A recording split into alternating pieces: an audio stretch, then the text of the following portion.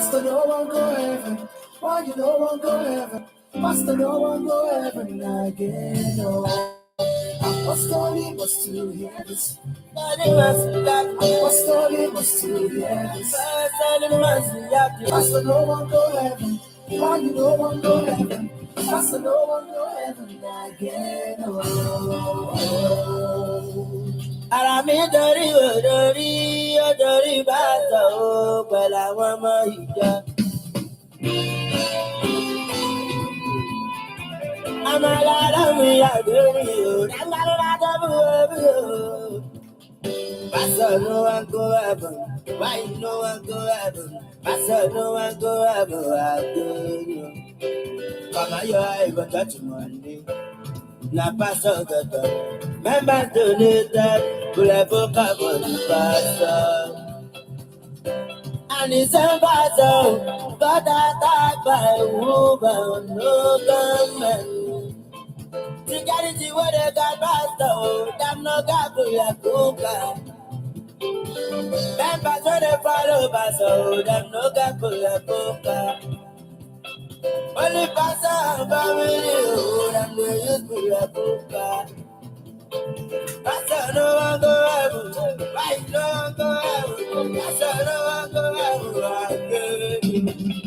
Apostolic was to hear this. Apostolic was to hear this. Apostolic was to hear this. Pastor, no one go heaven. Pastor, no one go heaven. Why no one go heaven? Pastor, no one go heaven again. Apostolic was to hear this. Apostolic was to hear this. Apostolic was to hear this. Pastor, no one go heaven. Why no one go heaven? Pastor, no one go heaven again. Remember watching preacher, pastor, them no powers up. Security where they got pastor, them no got to your broker. Everybody come and hear pastor. Only pastor no die, I saw no road pastor. One of them tell me so, Babalawo. What if I go past me, Babalawo? One of them is a dog, baby, I see a fire, let them out down. With them a fire down. Pastor, no one go heaven. Why no one go heaven? Pastor, no one go heaven. Apostolic was to hear this. Apostolic was to hear this. Apostolic was to hear this. Why no one go heaven? Pastor, no one go heaven. Why no one go heaven? Pastor, no one go heaven.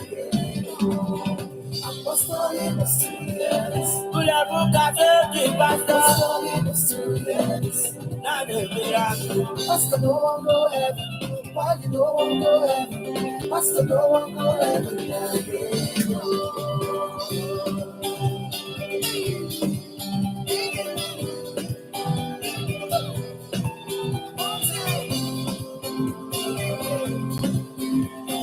Pastor, no one go heaven.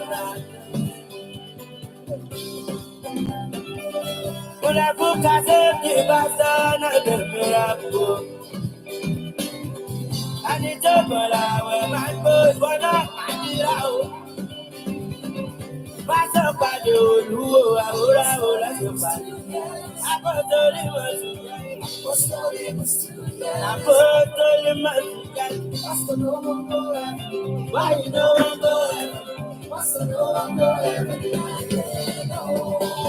Apostolic was to hear. Pastor, no one go heaven. Apostolic was to hear. Why you no one go heaven? Pastor, no one go heaven. Why you no one go heaven? Pastor, no one go heaven. Well, I book as a big pastor, not the miracle. Apostolic was to hear. Apostolic was to hear.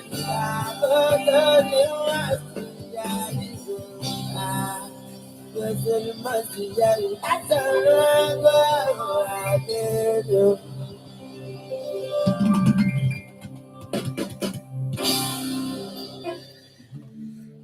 And it's just coming up to the 23rd day of the month of July.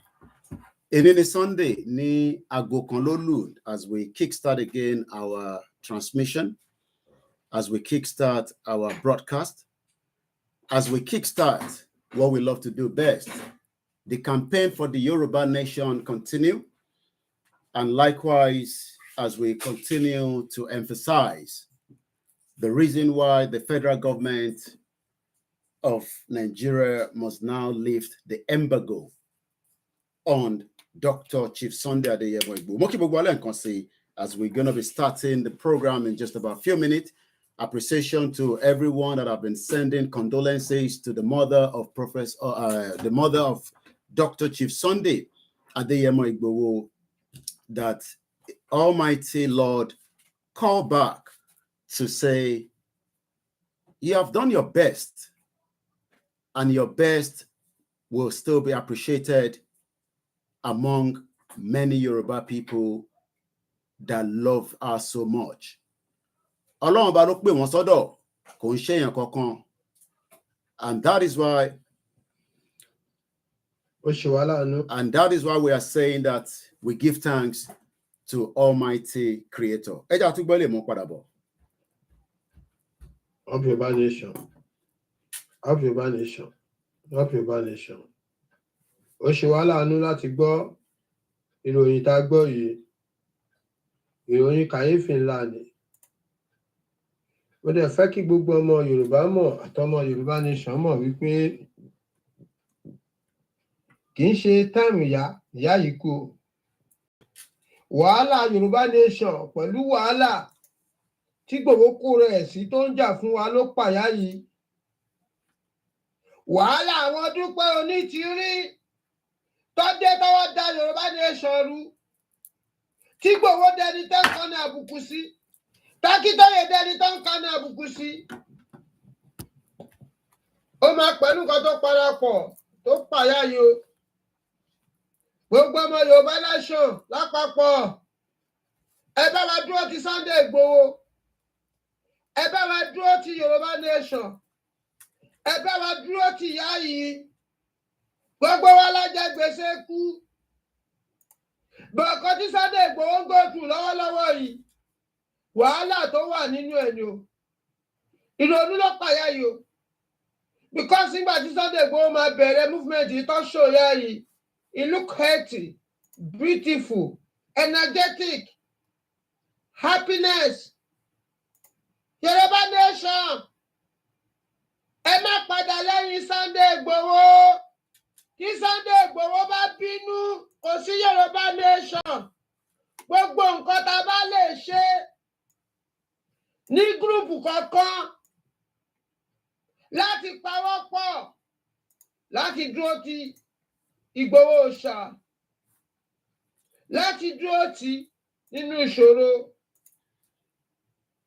Ẹ gbà bẹ́ẹ̀, olórí wa ni o, jagunjagun wa, ẹni tó fi gbogbo nǹkan tó ní tó fi bá wa lò, a lè gbàgbé ẹ̀, a lè gbàgbé Igboho.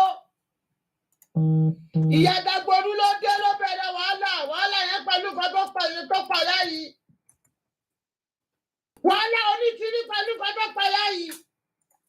Wàhálà òmìnira pẹ̀lú nǹkan tó pàyà yìí. Òmìnira ẹ ní sùn. Ẹ̀yin ní káwọn má fojú korun. Ẹ̀yin náà ní sùn. Wèrè níyì, olóṣì níyì, ìkà níyì. Àwọn bàbá yín náà lọ dúró ti bàbá wa tá fi wà nínú ìyà. Ká tún kúrò nínú ìyà. Òmìnira ẹ̀ ń ní wá lára, ẹ̀ ń dì wá lọ́wọ́ mú. Ẹ wá lọ gbé wèrè aṣẹ́wó wa. Olóbò ta kan sùn. Onídìírùn. Dúpẹ́ idiot. Dúpẹ́ tó ń tọ̀bọ̀ jẹun. Dúpẹ́ tí ò ní iléeṣẹ́. Dúpẹ́ tí ò ní ṣọ́ọ̀. Dúpẹ́ tí ò ní iṣẹ́. Dúpẹ́ tí ò lẹ́ni tó ń ṣiṣẹ́ fún. Tó ń pẹ́rẹ́ ní politician olè ló ń jẹ́ bẹ́ẹ̀. Politician tí ò ní ọ́fíìsì. Politician tó sì ní pátì. Tó wá wọnú Yorùbá nation. Tó ń scam wa. Tó dáwọ́ gbé ẹrù. Tó mú àwọn ìyá tó mọ wọn jà fún Yorùbá nation. Tó dá máìdí wọn rú. We won't forgive you. We will never forgive you, Dúpẹ́. We won't forgive you. We will never forgive you. Dúpẹ́ lọ́pọ̀ ìyá Ìgbòho. Dúpẹ́ lọ́pọ̀ ìyá Ìgbòho. Onítìrí lọ́pọ̀ ìyá Ìgbòho. Yes. Wàhálà onítìrí pẹ̀lú kò jẹ́ kọ́kọ́ ìyá yẹn balẹ̀. Ìyá tó wà bọ́bù. Ìyá tó wà flourish. Ìyá tó glow. Ìyá tó fine. Dúpẹ́. Oh, ní go free o. Oh, ní go free o. Ìwọ náà máa jẹyẹ pẹ̀lú àwọn tó tẹ̀lé ẹ. Gbogbo yìí lè máa jẹyẹ. Gbogbo yìí lè máa jẹyẹ. Happy Yorùbá Nation. Ẹ bá wa dúró ti Ìgbòho. Ẹ bá wa dúró ti Yorùbá Nation. Ẹ bá wa dúró ti Akíntóyè. Gbogbo nǹkan tó bá yẹ ká ṣe lásìkò yẹn já ṣe. Ẹ dúró ti Ìgbòho ọ̀ṣà. Ẹ dà wọ́n onítìrí nù. Ẹ dà wọ́n onítìrí nù. Ìyá wèrè, ìyá olóòrùn. Gbóòrùn lọ. Àgbà tó ti dé òórùn ló gbé wá. Ó wá lọ pariwo òṣì. Àwọn kan fẹ́ wá pawọ̀. À ń bọ̀ wá kí ẹ. À ń bọ̀ wá gba gbogbo petition wa lọ́wọ́ ẹ̀. Gbogbo owó dáadáa à ń bọ̀ wá gbà. Ṣé àní kí ẹ? Kí lè wá sí petition wa ṣe? Data protection is very important and significant and essential. Ṣòmùnámà. Ṣònámà. Ṣònámà. Ìwọ ìyá wèrè.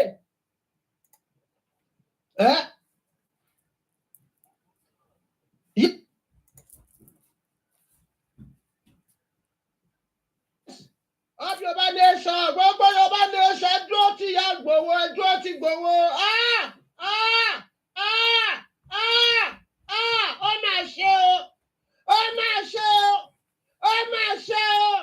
Onítìrí, wálé ló pàyà yìí, wálé ló pàyà yìí, wálé tó gbé bá Ìgbòho, tó gbé bá Akíntóyè, tó gbé bá Yorùbá Nation, tó gbé bá Warrior, tó dá ogun ẹ̀rú dágbọ́rú, òun ló pàyà yìí, ó dúpẹ́ ìwọ ló.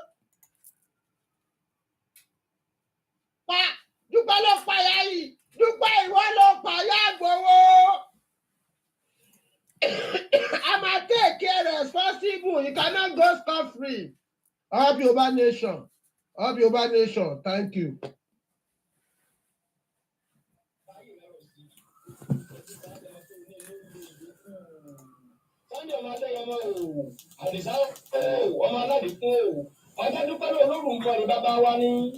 Ìyá ayọ̀ ìyá wòlé kó tó kúkú máa dúpẹ́ lórí Olódùmarè ọba òkú ní ìyá ayọ̀ balẹ̀ jẹ́ abiyamọ ni ó dúró tì ọ́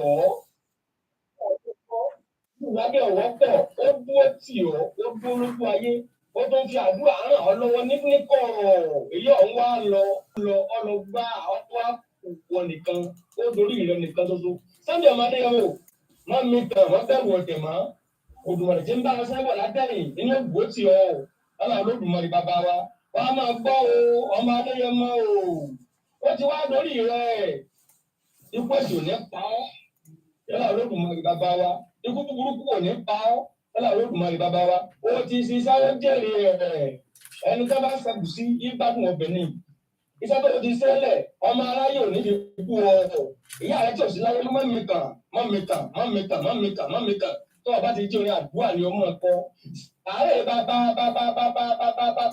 yà gbà tó fi lórí ìyá bẹ̀rẹ̀ sílẹ̀ wọ́n ọmọ tó wọ́n ti ọ̀ gẹ́gẹ́ ni bàbá ti fi ọwọ́ ti ọmọ rẹ̀ lẹ́yìn gbogbo ọmọ Yorùbá dàda ẹ kú lédè nínú wọn tó sílẹ̀ ìyá Sunday ọba adé ọmọ yóò sí láyé mọ́ gbogbo rẹ̀ ní sọ́fọ̀ ẹ̀ rí ọjọ́ mo gbójú sókè mo wò rí ayé mo ní irú kílẹ̀ yìí ìwọ̀n bá tọ́ láyé ìyá Sunday wá sí láyé mọ́ abiyamọ lọ bí àìgbéròyìn ẹni akí ọkú lẹ̀padòdò ìyẹn Sunday Adéyẹmọ akí ọkú lẹ̀padòdò níbi tó ti faṣọ alámọ̀ rẹ́súrẹ́sú bora ó di gbére ọmọ ayérò ń bẹ́ ni wọ́n máa kìrẹ́ bàbá tẹ́ nílẹ̀ ayérò ń bẹ́ ará ògún mọ̀sọ́mọsọ́mọ ẹ̀dá àṣẹrẹ̀ ọkọ̀ mi ará ìrúwà bàbá gbẹ̀mí gẹ́gẹ́ òun sì mọ̀ gẹ́gẹ́ ìgbẹ́ wọ́n sẹ̀ gbẹ̀rẹ̀ lókun àwọn pẹlẹbẹ ìgbóná lẹ́gbẹ̀dẹ́ èrè ní mòkun ọmọ àwòsẹ̀ ọmọ wúlẹ̀ gbogbo olóṣìṣẹ́ wa máa ń tẹ̀ wáyé alágbàtà ẹni bá gbà lọ máa fẹ́ràn adúlójú adúlẹ́nu pàṣàpàṣà ní wéwéwéwéwé fẹ́ràn papọ̀ lágbẹ̀dẹ́ bàbá wọn fẹ́ràn lágbẹ̀dẹ́ wà ló sùn bàbá wọn fẹ́ràn wà ló sùn fẹ́ràn papọ̀ lágbẹ̀dẹ́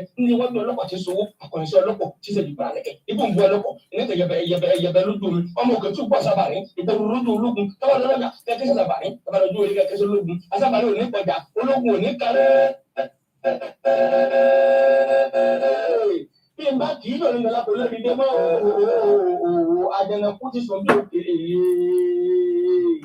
tani kò lè pa ẹ̀yin ọ̀rí ni gbogbo ẹnu tá à ń lé bẹ̀bẹ̀ yìí lọ́jọ́ pẹ́ntì bẹ́ẹ̀ dé tí àkùkọ pọ̀ lẹ́yìn ọmọkùnrin gbogbo akódi bó ṣe olóògùn jẹ́ pé gbogbo tá a bá ṣe láyé ẹjẹ́ á máa rọra ní bá a bá ń sokún àárín rẹ̀ ní àpọ̀nìṣẹ́ ẹni tó pọ̀ gbósù tì ìjáde àti gbọ́ wípé ìparí ayé ò jìnnà mọ́ o ẹni tá bá pọ́n ẹ máa fi ìsọ̀rọ̀ olú wọn bá ní àti ìfilẹ̀ rẹ̀ gbogbo èèyàn láti kúlẹ̀ ẹ̀kan tó so lẹ́yìn rẹ̀ ìdájọ́ ni ọ̀rẹ́ rẹ̀ máa múra ìdájọ́ olúwa mi ń tàn ọjọ́ ìdájọ́ ọjọ́ ẹ̀rù ni ọjọ́ tá a bí ọmọ ènìyàn lẹ́yìn wípé sóò délé ayé ọdún níyàn rí ẹni ọpẹ́ ilé ayé kan ní kése ánìmọ̀ pẹ̀lú àmẹ̀ fúrí nígbà kan ní gbogbo olóòtú ọkọ sílé ayé ń kọ́ dàgbọ́n lábẹ́ ànílò ìkíni gbogbo àwọn mọ́tò bọ̀ fún ọlọ́wọ́ tó lù ú níyàn kọ́ ẹni àwọn àníwò ní mọ́tò ọjọ́ tí bàbá gbà fún lọ tí ọmọ rẹ̀ ó pòsì lónìí ìyá ilé rẹ̀ káwọ́ lórí kọ́mọ́ àsopọ̀ kí bá lè lọ́wọ́ bọ̀ wáyọ̀ ló fi jẹ́ pé gbogbo tá a bá ń ṣe láyé ẹjẹ́ á máa rọra níbi ara kú kọ́lá tó yin ni àkọyìn sí ẹni tó ti pọ̀ gbọ́ tuntun bọ́ ẹ̀yin Yorùbá wọ́n ní ìdí àmú kí ẹ kó àfarafọ́mọ́ nìyẹn ṣe sẹ́ẹ̀rí ìyá ìtọ́rọ̀ ilé ogbó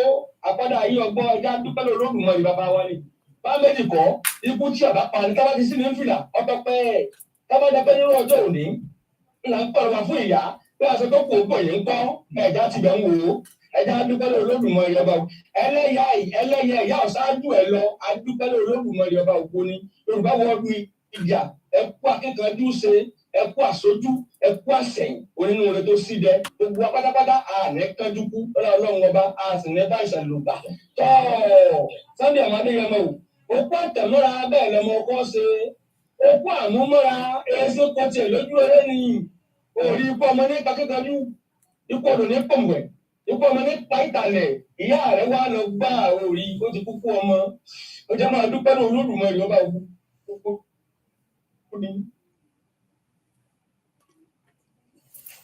ibi tá yìí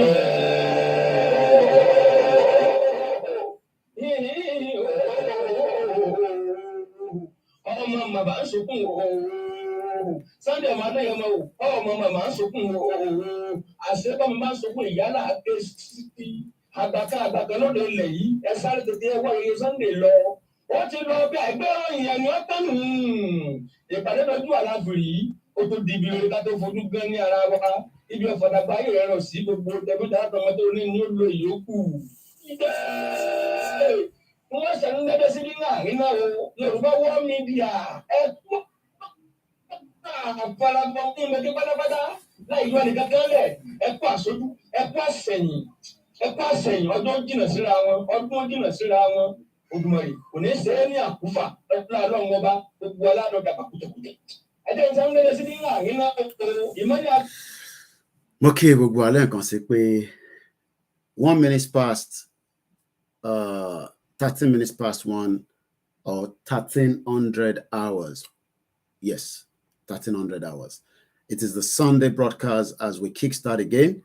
We appreciate everyone that have joined us so far, and we are grateful for the life well spent of Mamawa Tobi Oloye Dr. Sunday Adeyemo tí gbogbo wa mọ̀ sí Igboho Ṣá.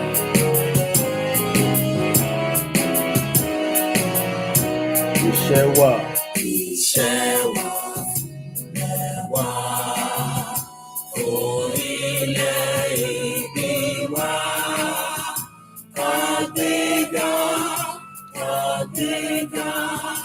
kàgbéga fàyè rí ìgbàgbọ́ pé láti bẹ̀rù làbọ̀ mọ́ ká ṣiṣẹ́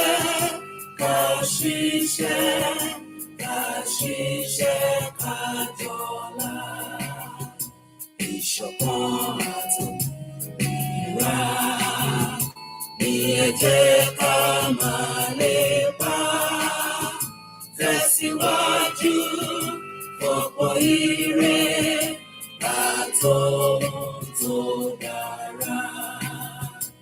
Ọmọ òmìnire bọ́ sípò ẹ̀tọ́ rẹ̀. Ìwọ ni ìmọ́lẹ̀ gbogbo adúláwọ̀. Àwa ni ìmọ́lẹ̀ ògo adúláwọ̀. Mo kí gbogbo alẹ́ nǹkan sí, and I say a very good afternoon and welcome to the live broadcast.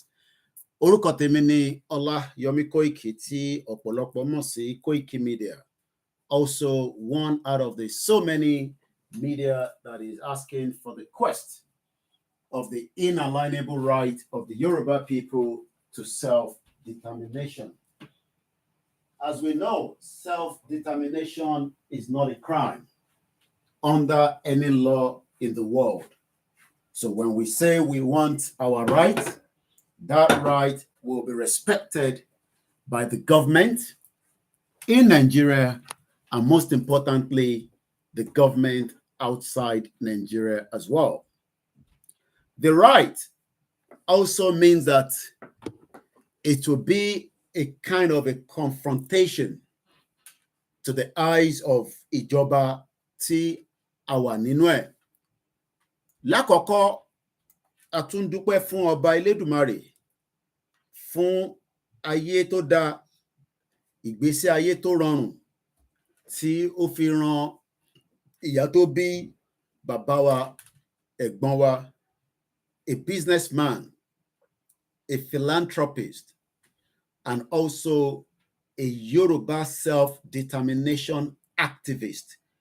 But tíjọba Nàìjíríà tó tàmẹ̀ sí criminal. Lórí lifting the embargo, òun la ṣì wà lórí ẹ̀, nítorí pé bí a bá wo ọdún méjì sénìí, a rí pé kò tíì sí evidence kankan tíjọba Nàìjíríà mú kalẹ̀, yàtọ̀ sí pé wọ́n sọ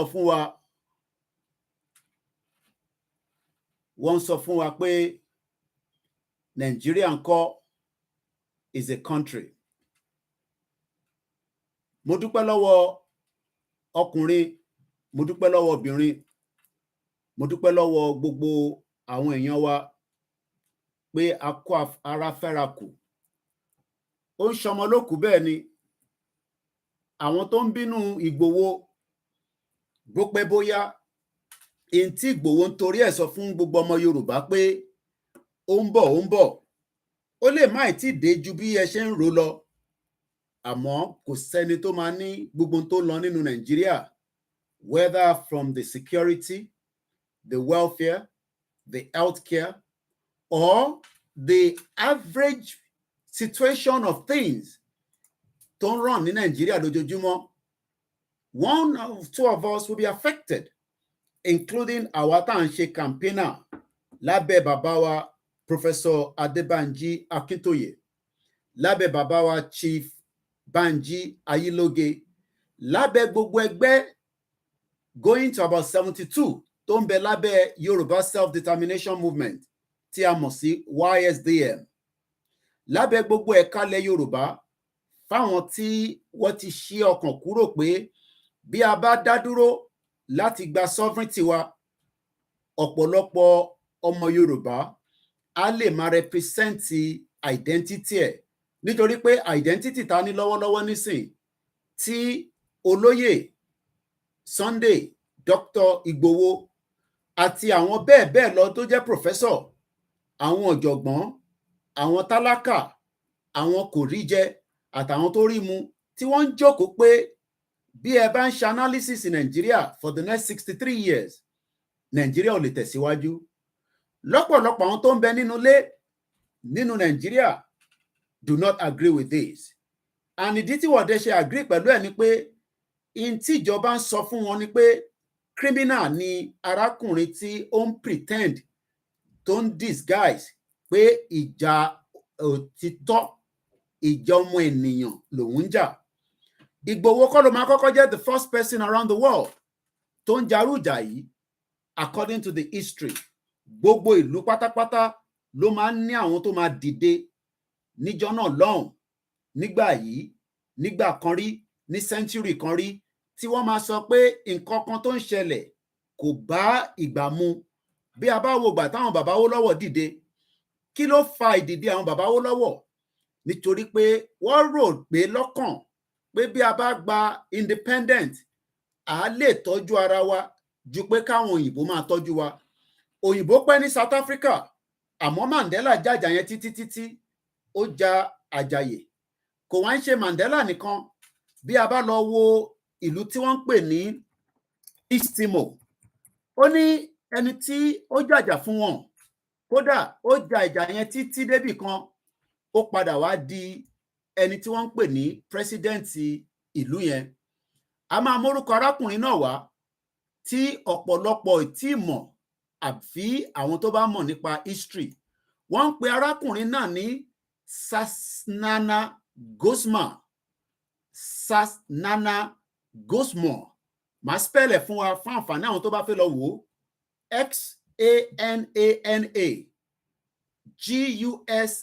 Xanana Gusmao. Òun ló padà di prime minister ìlú tó ń pè ní East Timor. Ìlú yẹn gba independent ní on the 20th of May 2002 lẹ́yìn tí wọ́n ti jà pẹ̀lú Indonesia for over 30 years. Ex-Nana Gusmo. Lẹ́ẹ̀kan sí ex-Nana Gusmo. Ta ló ń pè bẹ́ẹ̀? Ǹjẹ́ irú ìjà tó jà yẹn, ǹjẹ́ ó jáyé? Ǹjẹ́ irú ìjà tó jà tí àwọn ọmọ ìlú wọn fi láǹfààní láti lè fi wọ UK without a visa? Gbogbo ẹni tó bá jẹ́ ọmọ East Timor tí wọ́n ń pè ní East Timorian, they have the right to get into UK for 180 days without a visa. But ọmọ tó jẹ́ ọmọ Nàìjíríà tó wà lábẹ́ Commonwealth, bí wọ́n ti ṣe sọ fún wa, even pé òyìnbó àwọn ni wọ́n kó wa lẹ́rú, àwọn ni wọ́n yọ independent wa kúrò tó gbélé àwọn málà lọ́wọ́ títí di wákàtí. Lótìtọ́ lọ́kàn ọmọ Yorùbá ni pé ọmọ Yorùbá kan ń bẹ níbẹ̀, ẹ jẹ́ ká jẹ́ kó ṣe, ẹ má jẹ́ ká yọ lẹ́nu nítorí pé ó ń tẹ̀síwájú. Ìdí táwa ṣe ń jáde tí bàbá olóyè Ìgbòho ṣe sọ pé òun fẹ́ wà láàárín àwọn tí wọ́n máa béèrè ẹ̀tọ́ ọmọ ènìyàn, kò ń ṣe ẹ̀tọ́ tí wọ́n ti ń béèrè for 63 years nínú ìlú tó ń pè ní Nàìjíríà. Because for 63 years, Nigerians have been asking for the same thing. À ń béèrè títì, à ń béèrè ọ̀nà, à ń béèrè welfare. Nigeria remains the capital poverty of the world. Ní gbogbo àgbáyé bí ayé ṣe tó yìí, we have 195 countries in the world. Ìlú kan wà tí wọ́n ń pè ní Norway. Gbogbo population wọn is less than 6 million. Wọ́n represent ara wọn gẹ́gẹ́ bí elédè Norwegian ní World Cup tó ń lọ lọ́wọ́lọ́wọ́ ní New Zealand and Australia. Ẹ jẹ́ ká fi ọ̀rọ̀ Sasana Gusmo, ìyẹn arákùnrin tó ṣe wàhálà títí di pé wọ́n gba òmìnira kúrò lọ́wọ́ Indonesia. Let me read a bit of his background according to what we have it on the Wikipedia. Lẹ́ẹ̀kan sí, the embargo tó wà lórí Igboho Òòṣà must now be lifted so that he can continue with his journey as he wanted to do 2 years ago. Joseph Alexandra Sasana Gusmo, Portuguese pronunciation, was born on the 20th of June 1946. He's an East Timorian politician who has also served as the Prime Minister of East Timor since 2023, previously serving in that position from 2007 up to 2015. He was a former rebel. He also served as the East Timor first president since his re-establishment of independence from the 20th of May 2002 to the 20th of May 2007. Gusmo was born in Manato, in what was then known as Portuguese Timor, to a parent of the mixed Portuguese Timorese ancestry, both of whom were school teachers. His family were assimilados.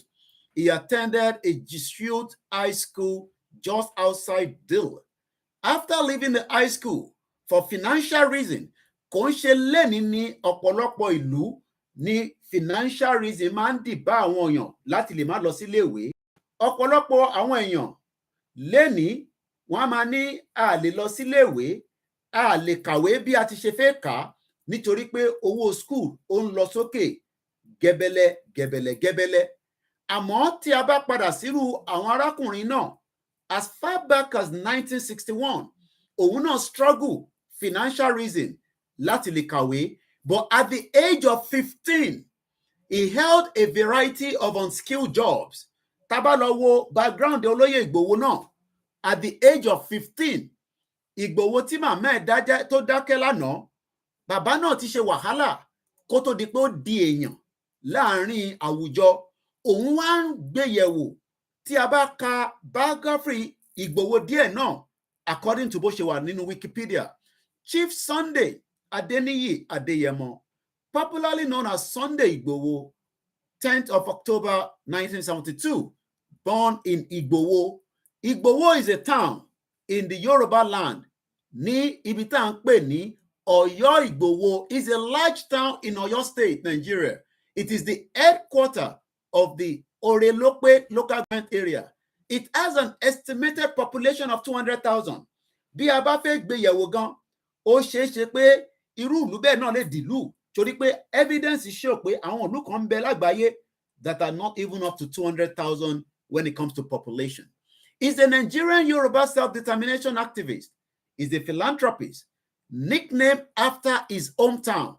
Kó tó lè máa pe èèyàn lórúkọ ìlú ẹ̀, á jẹ́ pé nǹkan kan ń bẹ nínú ẹ̀. Advantage kan ni wọ́n rí. He rose to fame following his role in the Modakeke Ife chameleon crisis in 1997, where he played an active part.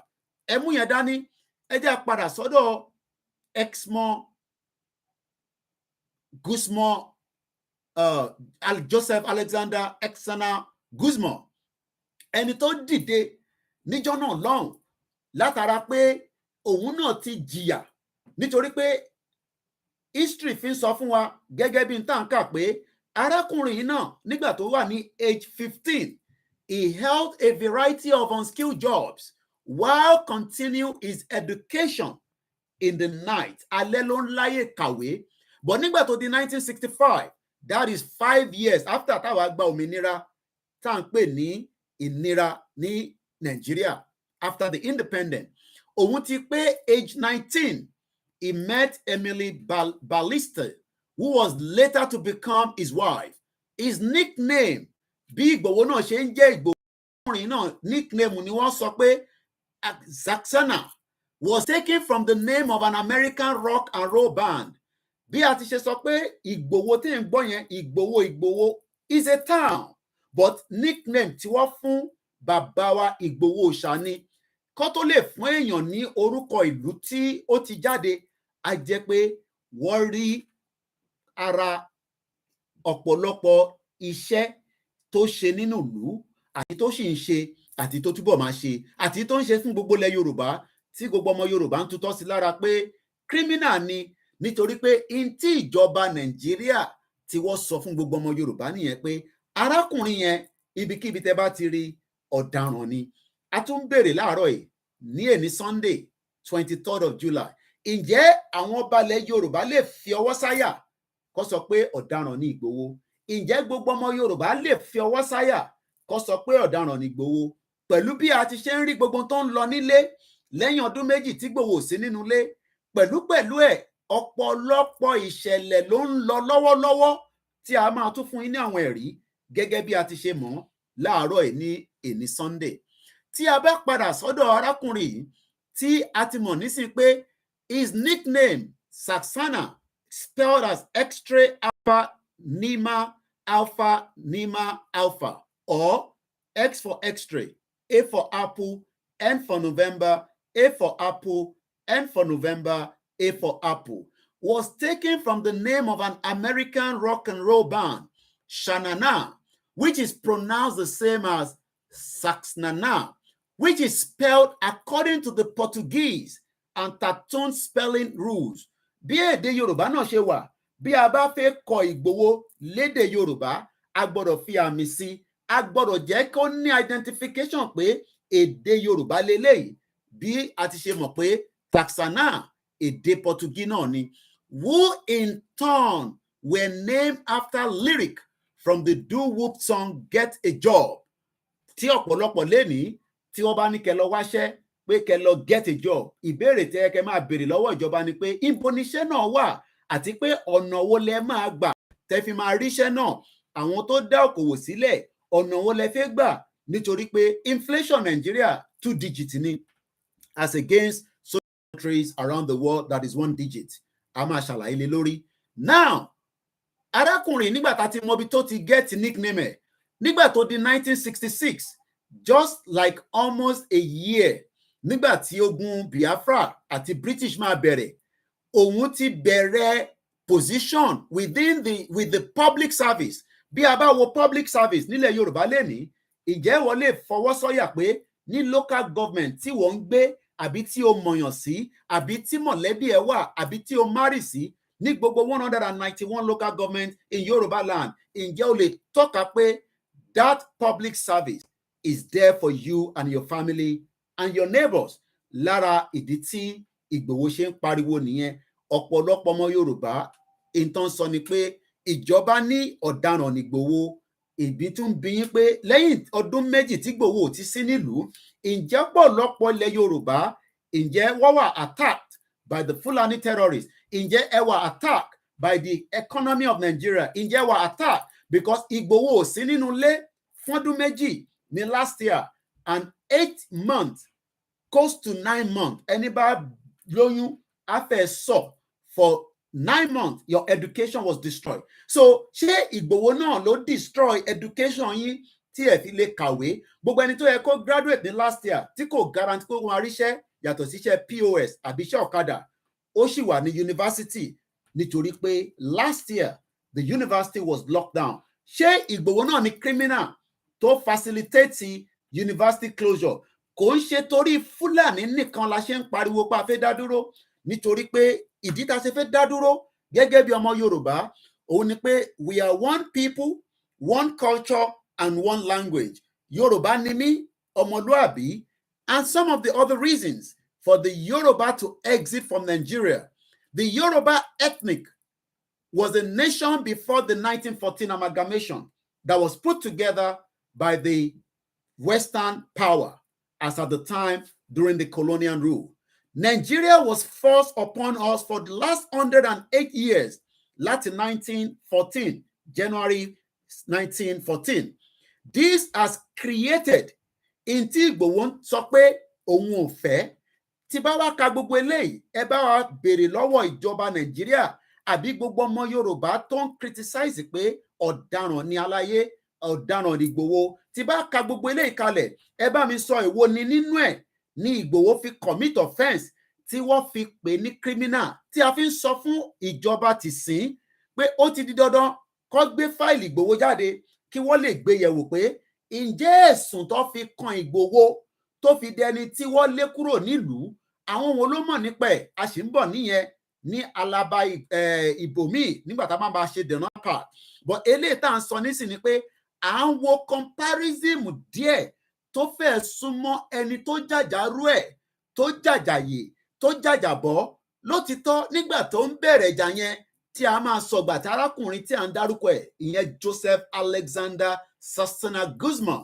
Ìgbà tó bẹ̀rẹ̀ ìjà yẹn, ọ̀pọ̀lọpọ̀ ọmọ ọ̀dọ́ ẹ̀ wá tutọ́ sí lára, wá bu, wá pè lóríṣiríṣi orúkọ, kódà wá sọ fún pé olè lòun náà. Àmọ́ lẹ́nìí, ó wá ń sọ fún àwọn ọmọ ọ̀dọ́ ẹ̀ pé ìjà tí mo torí ẹ̀jà for 30 years àti jàjàbọ́ o. Mo tún sọ lẹ́nìí pé gbogbo ọmọ Yorùbá pátá tó ń bẹ nílé ẹ lè gba visa wọ̀lú yìí láti UK embassy nítorí pé ẹ ní that requirement tí wọ́n máa béèrè lọ́wọ́ yín. Àwọn tó bá wá ní requirement yẹn, you are not likely to get a refund. Tí UK bá sọ pé àwọn mọ̀ pé olówó lọ́wọ́ lóòótọ́, àbá àwọn ò lè guarantee pé tó bá wọ UK wàá jáde padà. Lára ìdí tí Ìgbòho ṣe ń sọ pé tí a bá wá sí UK, tí a bá gba ìlú tiwa, tí a ní economy tó strong, a ní better relationship pẹ̀lú United Kingdom àti gbogbo àgbáyé. Ìlú tí mò ń dárúkọ yìí, ìyẹn East Timor, tí a bá lọ wo population wọn ní èní, a máa wá béèrè pé ǹjẹ́ ó lẹ́tọ̀ọ́ kírú ìlú bẹ́ẹ̀ kó lè wọnú sí UK without what we called visa. Gbogbo population ní ìlú tá à ń sọ yìí is just less than 1.3 million. Gbogbo population East Timor tí mò ń fi ṣe comparison, ìyẹn ẹni tó jarú ìjà bẹ́ẹ̀ tí Ìgbòho ń jà lọ́wọ́lọ́wọ́, tọmọ Yorùbá ní kò ní possible. Èmi gbé nílùú yìí as at May 20th, 2002. I calculated how many years back between today and that time.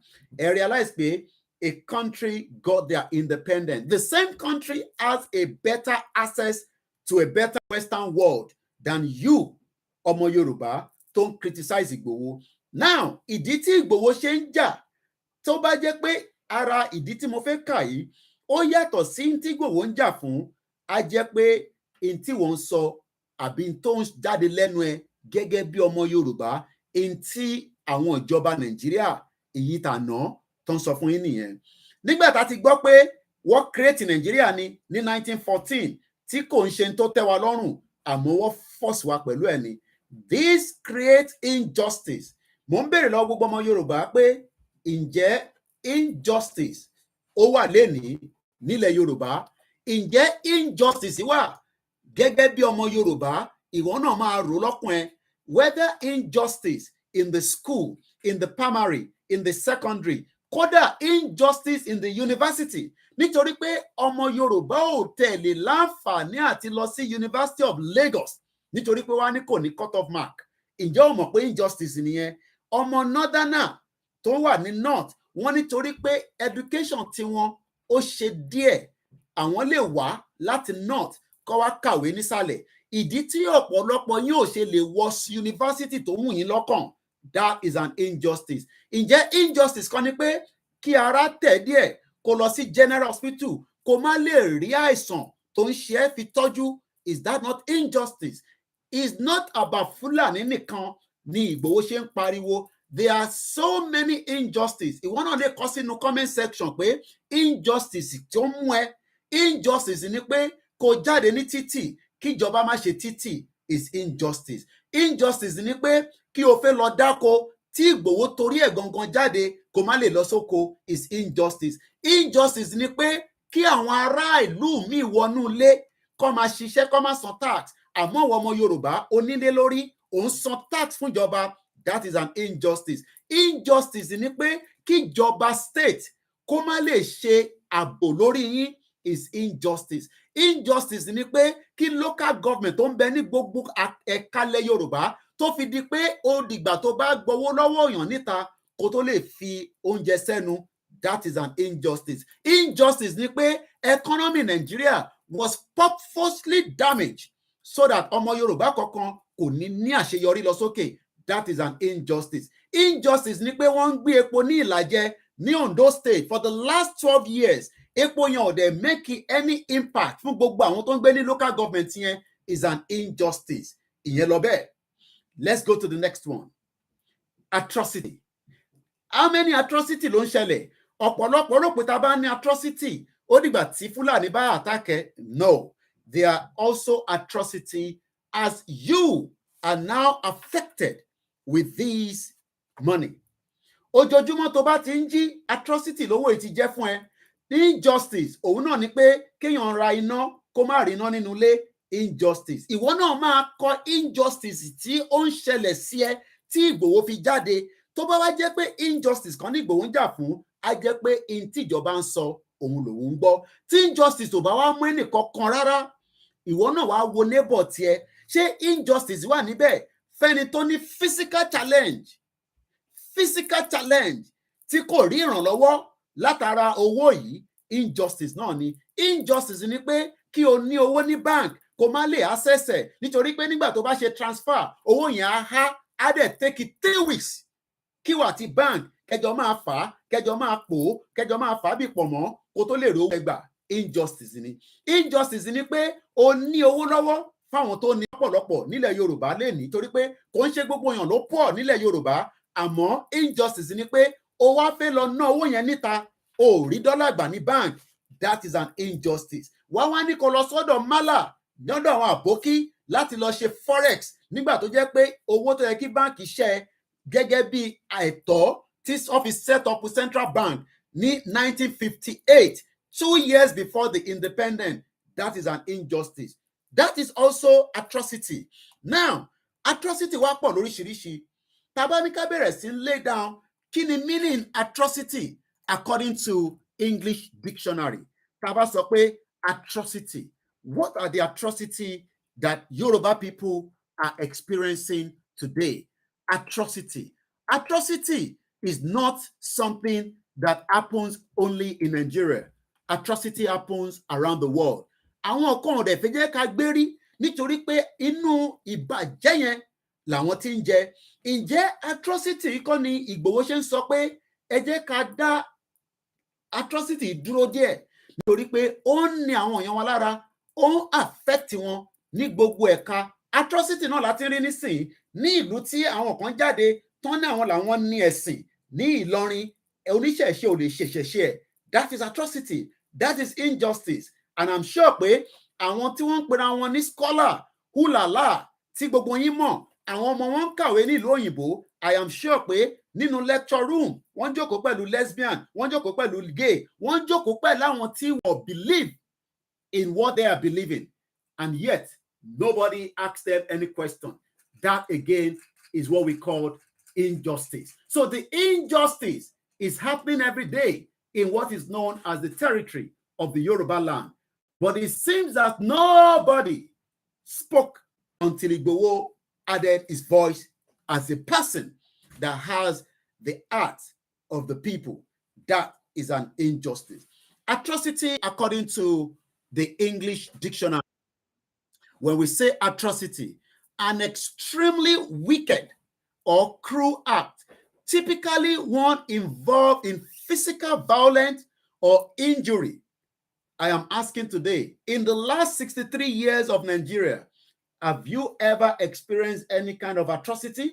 Tó bá ti wá experience it, this is what Igboho is fighting for. This is the reason it came out.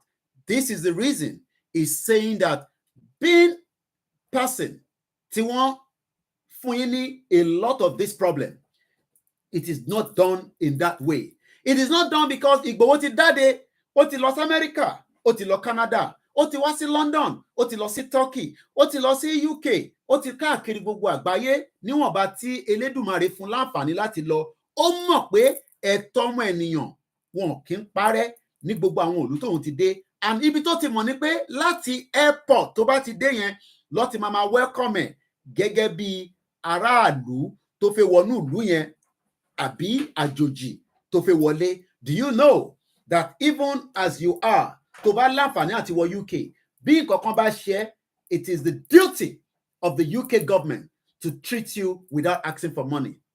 It is the duty and the responsibility of the international community to make sure that you are well taken care of, because injustice to one is injustice to all. Injustice to all ìyẹn ni Igboho ń jà fún is not a criminal. Let's go further again. Atrocity, according to the English dictionary. What is atrocities in a simple word? An extremely cruel, violent, or shocking act. Inú Nàìjíríà láti gbọ́ ọ̀pọ̀lọpọ̀ atrocity tó ṣẹlẹ̀. Àwọn atrocity tó yẹ pé tí kò bá ń ṣe pé à ń rí ẹ̀rí yẹn, à ń rí evidence, èèyàn lè máa dispute ẹ̀ pé èrò ló ń pa. I'm going to tell you some of the atrocity that I picked up this morning before coming on air. Lákọ̀ọ́kọ́, mo kí gbogbo Yorùbá pé a kú ara fẹ́ra kù.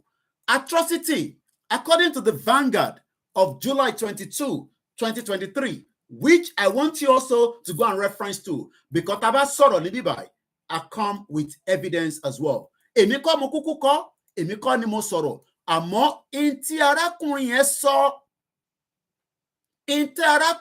sọ, òun lèmi fẹ́ fi ṣe àpèjúwe ọ̀rọ̀. Ẹ farabalẹ̀ lẹ́ẹ̀kan sí i. Arákùnrin tí mo fẹ́ dárúkọ ẹ̀ yìí, mo kí gbogbo àwọn mídíà wa tó ti wà nínú ètò pẹ̀lú wa, ẹ má bínú torí pé ọ̀rọ̀ tá à ń sọ àfẹ́ ká tún wà distracted. Mo kí ọmọdé, mo kí àgbàlagbà. Ọ̀rọ̀ kó fi Ìgbòho sílẹ̀, òun kọ́ lórí lè mátà, kó yọ embargo tó ń bẹ lórí ẹ̀, nítorí pé embargo yẹn ó ní impact láti jẹ́ kí ìrìn àjò tó fẹ́ rìn, àti pé ilé tó tún wá ṣẹlẹ̀ lánàá, it will make a big difference if the government can review this as quickly as possible, so that lọ́jọ́ iwájú kó má di pé ìjọba tèní òun ni kò gba Ìgbòho láyè láti wá ṣe ẹ̀tọ́ ẹ̀ gẹ́gẹ́ bí ọmọ sí ìyá. Ẹ jẹ́ ká lọ gba ntí a fẹ́ kọ nínú ta fẹ́ kà nínú Vanguard àti post link yẹn fáǹfààní ẹ̀yin tẹ́ bá fẹ́ lọ reference ẹ̀. Subsidy removal, cash transfer is a scam. Subsidy removal, cash transfer is a scam. Kaduna State Governor Uba Sani, that is an atrocity. That is an injustice. That means pé in tó ń sọ ni pé owó tí ìjọba ní òun máa fún gbogbo yín tí kò lè dé ọ̀dọ̀ tiẹ̀ because only 12 million people nínú 130 million tó o bá mọ̀ pé in tó o bá ti lè jẹun 3,000 naira lójoojúmọ́ or ká sọ pé less than 3,000 nítorí pé in tí United Nations sọ fún gbogbo àgbáyé ni pé gbogbo ìlú tí èèyàn ò bá ti lè ní $2 lójoojúmọ́ láti fi jẹun Monday, Sunday, Monday, Tuesday, Wednesday, Thursday, Friday, Saturday, Sunday. Monday, $2. Tuesday, $2. Wednesday, $2. Thursday, $2. Friday, $2. Saturday, $2. Sunday, $2. Equivalent to Kamulosi 2,000 naira. Torí pé exchange rate as at today kò pé 2,000. Torí pé tá bá ní ká wo dọ́là sí náírà láàárọ̀ ẹ̀ ó ti ń lọ sí 850 naira. That is an injustice. Samo Yorùbá. Tá bá ní ká wo pounds gẹ́gẹ́ bí àárọ̀ ẹ̀ is 1,100 naira ní owó láàárọ̀ ẹ̀ lọ sí Nàìjíríà. That is an injustice to the economy tó ń affect wọ in tí Igboho ń pariwo fún nìyẹn. Now, arákùnrin Kaduna State Governor yìí kí ló lè fà á tó fi sọ pé scam ni cash transfer tó fẹ́ máa ṣe? Governor Uba Sani of Kaduna State has described the proposed cash transfer policy of the federal government of Bola Ahmed Tinubu government as a scam.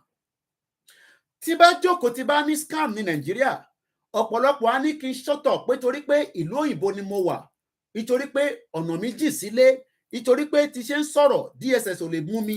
Àmọ́ DSS ò gbọ́dọ̀ lọ mú arákùnrin tó pe Nàìjíríà náà ní scam because intobati lè lo the word scam ní any reference point.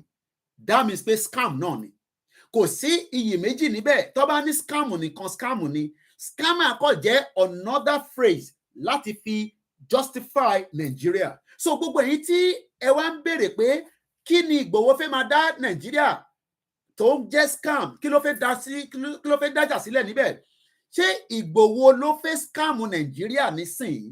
This is a report that just came out on the 23rd ní headline yìí èní ló jáde but ìjọ Jímọ̀ ló dà ń pé arákùnrin yìí sọ̀rọ̀ yìí. Ṣé Ìgbòho ló ń scam yín pẹ̀lú owó tó ń bẹ nínú Nàìjíríà? Mo sọ sílẹ̀ nǹkan sí pé ní Ìlàjẹ for 10 years ni wọ́n fi ń gún epo níbẹ̀ tí wọ́n dẹ̀ rẹ́kọ̀dẹ̀ sí government allocation or government policy tó máa fi ran ẹ̀yin lọ́wọ́. Mo kí gbogbo yín lẹ́ẹ̀kan sí. A tún sọ fún gbogbo ọmọ Yorùbá pé in tí mo ṣe ń kà yìí, ìdí tí a ṣe fẹ́ kúrò tí olóyè Dr. Sunday Igboho tó fi darapọ̀ mọ́ ìrìn àjò yìí òun ni mò ń kà. Tó bá wá yàtọ̀ sí in tó gbọ́ yìí, á jẹ́ pé in tí ìjọba ń sọ fún wọn òun ni wọ́n ń tẹ̀lé. And you have the right because free thinking nílé ayé níbi tí ilé ayé dé nísìn, but ìwọ máa béèrè lọ́wọ́ rẹ, ǹjẹ́ tí wọ́n bá ní 1,600 every day láti fi jẹun, ó máa yó ẹ kò ní yó ẹ? Èmi ò mọ̀ yẹn. Ìwọ lè comment síbẹ̀ pé ó máa yó mi tí bá mú 1,600 lọ fi jẹun gẹ́gẹ́ bí arákùnrin, obìnrin, ọmọdé, àgbàlagbà. Ìwọ ni kò sọ yẹn. Kò ń ṣe owó íńtánẹ́ẹ̀tì, kò ń ṣe owó transportation, owó oúnjẹ lásán ni mò ń sọ. Tó o bá ti lè wá ní 1,600 ní ojoojúmọ́ láti fi jẹun, you are part of the Nigerians tí gbogbo àgbáyé sọ pé 130 million of you are living in abject poverty. That again is atrocity and injustice tí Igboho fẹ́ stop. Ẹ jẹ́ ká lọ quickly again. According to Governor Uba Sani, ẹ rántí pé kí n kàn tún mú reference jáde pé Governor Kaduna Mùsùlùmí ni. El-Rufai fi tó wa létí pé Kristẹni kankan ò ní jẹ governor ní Kaduna. That again is injustice. So ọmọ Yorùbá tó bí sí Kaduna tó ń bínú sí Ìgbòho pé ìjà tí Ìgbòho ń jà òun ló ń dá wàhálà sí Nàìjíríà, máa rántí pé ní Kaduna tó wà yẹn, especially in tẹwà ní Southern Kaduna, your life will continue to be a threat. You are better off to support a movement like this so that tá bá bọ́lẹ̀ kúrò nínú Nàìjíríà tí a gba ìtàn ń pè ní sovereignty tiwa. Tó bá fẹ́ ṣeré lọ sí Kaduna, kò mí pé wọ́n bíyàn síbì kan, àìmọye àwọn tó bí káàkiri náà tí wọ́n ti ń sọnù nílùú òyìnbó. Ìdí táwa kan ṣe ń tètè wo the future, bí a fẹ́ bá kọ̀, bí màmá wa Ìgbòho ṣe dákẹ́, ìjọ kan ikú máa wọlé pàwá náà, whether in a motor accident in Nigeria, whether a flood outside the country, whether iná ló máa pààyàn, whether ó máa jábọ́, whether immigration tó ń pa ọ̀pọ̀lọpọ̀ ọmọ Yorùbá níta, because immigration ló ń fún ọ̀pọ̀lọpọ̀ ní hypertension tí kò lè ní, tí wọ́n ní understanding ẹ̀. Ìwọ náà fẹ́ wá sí ìlú òyìnbó, èmi á sọ fún ẹ pé Ọlọ́run á fún ẹ ṣe, àmọ́ mò ń sọ ní gbogbo ìgbà, mi ò ń ṣe ẹni tó ń ṣe visa lọ sí ìlú òyìnbó. Tó bá dé ìlú òyìnbó, bó bá pè mí, wàá lè sọ fún ẹ pé báyìí ló lè tò sí, báyìí ló lè lọ sí. Bọ̀ máa rántí pé bó bá fẹ́ òyìnbó tó ní British passport, within the next 3 years, ó ti lè gba the full right to live in this country. There will be a process. And that process is called the immigration rules. Gbogbo ẹ̀yin tí ẹ fẹ́ wá kàwé, Ọlọ́run ọba Elédùmarè á jẹ́ kó rí ọ̀pọ̀lọpọ̀ owó tó pọ̀ tó. Má pè mí bí ṣe lọ láti béèrè pé ibo ló ti lè yá owó láti fi wá kàwé, nítorí pé ìwé fẹ́ wá kà ní UK yẹn, it is not going to be free.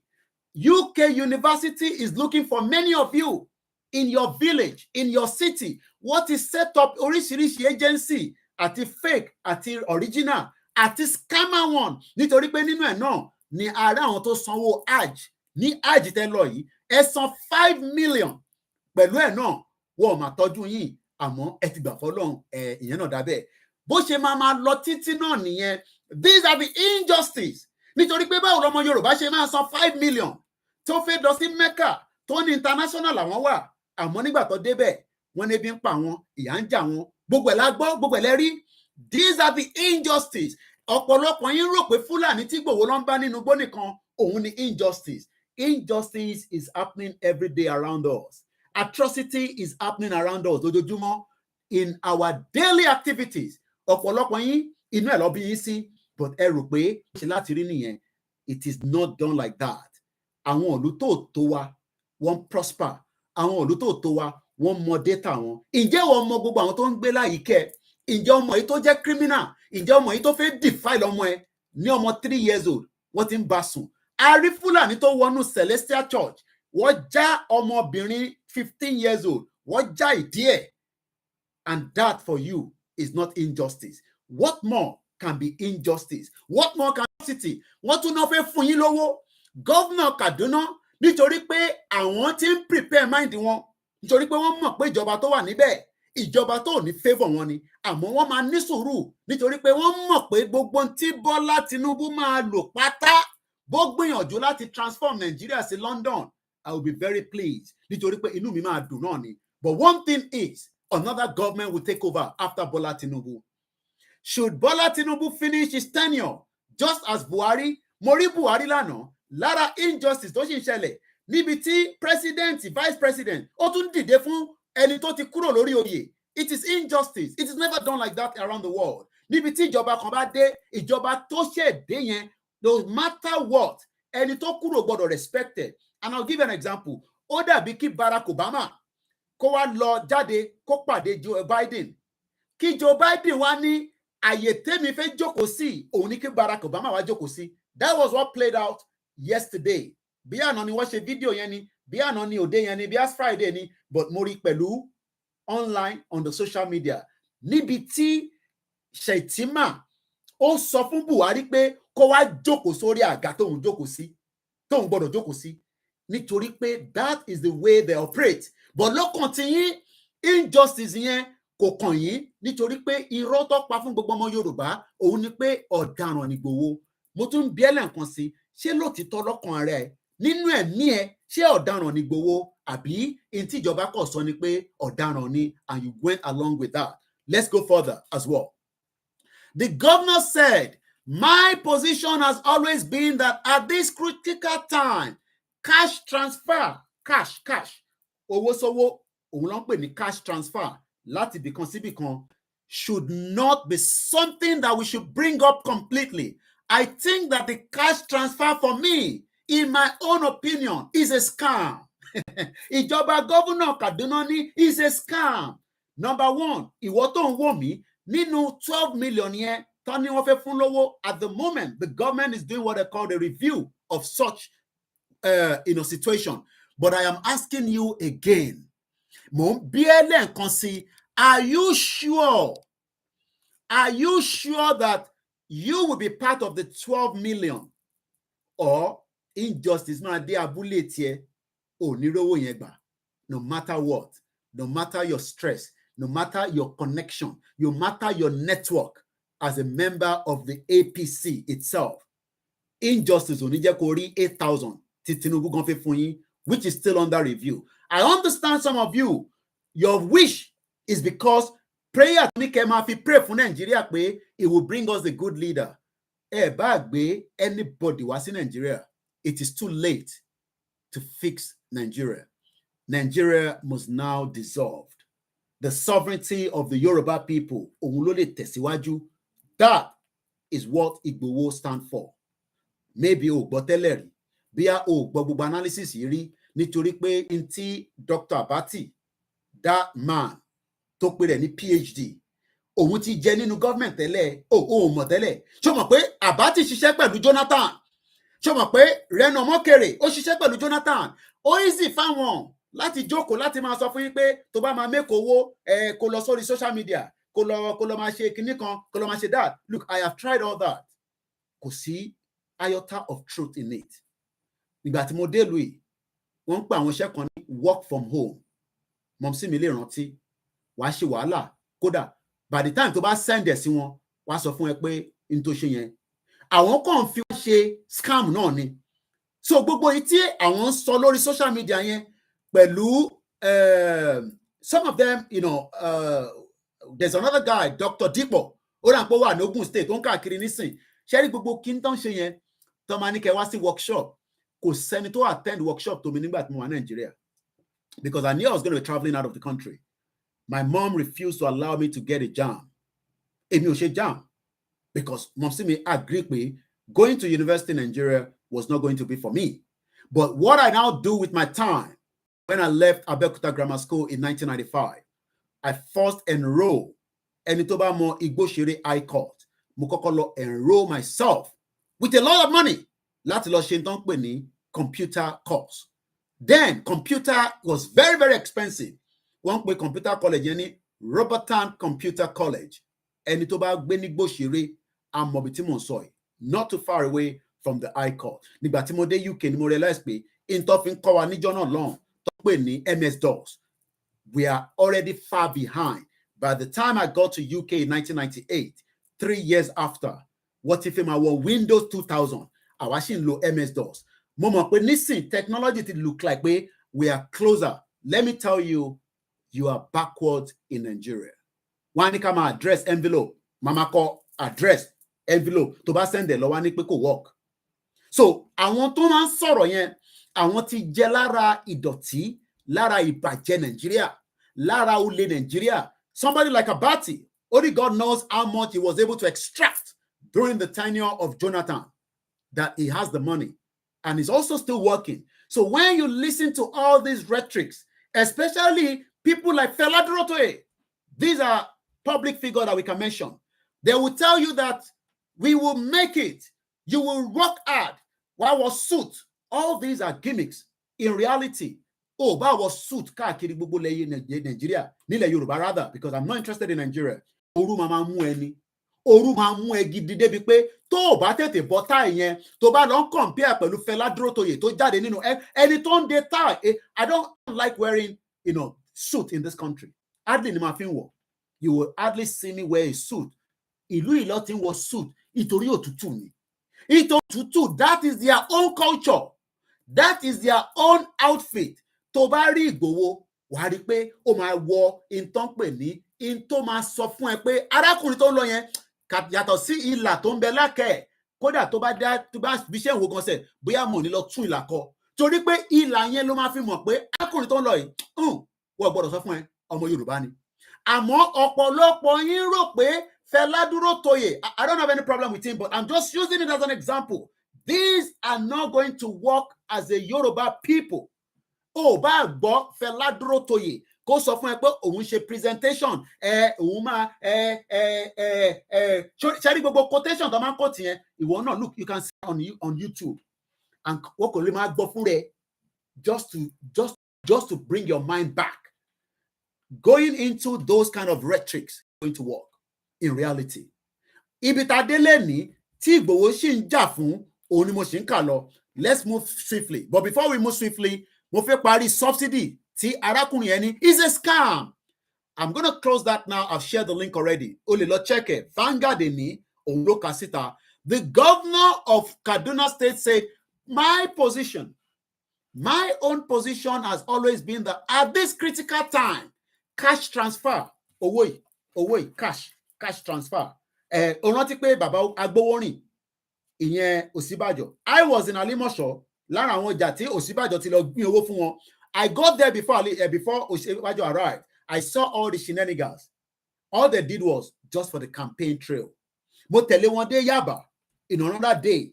I got there before Ọ̀ṣínbàjò arrived. All I saw there was wọ́n kọ̀ kwaṣọ fáwọn èèyàn yẹn lọ́rùn wọ́n dẹ̀ fún wọn lówó. It's a free bonanza. Máa bèrè lọ́wọ́ rẹ pé gbogbo àwọn tó fún ní cash transfer yẹn àwọn olódáwó padà. Ṣé o mọ̀ pé wọ́n sọ pé tó bá dá padà wàá tún fún wọn ní díẹ̀ sí ìtọ́kọ̀ fi ṣe ni pé wọ́n fi ra ìtọ́ ń pè ní ìbò ni. Now, arákùnrin wọn sọ pé òun o as a governor, my position has always been that at this critical time, tí economy, inflation, security, your welfare, your education, everything that you can think of, ìwọ náà máa kọ sínú comment section. Tó bá wá ní kò kún ẹ́, maybe you should be having sympathy for the neighbors. Lótìtọ́, you might be doing very well. I see a lot of you. Some of you are doing very well in Nigeria. And I'm not joking. I mean, I do envy you. You are doing very well. But èmi ò mọ bẹ́ ṣe rí owó yẹn because I know that in Nigeria, there's a lot of different money. Blood money tí pọ̀ jù. So when we see you all driving these big cars, we admire you. Sometimes we're jealous. Mọ́tò tèmi ò lè gùn ló ń gùn. But I know at the back of my mind, the majority of you are criminals that are just looking for somebody. There are some people that you've scammed, whether in the public sector. I spoke with Captain John. Some of you will have heard about me talking about Captain John all the time. He's from Anambra State. And I can say this because it's for public consumption. I haven't spoken to him for a very long time. Yellow pepper is Anambra Loni, is better than Uganda pepper. But the bureaucracy will never allow it to move out of Nigeria. The bottleneck and the people that you're going to bribe. I called him yesterday. They wanted to give him a contract of 170 million in the state. But he will give back 100 million of that money. Project is a project. He wanted to execute a project. He wrote the proposal and they were ready to give him that project. But he would have to sacrifice 100 million naira out of that money.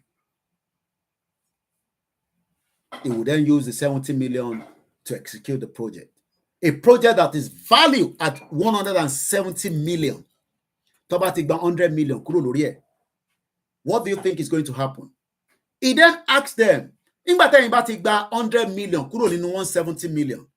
Báwo lòun ṣe fẹ́ execute iṣẹ́ yẹn? Wọ́n ní, well, in tó bá òun ní kó ṣe. Wọ́n ní that is fine. But TFCC bá dé, òun ló máa wá bá. Wọ́n ní kó find where bó ṣe máa sort it out. This is the shenanigans that is happening across the Yoruba land today.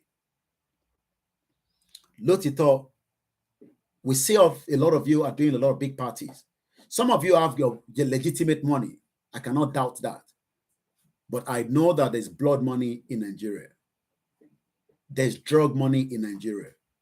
There's prostitution money in Nigeria. It's also outside in this country. My former Prime Minister, David Cameron, said Nigeria money in this country Nigeria is fantastically corrupt. You all had it. And Buhari then say, return the money back. So live in denial that Igboho that is fighting for the injustice, for the atrocity. Lọ́kàn yín, lẹ́mìí yín, wọ́n ti put Igboho sí mind Yorùbá pé ọ̀daràn ni. I know some of you are just jealous of him. Ẹ lè ṣe tó ń ṣe in the first place. Ẹ lè ní akitiyan in tó ń ṣe.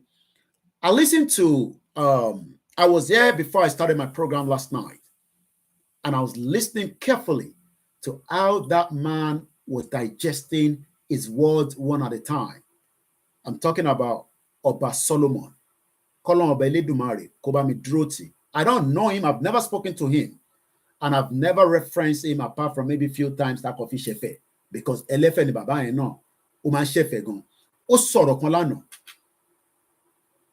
Ó ní lótìtọ́ in tóun ń gbọ́ tí Ìgbòho ń pariwo ni pé wọ́n ń pa àwọn èèyàn òun o. Ó ló lè wá nìkan mí lè kọ̀rọ̀ tóun ò mọ̀ o. Which is right for him to say that. But gbogbo ohun tí màá yẹn sọ lánàá kò sí àṣàdànù ọ̀rọ̀ nínú ẹ̀. Gbogbo ohun tó sọ pátápátá is the same thing that I'm still repeating here in just dissecting it. Oba Solomon was more focused on the Fulanis. I am opening it more from the Fulani. Ǹjẹ́ mọ̀ pé each of the public sector in Yoruba land ó wà lára ìdí tí ó ṣe tẹ̀síwájú. Ṣé mọ̀ pé ó jẹ́ kó lè gba contract? That is what we know that our parents were doing. Báwọn parents wa kan ṣe ní owó nìyẹn. Without no network, without no connection, you can apply for a contract, which happens as well in this country. Why apply for such contract, and you will be given that contract without knowing anybody. But the reason why some of you are not getting those contracts is because you need to know someone, and someone needs to know you. If you do not know someone and someone doesn't know you, then taban sọ̀rọ̀ ẹ fi làákàyè sí ọ̀rọ̀ tá ń sọ. In tí bá sọ tí kò bá reflect mọ́wọ́, you don't have to be angry with it. Ọlọ́pọlọ là ń bá sọ̀rọ̀ níbí báyìí. I'm not talking to stupid or idiotic people. Whatever I say, if you are not jealous of Igboho, you don't have to be worried. If you are not against what you're fighting for, you don't have to be concerned. I am talking about, I see millions of you up to yesterday, Lori Page Dele Mamodu, saying your cartoon criticize Igboho. A lot of you are doing that every day, but we are not talking to those of you that are not doing the other way around. But one thing is, a lot of you would not be able to do what Igboho is doing. And that is why we need somebody like that can do it, just like the Morian, going back again before we come back again to this card. Because this is the card that Igboho is fighting for, which I am referencing back today. Let's go back to East Timor again, just as a recollection. In 1966, in 1966, Gozma obtained a position with the public service, which allowed him to continue his education. This was interrupted in 1968 when Guzman was recruited by the Portuguese army. A lot of àwọn tó lọ sí iṣẹ́ ogun níjọ́ náà lọ́hùn, wọ́n máa ń tìyàn lọ síbẹ̀ ni. It is happening all over the world. Ani ọmọ yìí onípàtà nìyẹn lọ́jọ́ sójà wọ́n ń mẹ̀ dáadáa. From there, people survived and people became millionaires and people were able to do coup. People like Obasanjo, if you go back and look at his history, people like that were just thrown into the military. Not that they really wanted to do it. And some were prepared for it by the West, that a lot of you don't know that. And West mọ̀ pé àwọn need the Southwest. One more prophet disrupt the Southwest for the next 40, 50, 60 years. Listen. And what they did carefully was, nígbà táwọn kan ti bèrè fún independent, what infiltrate the military what train one is Sandos, níbí báyìí. But they came back. Buhari was trained in UK. Maybe some of you don't know that. UK knew what to train Buhari as a military personnel. But going back, ask yourself, the same Buhari dead or alive, the sadist Buhari destroy your Nigeria from 1983 till date. But because of the position of àwọn ọmọ Yorùbá pé ẹja gbé débẹ̀, èmi náà lè débẹ̀, tóun náà bá ṣe tán, wọ́n máa yọ kúrò, ẹlòmíà tún lọ síbẹ̀, àwa the merry-go-round, wọ́n wá ń fi ayé wa, wọ́n fi ń ta kite, wọ́n ń ṣe atrocity, wọ́n ń ṣe hypocrisy, injustice. Lọ́kàn yín is nothing nítorí pé ẹ̀ ń bínú Sunday ọmọ Adéyẹmọ Ìgbòho. Kọ́lọ́run ọba Elédùmarè kó bá dúró ti Ìgbòho fún rẹ̀ àtàwọn mọ̀lẹ́bí ẹ̀. Kí ló wá fà á tí arákùnrin wa dẹni tí ó darapọ̀ mọ́ oníjàǹgbara, ìyẹn arákùnrin Istemo tí mo fi ń ṣe analysis láàárọ̀ ẹ̀, èyí ní Sunday 23rd July 2023. Aago méjì ló lù, 10 minutes past. Let's read a little bit more about it. Ká wá máa fi ṣe a bit of comparison pẹ̀lú in tó ń lọ lọ́wọ́lọ́wọ́ nísìn. Mo mọ̀ pọ́pọ̀lọpọ̀ ní kò ní wáyé nítorí pé ẹ̀ ń dúró de one new Nigeria. Nigeria is the Titanic that has sunk. It will not rise up again. It does not matter how many wòlíì, àfà, babaláwo ló bá ń gbàdúrà pé kí ògo Nigeria padà síta, kò ní padà. Number one, I'll tell you, the blood that has been spilled in that country in the last 60 years will never allow such to happen. Ẹ̀jẹ̀ tó ti ta sílẹ̀ ní Nigeria is just too much. And those bloods are fighting back. And they're fighting back very, very fast. Now, let's go back again to Istimo. He was interrupted in 1968, just as we also got interruption during the regional government. Ogunlode, Tibubu Edaru, and we lost the regional government for reasons known to so many of you before. Nígbà tí àwọn Portuguese recruited for national service, just like bẹ́ẹ̀ náà ṣe lọ ń ṣe NYSC. Some of you survive it, but do you know that some didn't survive it? Ẹni orí yọ òun lọ̀rọ̀ tó wà ńlẹ̀. Àwọn kan lọ ṣe NYSC, they were killed. Some of you returned back.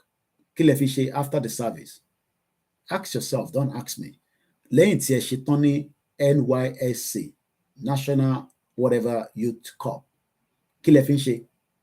I don't know. Are you now making headway, or are you still hoping that one day, with all the rhetorics of those at home, that you will live a better life? So many people have been doing the same thing. We are just rotating and rotating. Igboho wants to stop it, but a lot of you are not interested because some of you just cannot stand Igboho, especially when he speaks, because you know is the voice of the voiceless. Injustice to one is always injustice to all. Let's go further. Nígbà tí arákùnrin tó di pé wọ́n recruited sí the Portuguese army, ó serve fọ́dún mẹ́ta, rising to the rank of a corporal. During this time, ó marry ìyàwó ẹ̀ tó ń pè ní Emila Batista, with whom he had a son tó ń pè ní Ugonia. Ó nóbìnrin kan náà tó ń pè ní Zanida.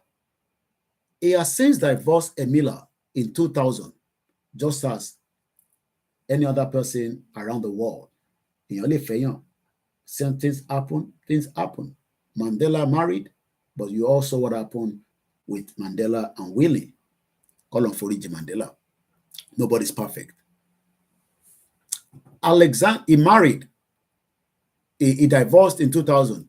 He married then another Australian, Kirsty Sword, with whom they had a 3 sons, Alexander, K. Olok, and Daniel. But in 1971, Guzmala completed his national service. His son was born, and he became involved with a nationalist organization headed by Joseph Ramos Horta. Joseph Ramos Horta, Jose space Ramos hyphen HORT. Let me just give you a bit of what Wikipedia says about Joseph Ramos Horta.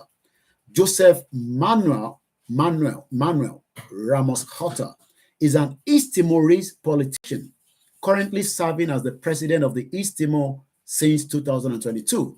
He previously served as the president from July 20th of May.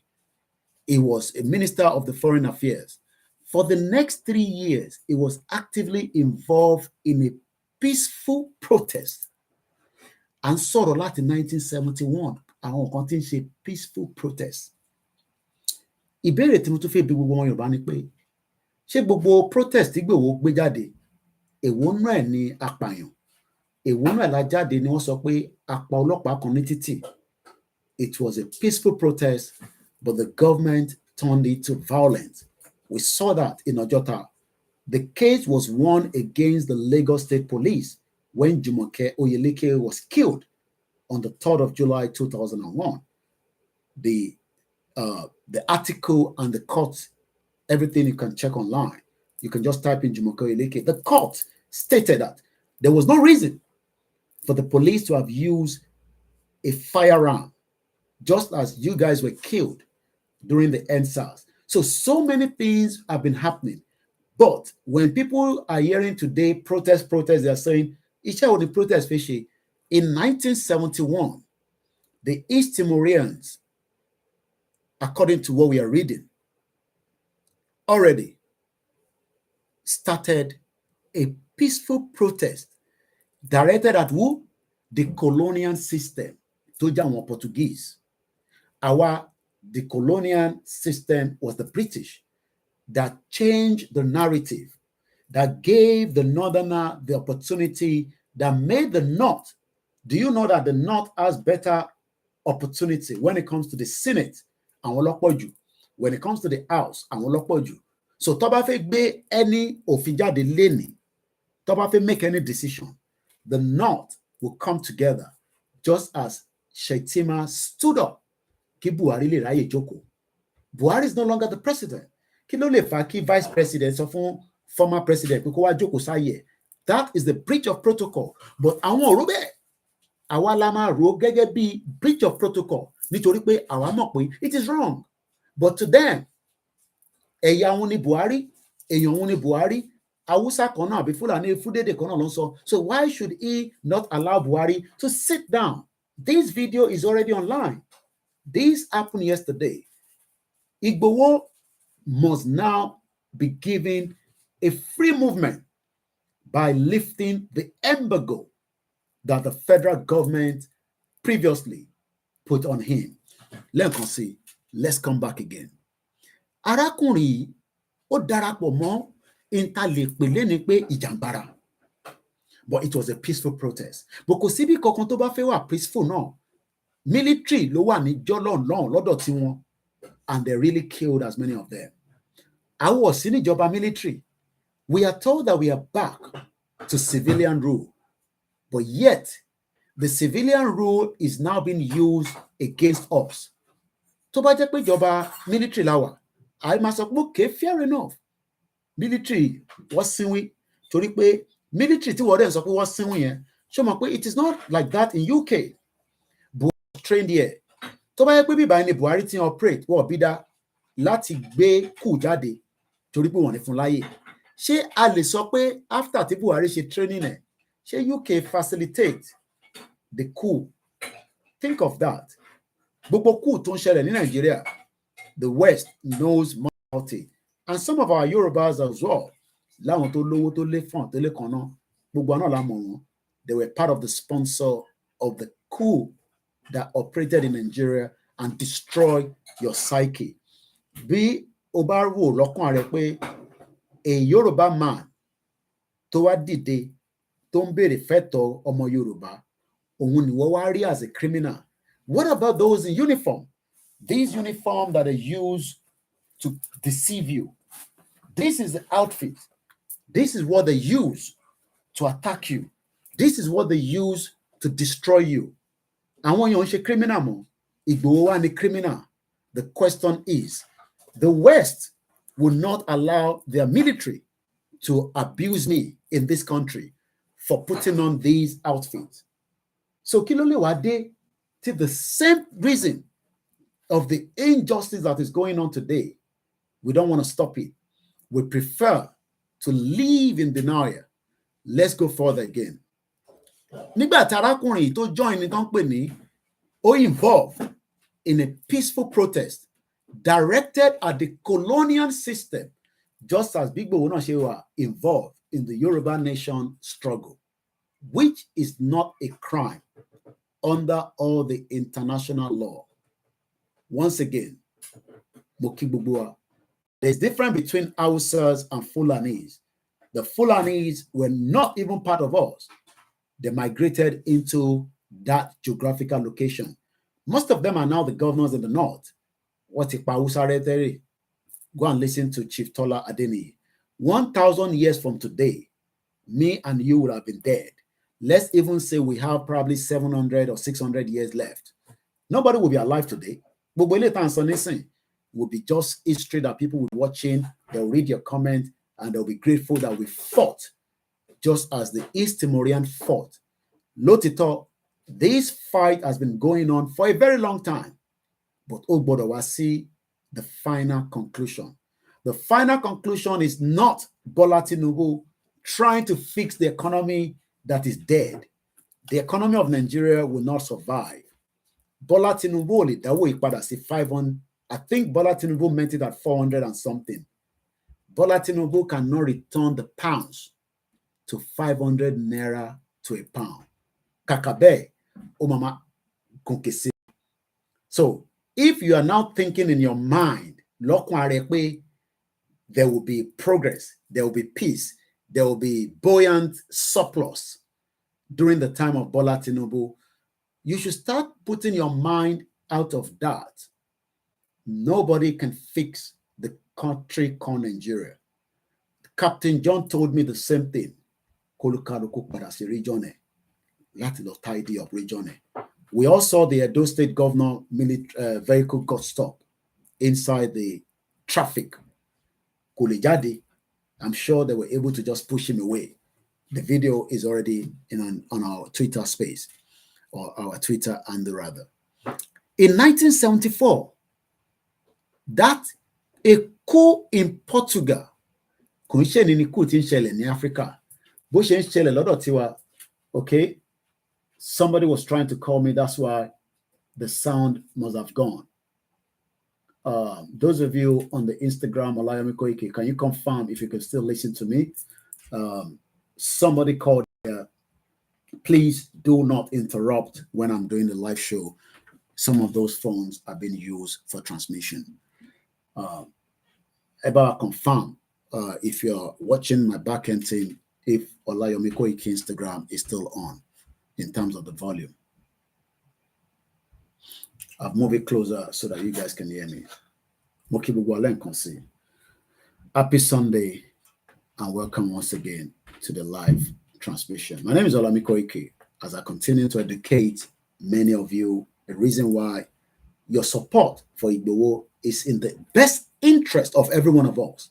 And I am not joking. Lokonyi, you might not agree.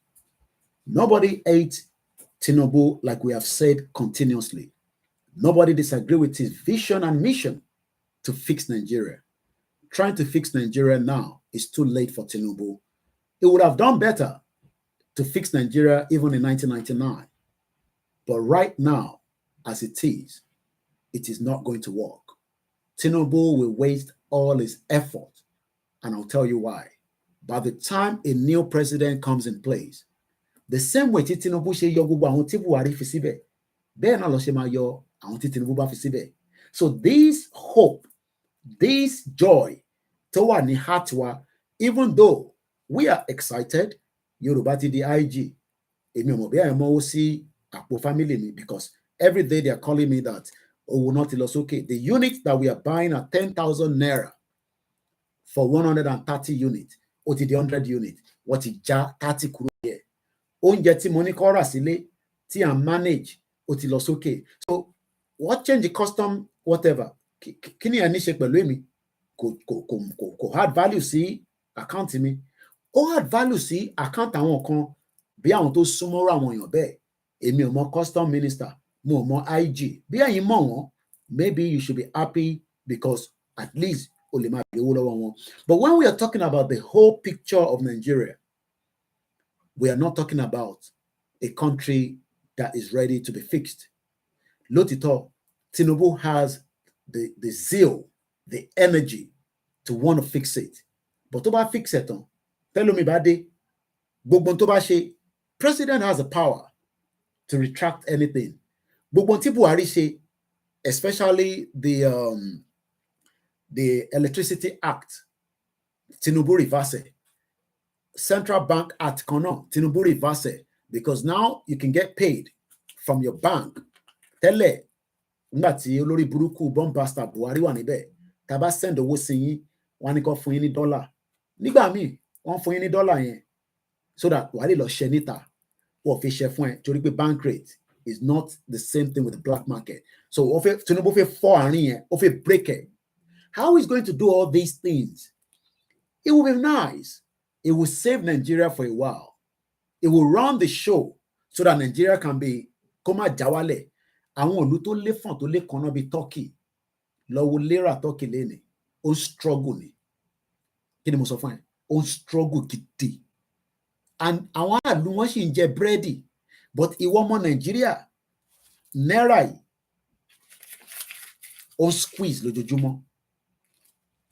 Tinubu fẹ́ nà, ó try. But bó ṣe ń fẹ́ nà, the pressure, and it's because we are not producing anything. So, in tí mo kàn fi mú analysis East Timor mọ́ in tí à ń jà lọ́wọ́ yìí, ó ní pé in 1974, kú kan ṣẹlẹ̀ ní Portugal that resulted in the beginning of what they called decolonization of Portuguese Timor, and shortly afterwards, the governor Mario Lemos Pires. Bí àwa náà ṣe ń sọ pé a ní, ẹ mọ̀ pé Portuguese, àwọn ló colonize àwọn East Timorians. They were explorer. Ọmọ káàkiri bí ẹṣin límọ̀límọ̀ ni. And that was why they were able to find us. And nígbà tó find wa, ibi báyìí dùn ju ọ̀dọ̀ tí wọ́n lọ. Ọ̀dọ̀ tí wọ́n òtútù ti fẹ́ pa wọ́n. Lóòtítọ́ nígbà tó dé lọ́dọ̀ tiwa náà, mosquito oríṣiríṣi, but wọ́n adapt. But they saw a lot of resources. Wọ́n rí gbogbo tí wọ́n ní lọ́dọ̀ tiwọn. Àwọn pé àwa la ní gbogbo nǹkan tó tó yìí. Dẹ̀ rí fi ṣe kankan. Kò bò mọ́lẹ̀. Ògo ilẹ̀ bò mọ́lẹ̀ yẹn. Ṣe jẹ́ káwa bá yín gbé lọ jáde. Ká lọ reformate. And that is how today, gbogbo àlà ń wo Google, Ifá ni. Gbogbo tí wọ́n gbé kúrò lọ́dọ̀ tiwa, wọ́n transfer padà, wọ́n dá padà fún wa. And we are buying it in large quantity. And that is why the importation tó ń wọ Nigeria, ojú tí à ń export jáde, it is because the West, whether it was the Portuguese, and Portuguese ló travel jù, UK territory was controlling a big empire for 200 years. Kó tó di pé wọ́n bẹ̀rẹ̀ sí break it. India fẹ́ jáde, Pakistan fẹ́ jáde, olúkálùkù bẹ̀rẹ̀ sí jà, Jamaica àwọn sì fẹ́ jà, everybody, which was the same thing tó ń ṣẹlẹ̀ ní East Timor during that time. Arákùnrin tó jẹ́ governor wọn, a colonial governor, just like bá ṣe ní arákùnrin tó ń pè ní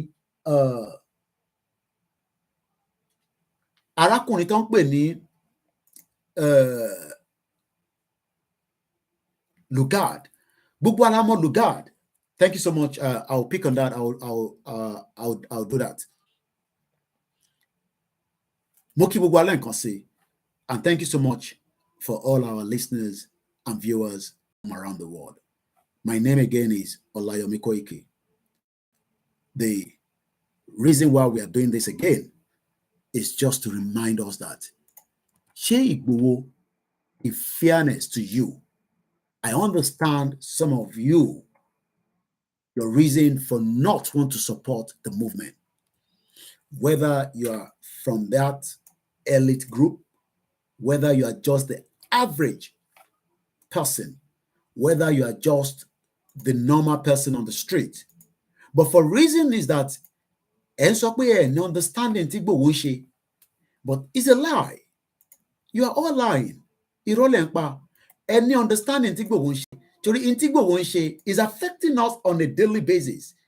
Affecting me, affect you. So when people are saying that ni understanding in ti àlàyé ń ṣe gẹ́gẹ́ bí ọmọ Yorùbá kí ló ń jà, ẹlòmíràn máa bèrè pé kí ló ń jà fún gangan, but ẹni tó ń bèrè pé kí ló ń jà fún yẹn, gbogbo tó ń tà lórí igbá ẹ̀ kò ju 2,000 naira lọ.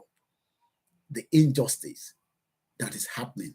So these are all the reasons that we are now saying that lift that embargo is the right thing to do now for this government. Not for any reason. It's because Igboho never committed all the atrocity and crime topping Molori. Everybody knows that. I know that. You know that. But rather, Omo Yoruba ń gbójú kúrò, ẹ̀ ń play politics lórí ọ̀rọ̀ Igboho, ẹ̀ ń fi politics tí ó máa ní stopover. Politics yìí tẹ́ ń play, ó máa ní stopover. The first stopover is the first 4 years of Bola Tinubu. That is if it continues without any outcome, because nobody knows what's going to be the outcome of the election tribunal. We're all waiting and we're looking forward to see what is going to be the outcome. But whatever the outcome is going to be, even if Tinubu remain gẹ́gẹ́ bí president wa, even if Bola Tinubu remains the president, stopover kan máa tún ṣẹlẹ̀ ní 2027. A tún jáde padà, our plead again based on in tó bá ti ṣe in the first 3 years láti fi campaign again. Kọ́lọ́n fún lẹ́mìí gígùn, kó fún wa lẹ́mìí gígùn, kó fún wa lálàáfíà. Ojú ló ń kán ìbòjì, ọ̀run ń bọ̀ níbẹ̀. It took the East Timorians 30 years to fight this, but in the long run, it has favored them. We cannot say we are going to fight this for 30 years. Nítorí pé a ti ń jàjàyí bọ̀ from the time that the regional government was destroyed. Ilẹ̀ Yorùbá ti wà nínú problem. Látijọ́ tó ti yọ regional government ní calculation tiwa náà máa bẹ̀rẹ̀. It's just that some of our leaders, our elders, our kings, they are not really ready to face the reality. They are all playing politics with us. Kò dẹ̀ sọ́ba kan náà tó wá sáyé tó ní lọ. Ọba máa wàjà at some point. À ń bẹ Ọlọ́run káwọn ọba wa pẹ́ lórí ìtẹ́ yẹn. Kò darúgbó. Èmi láìka ọba tó bá darúgbó dáadáa. Tó yẹ pé torí pé wọ́n máa ní ọ̀pọ̀lọpọ̀ history lọ́wọ́, just like I was able to meet with Ikú Baba Yeye. And a lot of things he told me. Some of those things was not something I've heard before in the public domain that here. Especially when we live in his private residence. We are free to talk. And I asked him questions as a journalist, questions that were deep, and I got answers. But the answer that I was getting is still the reason why the Portuguese had a similar problem with our indigenous people, don't pè ní East Timorians. Reason tí gbogbo ọmọ Yorùbá ṣe ń jìyà ní gbogbo àgbáyé lẹ́ni is because of the colonial rule. Òun ló bà ayé wa jẹ́. The colonial rule tí ó ṣẹlẹ̀ tí wọ́n fi transform Nigeria kúrò sí Nigeria in 1914, òun ni àkóbá àdábàtà ní lọ́wọ́. And today, even Ikú Baba Yeye is gone. Somebody that I hold his hand. I felt him. So, Talumawa tó ní lọ, ìrọ̀lápá. Bíyà màmá wa alálùbáríkà tá à ń dúpẹ́ fọ́lọ́run pé ó ṣojú ẹ̀mí gbogbo wa pé ìyá yẹn ò sunkún ọmọ. It would have been a different thing entirely. I would have loved Igboho's mother to be 100 years old. Ká lọ máa tọ́jú ìyá yẹn, ká máa gbé káàkiri, màmá ibo lẹ fẹ́ lọ. Ó yá, nílẹ̀ Yorùbá yìí, ọmọ yín ló ṣe wàhálà tó pọ̀ jù. But ohun Ọlọ́run ọba, ó násìkò tó, òun fi pè padà. Ó sacrifice rẹ̀ fún ìran Yorùbá. Nítorí pé whether we agree with the Ijaya voice that ìrònú pa ìyá yẹn or not, it's not the issue. She could have literally spoken to Igboho and said no. Just like some of you don't understand. My traveling to Nigeria, I knew that if I inform my mom, maybe in advance, what if he lọ yan kan again? wọ́n lè fi lọ ẹ̀wọ̀n ẹ̀gbọ́n mi, wọ́n lè fi lọ àbúrò mi. I refuse to tell her, apart from Igboho, that I'm coming to Nigeria. Friday, tí máa kúrò ní London, ni mo lọ dágbére fún mọ́mísí mi. But yet, she gave her blessing that I should go. That is the power of the mother. So Mama Igboho tó kú is very, very important in his life. But like I said to him yesterday again, after I called him before I went to bed, and he said to me, "Ohun Ọlọ́run bẹ́ẹ̀ ni, we will have loved him to have the mother so that tó bá tẹ̀ jẹ́ pé hello mommy, we all do that. Sometimes my mom called me, màá yọjú sí Igboho lè yọjú sí ìyá yẹn for 2 years at his wish. Pé mama, ọ̀dà mo dé tán mo ń bọ̀. I knew how many times I met the mother, whether in his residence in Soka or at their town. The question then is it still right for the government to now say that with all the atrocity tó ń ṣẹlẹ̀ nínú Nigeria, wọ́n wá ní Igboho gangan ní the crime tó fi dá Nigeria rú? Ẹ ń fi politics and play against Igboho. And politicians, you all know very well, whether of the same political party or not, every single one of you knows that Igboho has not committed any offense. But you are all concerned that there will be a change in the lives of the Yoruba people. And what balẹ̀ Yoruba mọ̀ torí pé mo gbọ́ létí ni from ikú bàbá yèyé. Kò sọ balẹ̀ Yorùbá kankan tí kò mọ̀ tí Igboho ń jà fún.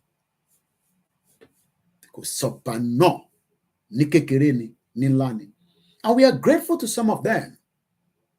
Mo kí bàbá mi Olúgbọ́n. Bàbá mi bá dé London, wọ́n pè mí. Bàbá wà nílé, wọ́n pè mí. A dúpẹ́ fún wọn. We know that some of them are working. But this is not the time to say that we are working. We need to see the clear evidence out as quickly as possible.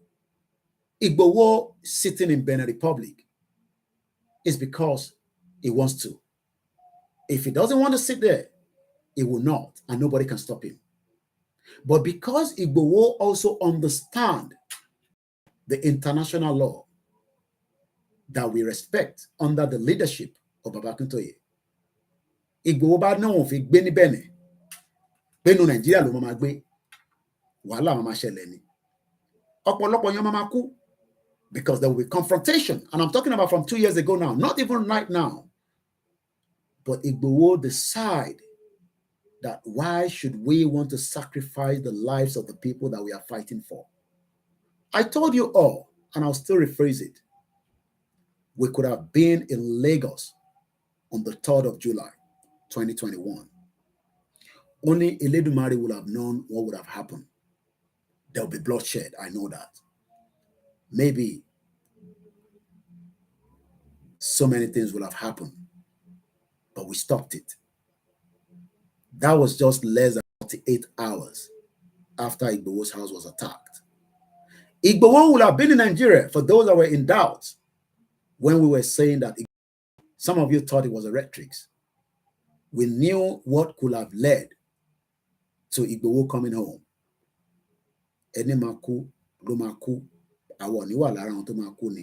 But again, we thought, let's still push for the diplomacy. Some went out and say Igboho has compromised because that was the rhetorics coming from the opposition. Cohesion in opposition, Tiwa. Even there's opposition in the government. PDP. Koda Showore is an opposition. Anyhow, anymore, because Showore is a presidential aspirant. And maybe that's the reason why he still wants to keep that section so that Ali Lafani Basi fun dada. But one thing a lot of you don't understand is the opposition destroy part of what would have led the movement forward. In 1971, there was a protest, peaceful protest, by the same people to take back country on Leni. So when people are now saying that she protest and the Igboho Yoruba nation, is because they knew very well the powerful protest. They knew the power of the protest, what they're going to stop it. And that agenda, everybody knows, was for the government to allow this government to get in. Now that this government has got in, what is he going to do on the same embargo that the previous government kept on Igboho's life? Like I said, if Igboho wanted to make a decision not to sit in Benin Republic, let me say it again.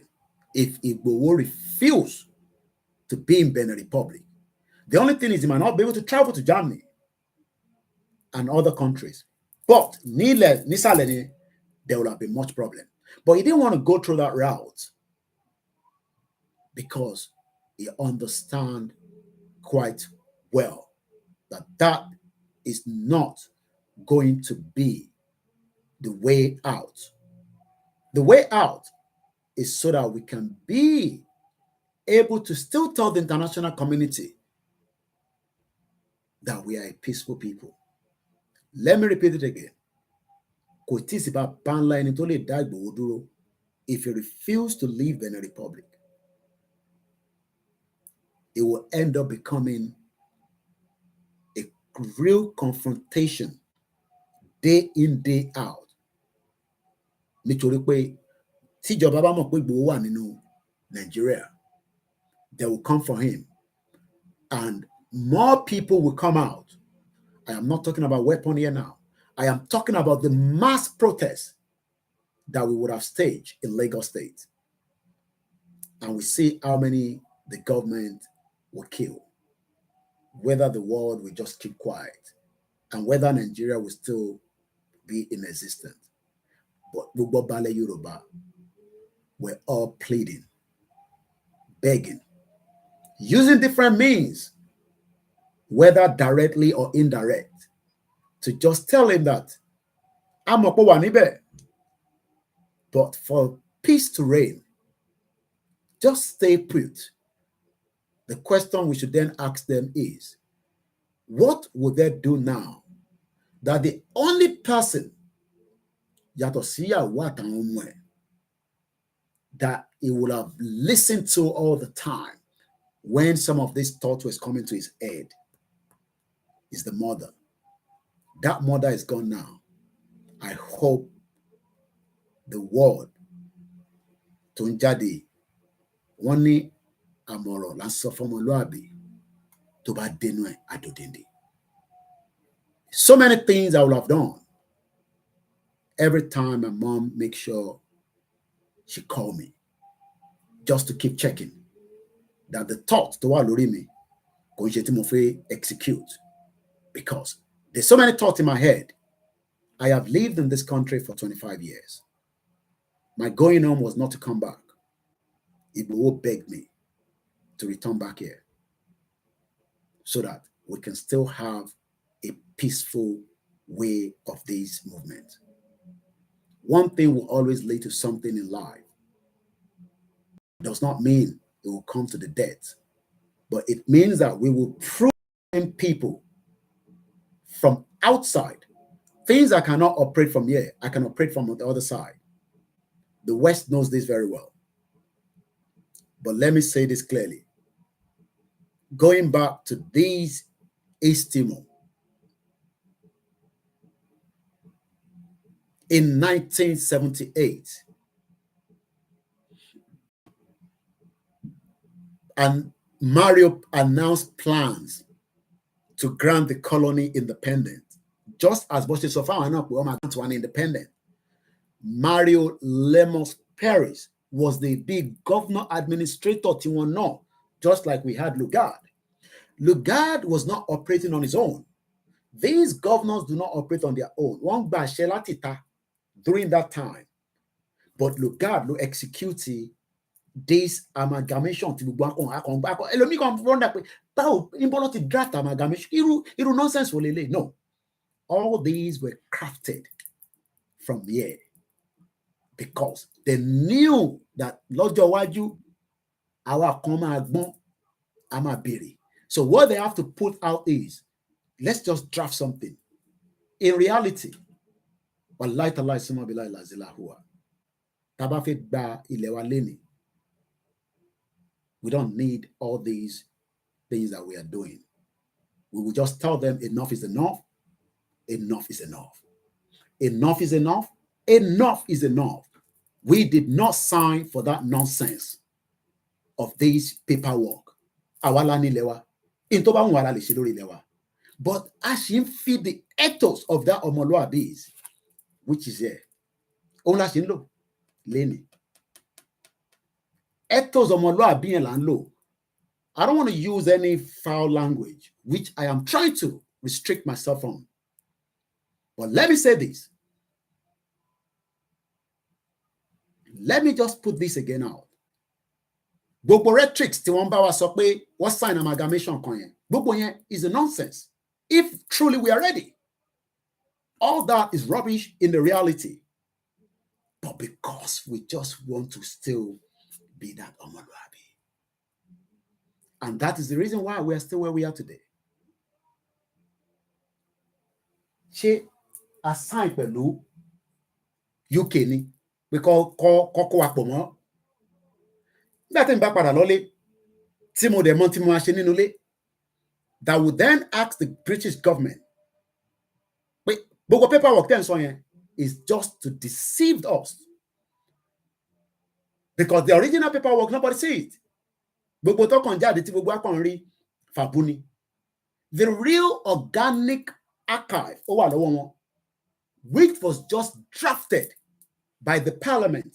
Parliament ló draft this nonsense tí ó lock gbogbo wa in. Tó wá sọ wá di lórí territory wa, a gbọ́dọ̀ wá tí wá máa go through process yẹn là ń go through nísìn. Ta ní ká jáde fún protest tí Igboho lead tó sọ pé criminal ni. Nítorí pé wọ́n mọ the implication of that protest tó bá jáde tán délẹ̀. Wọ́n mọ̀ pé protest yẹn máa gbé ẹ̀mí àwọn kúrò nínú Nàìjíríà yẹn. But they didn't want that to happen. And that is why they did everything. Infiltrate us, put all allegations labeled against Igboho, a man that had everything and left it. Not because I stayed with him. The question is, these are what Omo Yoruba Monile, but they are thinking that their life will be sustainable in what is known as Nigeria. Mo tún sọ lẹ́ẹ̀kan sí, tá a bá fẹ́ kúrò láàárọ̀ ẹ̀, ní ọ̀sán ẹ̀, ní wákàtí, we will not follow any protocol around the world. Because nígbà tó fi wá ṣe yẹn, wọ́n follow protocol. West tó jẹ́ British kò follow protocol. In tó wù wọ́n lọ ṣe, why tó ṣe wọ́n sọ fáwọn nísìn pé ká lọ máa follow protocol. Ìyẹn láti sọ fáwọn ọba wa pé this is now the time to ask Bola Tinubu, the current president of the Federal Republic of Nigeria, the only person tí Igboho lè gbọ́ràn sí dáadáa lẹ́nu, apart from the wife and the children, probably not even me, is the mother. The mother is dead. I don't know whatever Igboho is thinking, but whatever he's thinking, I pray that the gods of the land guide him properly so that he can still remain in the direction of the direction and the directives that we are going on. That's all I can say. Colon Droti Babakintoye. We just want to follow protocol. That is the reason why I take initiative. To follow protocol. And that protocol is going to take some time. So gbogbo wa máa ṣe sùúrù díẹ̀ while the protocol continue. We haven't exhausted all the protocol.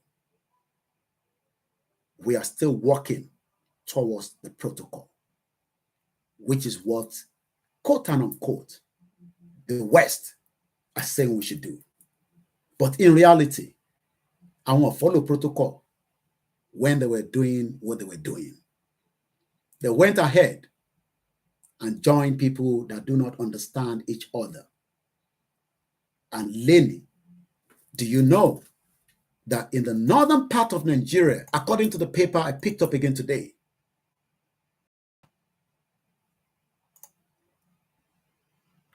and all this is happening, and Yoruba people are not concerned. Some of you will have read it. That is if you're following us on our platforms properly. We've been able to post on the Koikimedia and Koikimedia page yesterday. So, Mama Igboho, I don't know what happened. Last Tuesday, we could not post on it. I just tried it yesterday and it went through. All I can say is maybe some of our prayers on us have started. Ẹni tó lè jà fún yàn properly lójú ayé. Ìjà kan wà tán máa ń jà lójú òfurufú. Tèmi àti ẹ, ẹni tó bá lójú inú nìkan ló máa mọ̀. Ìjà yẹn nìyá yẹn máa jà nísìn on the behalf of Igboho. Gbogbo ẹ̀yin tẹ́ bá lérí ẹ̀, mo sọ fún yín pé ẹ ní délé. Tó máa fi délé kò ní bẹ́ẹ̀ yìí. Ọba ni, baálẹ̀ ni, ará àdúgbò ni, gbogbo anybody ni mo sọ. Ọmọdé àgbà tí o bá ń fi ẹnu àtẹ́ lu Ìgbòho, Ìgbòho dé bá ẹ nílé, Ìgbòho dẹ̀ ń bọ̀. Ìgbà tó máa dé, èmi ò mọ̀. And that is why we are saying to the government, for peace, which I'm going to do another program and put it on peace. Because this program today is still focused on to lift the embargo. For peace to reign. For peace to reign. And lift embargo to wà lórí Ìgbòho. While we continue dialogue on the front of whether Afewa nínú Nigeria, Abbas nínú Nigeria. Nobody, níbi tí ayé délé ní nísìn, not even the British government can stop me from what I'm doing. What to be? The worst case scenario is the British will tell me to go back. That's going to be the worst case scenario. And that is even a lie. I'm going to just start on CB by any. Èmi àti wọn jọ máa ta tán síbí báyìí. Torí pé òfin tó máa lò fèmí wọn nílò òfin Nàìjíríà. Ìtàgbédání ò ń ṣeré rárá. It means a lot to some of us. It is not a joke. Àti kọjá stage pé a fi ń ṣe joke. Tẹ́yìn bá sì fi ń ṣe joke, àwa kan fi ṣe joke. It is no longer a joke. It is taking a lot and drain out of us. And we are not going to make anybody bring this project down. Even if it's going to be the last three people, myself, Igboho, and Baba Akintoye. Nobody, not even American. The worst case scenario is America. I don't have to go to America. If I don't have to go, I don't have to go. But lórí lẹ́mí yẹn, kò sí bàbá ńlá ẹni náà tó lè sọ pé ànígbà. But it will be diplomatic and we will exhaust everything diplomacy. Diplomacy is good because that is the new word. Turkey drifted apart from NATO. Turkey economy is winding down, according to Professor Linsky that I listened to 2 days ago. The reason why Turkey is now going back to NATO, so that call it bump owó fún wọn, torí pé ìlú wọn, they are now in distress. The lira, owó ìlú wọn, is become nothing. Yoruba. I have been to Turkey before. The standard there cannot be compared to Lagos, cannot be compared to anything near Nigeria. What jaogun gidi got to this stage here? The Ottoman Kamal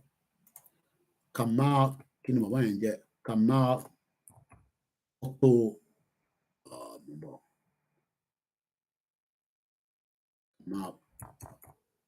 He's so loved in Turkey. Kò síbi tó bá dé, Mustafa Kemal Atatürk. Kò síbi tó bá dé ní Turkey. Wọ́n worship ẹ̀bí ọba ni. Ẹ̀yin wá náà ní worship Igboho. Picture Igboho tẹ́ ṣe máa gbé sí shop yín. Picture Igboho tẹ́ ṣe máa fi tẹ́ máa make sure pé tó bá sí nínú shop ẹ ò ní lè ṣí shop yẹn lọ́jọ́ iwájú. Lọ wo Turkey. Mustafa Kemal Atatürk is like a god to them. They don't joke with him. I have been to Turkey. He saved what is called Turkey today, even though Turkey is now in problem, economic-wise. But Turkey still have what it calls the traffic of tourism. Their new airport, 10 aircraft don't flow at a time. We are no longer joking with what we are saying. And you're not joking until it sinks you. We don't need many people, but we just need to continue to advise you that if Turkey economy is drained, Turkey economy, tí mom sí mi tó ń lọ tó ń bọ̀, tí lera ti di tó ti change mọ́ wọn lọ́wọ́ from years tí yá mi lọ títí the recent trade tó sì lọ. And you are now telling me that Nigeria is going to work. I pity your lives. I pity the lives of so many Yoruba people. Turkey jà nítorí pé Mustafa Kemal Atatürk ọba wọn ni. Kò tí síbi tó bá lọ ní Turkey. Àbá picture pàdé. You okay? Am I shouting too much? You sure? Ìyẹn lẹ́yìn wá fi ń ṣeré. Tí Turkey bá ń struggle as a country, ìlú tí àwọn ọmọ Nàìjíríà pọ̀ níbẹ̀, nísìnyí wọ́n ṣe ń fún wọn ní problem. Tẹ́lẹ̀ tó bá débẹ̀, you can live there for some time. Wàá máa sanwó láti fi gbé níbẹ̀ ni. In tó mọ àwọn ọmọ Nàìjíríà sọ the base nígbà tí UAE tó ń fún wọn ní problem. Now, wọ́n fún yín ní value mọ́ as a Nigerian. Gbogbo táwọn èèyàn sọ fún mi nísìn. Ìyẹn mo ṣe máa ń wo Dagboru media wọn lọ́hùn. I pity the lives of those of you that are listening to such garbage from somebody like that.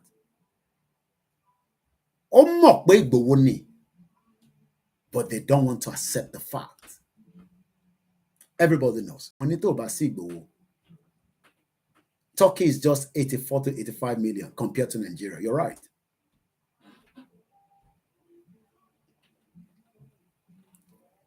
One thing we need to understand is nobody hates anybody. Nobody disagree with your views. But the views of you saying that Nigeria will work, I pity your life. Ebole kúrò nù ẹ, it's too late.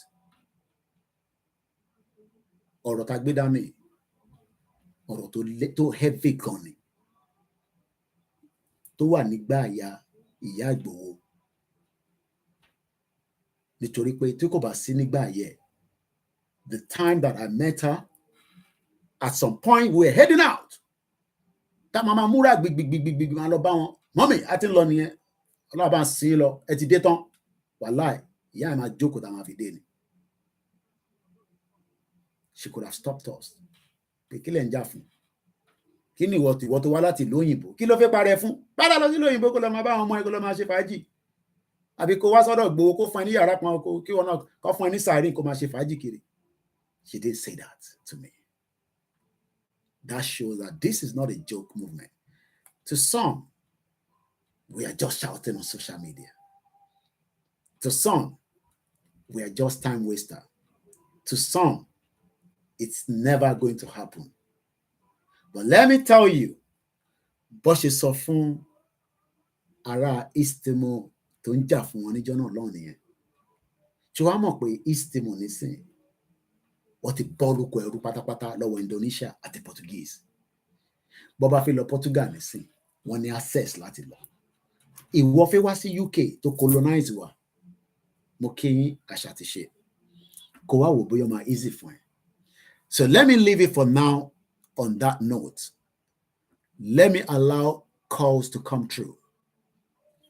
Those of you on Olayomi Koiki, you will have to switch because that is our studio number to Koikimedia Instagram that is live so that we can do the last 1 hour of you also calling. Whether you're a supporter of the government or not, you're welcome to call. I live in a society where we respect everybody's view. Nobody's view will be thrown out. Even those that disagree with us, that we thought we were together. That is their views now. But our mokwe, by the time people there realize that the reality of Idagbedani, kò ń ṣe mọ́ínmọ́ín, kò ń ṣe báwọn ṣe ń gbé, báwọn ṣe ń sọ. Ìlú tí mo dárúkọ ìkànnì wọn wà níbẹ̀. Ṣèbóhun mọ bó ṣe ń operate níbẹ̀ nílùú yẹn. Why then do we want to deceive people? Torí àná fi gba Yorùbá nation. Ká máa fi tí kò tí lè ṣẹlẹ̀ ká fi kún. Interfíìpù lè fi ṣẹlẹ̀ àti presented. While we continue the diplomacy, we keep coming out. But wọ́n ní no, ọ̀nà yẹn ò dá. Àti gbowó, àti tọ̀yìn. But in a society that 10 years, vessel kan ní Warri, ẹ lọ sórí page mi. Bó ṣe di pé ó drift away from the wọ́n ní wọ́n tẹ̀ mọ́. Báwo ni irú vessel yẹn ṣe lè débẹ̀? Epo ló wá gbé. Bó ṣe ń gbé nìyẹn lójoojúmọ́. Ó drift apart. Ó wá sí the bridge. Wọ́n expect pé irú vessel yẹn lè débẹ̀ yẹn. That shows pé gbogbo bí tó ń sọ fún wa pé Warri port yẹn kò lè gba omi, kò lè gba ọkọ̀. Irọ́ ló ń pa. Wọ́n fi ń gbé ọkọ̀ illegal wọlé tó fi ń gbépo lọ. Tó bá tẹ̀ pé Warri jìnnà sí ẹ, lọ sí Ìlàjẹ Lóńdó. Níbi tí arákùnrin yẹn náà ti wá, wọ́n ń gbépo for 10 years. So all I see that they are doing as far as I'm concerned is just awareness. Don't be distracted. Lótìtọ́, it might look like this Yoruba nation, vessel miss road. It's not going to happen, but it's going to happen. We're going to start taking calls. Those of you right here now, we're going to go now so that we can start taking our calls. Hey, join the Koikimedia or all other platforms. We're live on the Instagram. We're live on TikTok. We're live on all the Facebook. We're even live on the Mix LR. You'll be able to watch it from there. Thank you so much. Let's take the calls quickly. You can go from anywhere, but please, briefly, because of the time constraint, because like we all know, time they say na money. So I did berowo láàárọ̀ nísìn ní bàbá berowo nísìn le mani owó ni Koiki ń béèrè. So let's go straight with the first caller quickly so that we can start taking the calls. Ẹ̀gbọ́n sókè kíákíá ẹ kí wa gẹ̀dẹ̀ bẹ̀rẹ̀ sí bá wa sọ̀rọ̀. Ní time rárá. Hello caller. Hello, what's going on? Why is it not coming on? Hello. Hello. Go ahead, we can hear you. Hello, Loud and clear, we can hear you. Yeah. God bless you. Adeku arafera ku yari ya tó dára. Ọlọ́run á bá wa fi ọ̀run kẹ́. Inshallah. Adeki àwa ọ̀gá wa brother wa ẹ̀gbọ́n wa bàbá wa Dr. Igboho. Ọlọ́run á bá wa mo kola na akọ́gi òkè ìṣojú nǹkan tó sọ yẹn ò yà mí lẹ́nu. Kata fi máa kọ́ni nìyẹn. Kata fi máa kọ́ni nìyẹn. So, Ọlọ́run ti fẹ́ nìyẹn, and that is just it. So, but I just want to quickly say something here before I forget. Please, ó dàbí pé we have the same. Ẹ bá ti sọ̀rọ̀ nígbà mí nǹkan tó wà ní máìlì ni ẹ máa ń sọ. This is not the time to joke again. Ẹni tó bá fẹ́ padà sókè kó padà sí blogging among those people that have platforms. Ẹni tó bá fẹ́ padà sí blogging ó padà sí blogging. So about take case as a case, as the fighting, as the thing we are planning, they should stop and all that. This is not a matter of joke at all.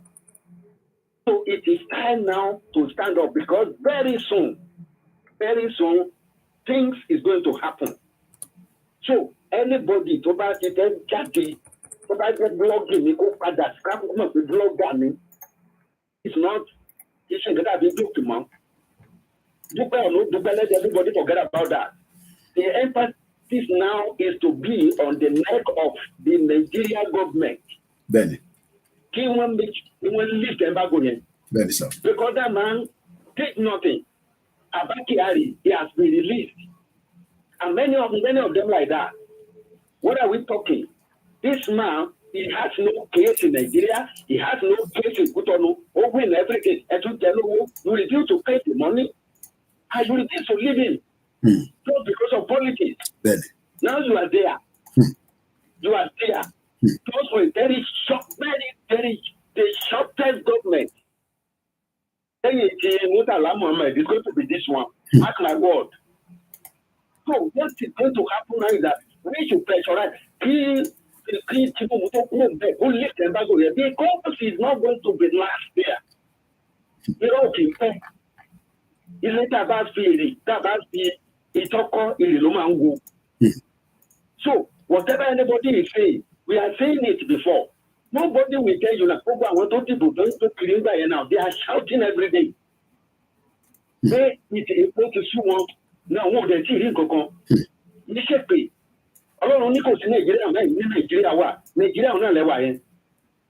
The only thing he can do now for us. Go take a yard so go lift Embargo here. Go there because let me tell you, my brother, you mark it down today.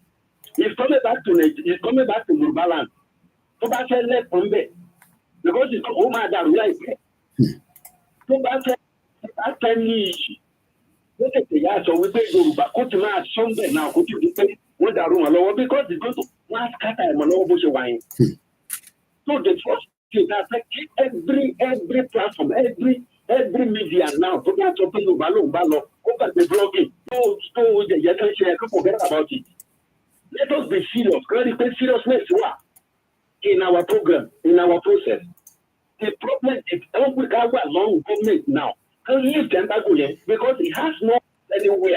In his record, no case. In the Cotonou, no case. In the India, no case. And they know where it is away. Criminal. It should be released. That Embargo should be lifted because they have no case against him. So that we'll be able to move anywhere. And the second one is that to get ready now, to continue to say something so that they can get here. To be working towards you by now, because it's going to happen. My brother, let anybody say anything. It's going to happen. God bless you. Eshigoni. Moki, the first caller, this is where you can also add your own input and you can also call into the conversation or the program which we are running right now. Mukafemu number and Jade seems not to know the number of Ed. But the number for those of you that wants to call, number tele, it won't be a problem, but because we have so many new people. Hello, Nati, Miami, Bunsuke, my own brother. Koikimedia. Go ahead. Igboho Media. Good morning to you, brother. Morning. Good morning to you, brother.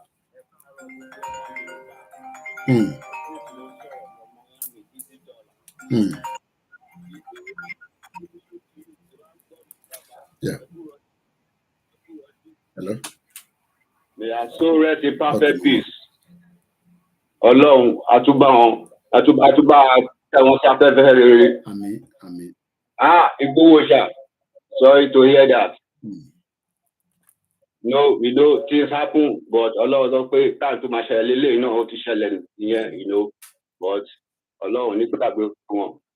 Now, back to my point. Tinubu, Mr. Tinubu, the president of Nigeria, please, we don't need to use no please.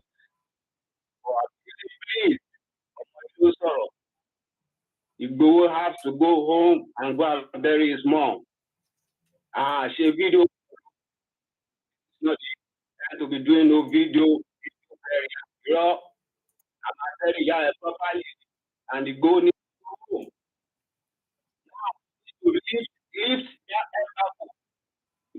Now, lift it. This is by law. Oti win in Nigerian case. Oti win in Cotonou case. So what the hell are you waiting on, Mr. President Tinubu? Ẹjọ́ now. Ṣàánú máa yí now. Ó fi gbogbo everything lẹ̀. Ó ní okay. Ẹ ti tí sódà side. Come on now, Joe now. Baba Tinubu, the president, you the one that can do this. Please lift the embargo off Igboho on Sunday, Adeyemo Igboho. Please. My láti lọ sí ṣe fídíò kan lo, ẹ máa gbọ́ wa o. Máa yóò ní ṣe fídíò kan o láti lọ sí ẹ̀yẹ́ as a proper man, as a Yoruba man. Ẹ̀rí àtúkọ̀ sójú ni. Ó ń ṣe fake now, this is real Yoruba man. O láti lọ́lé o. Koikimedia. Brother. Amen. God be with you, and God be with all my Yoruba people. Thank you very much. Amen. Aziz ni mo kí gbogbo àwọn èèyàn wa mo fẹ́ dìde lórí ìjókòó because mo ní láti lọ as 1 minute. What we're gonna do, I might just let me see if I can get one of our team to just take over. So that come in so while I'm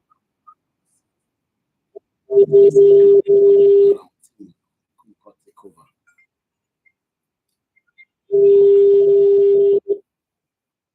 Okay. Hello, my boss or money láti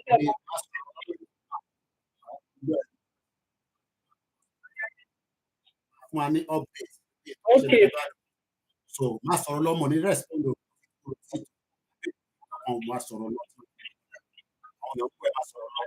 Okay. Once again, hello? No, General. Hello, once again, Koikimedia will bring the work closer to your doorstep. Ká ṣe àwọn létí gbogbo ọmọ Yorùbá nílé lóko lẹ́yìn ọdún. Nǹkan oríṣiríṣi nǹkan ló wà lẹ̀ tí a lè sọ nípa ti òkú ìyá wa. Ọ̀gá mi ti sọ ní lánàá láti ọmọ ọ̀sẹ̀ lórí òkú ìyá òkú ọmọ Yorùbá nílé lóko lẹ́yìn ọdún. And gbogbo wa ẹ jẹ́ ká jọ gbárùkù bàbá ìgbàfẹ́ kí gbogbo àwọn yẹn jẹ́ ká gbogbo àwọn yẹn mọ̀ pé bàbá ò sí nílé bàbá wà nílé ni nílé àwọn bàbá tá wà nílé jẹ́ kí á gbọ́ bàbá láti pè é ní bàbá ní ìlú wa.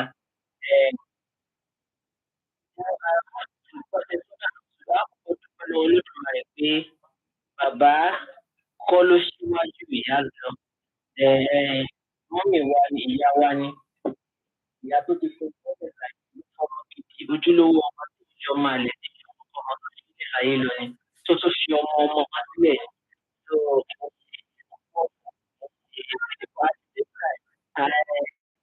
bí èèyàn wá ṣe tó ṣe bá ṣe kúrò tó tí àwọn akẹ́kẹ́ kéèyàn wá lọ àti àwọn akẹ́kọ̀ọ́ lẹ́gbẹ̀ẹ́ kan. Lórí ọ̀rọ̀ struggle wáyé tó gbé bàbá kan arìnrìn-àjò lórí ọ̀rọ̀ Yorùbá nation. Àwọn tó pariwo lọ́jọ́ kìíní àná pé àwa Yorùbá nation la fẹ́ dá ìlú. Àwa là ń dà lóru, àwa là ń ṣe àwa là ń ṣàwọn. Àwọn wá dà position of things tó ń lọ orílẹ̀-èdè education fún ọ̀sán ní Nàìjíríà ti àwọn yìí. Gbogbo wa náà la rí bí gbogbo nǹkan ṣe ti àwọn kókó láàrin ọjà. Náà la rí pé gbogbo nǹkan ti àwọn kókó láàrin ọjà. Ọjà kò wáyé tó bá yẹ pé tí ọ̀gá mi gbà mí láyè sí àárín ọjà. Ní Ondo, iṣu ọjà Kíláwà Àjàwó ìjà kan tó wà nínú Odòọ̀rìn ní ìlú Ìjàngbọ̀n ní àwà àwọn ọjà ìbílẹ̀ kókó. Ọlọ́jà tó ń kọjá lẹ̀ ẹni tí ò wá rà. Àwọn náà lára ṣùgbọ́n ọjà ń sìn iṣu 20 pieces ní wọ́n tà ní 20,000. Ṣẹ́ni pé nǹkan wọ̀ ilé tó tóbi lọ́jọ́ àwọn kan wá ń pariwo pé Yorùbá nation ló fẹ́ dàlú Yorùbá nation ló fẹ́ ṣe gbá. Ẹ̀yin náà wọ́n kọ́kọ́ rèé fún wa sọ. Nǹkan tí láìsí ń sọ láìsí ń sọ ní 26,000. Ẹ̀yin náà nǹkan tí láìsí ń dì.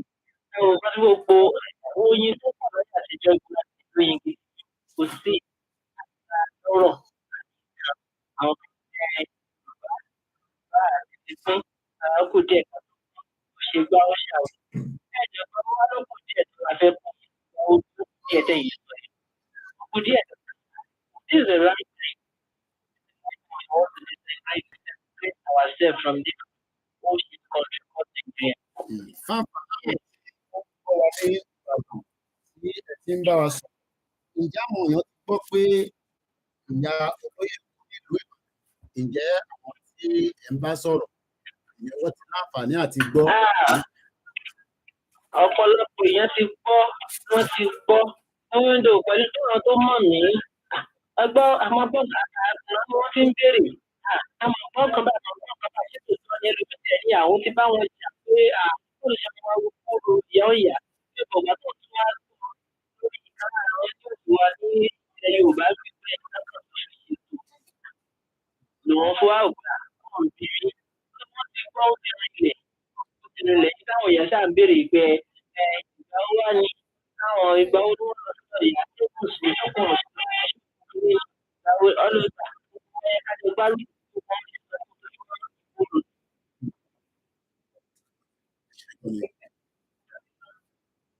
Thank you so much.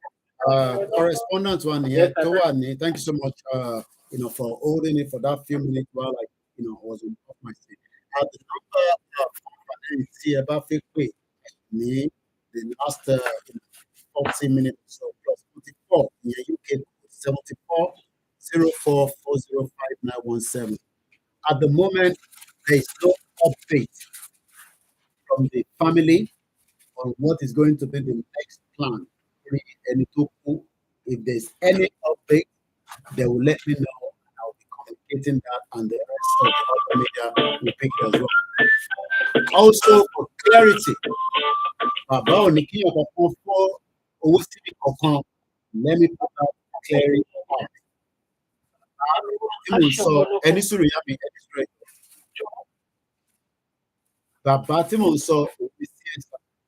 because we do not want anybody to also take advantage of the current situation.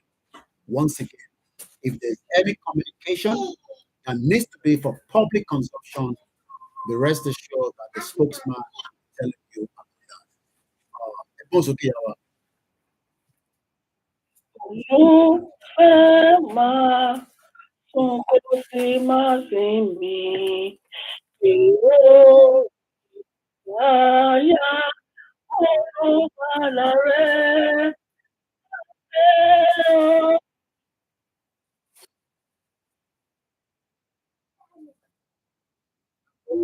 To látọ̀dọ̀ yín o.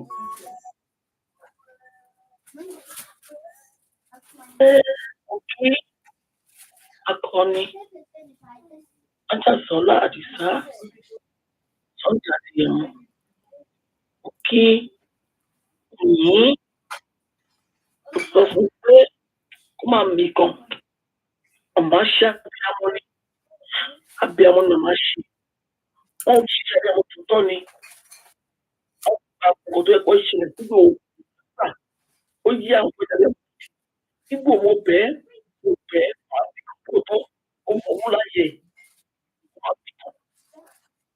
ó máa mi gan bí akọni ọ̀hún àwọn ìṣẹ̀lẹ̀ àwọn abiyamọ ayé abiyamọ ọ̀hún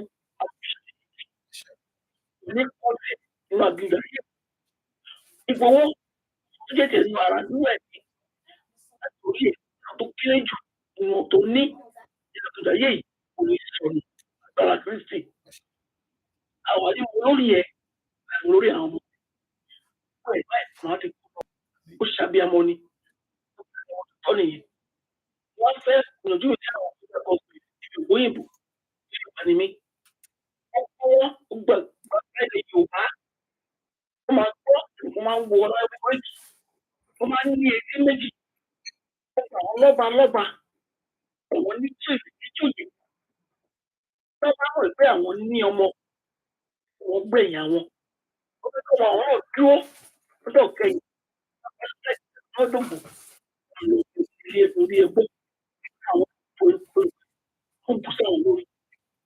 Tí àwọn gómìnà àwọn gọ́ọ̀mẹ̀ntì Nàìjíríà wọn ní láti kó ààrẹ ibẹ̀ fún wa gbọ́ oríkó òkú máa ń wẹ̀ ẹgbẹ́ ìwà wọn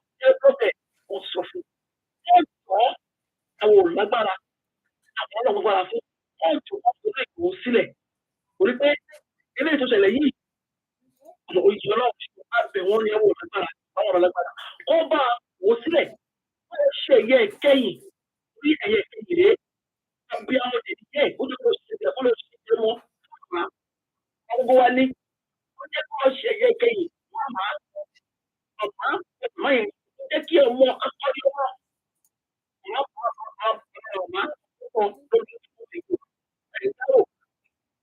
lọ á lọ yìí nílé ìjọ ẹ̀jẹ̀ àwọn ẹni tí wọ́n bọ̀ owó ṣẹ̀yìn àti àgbẹ̀bí sílẹ̀ ó kú ó wá ẹ̀kọ́ lọ ẹ̀kọ́ rẹ̀ àtọ̀ ìkọ́ ṣẹ̀yìn tí ó ṣe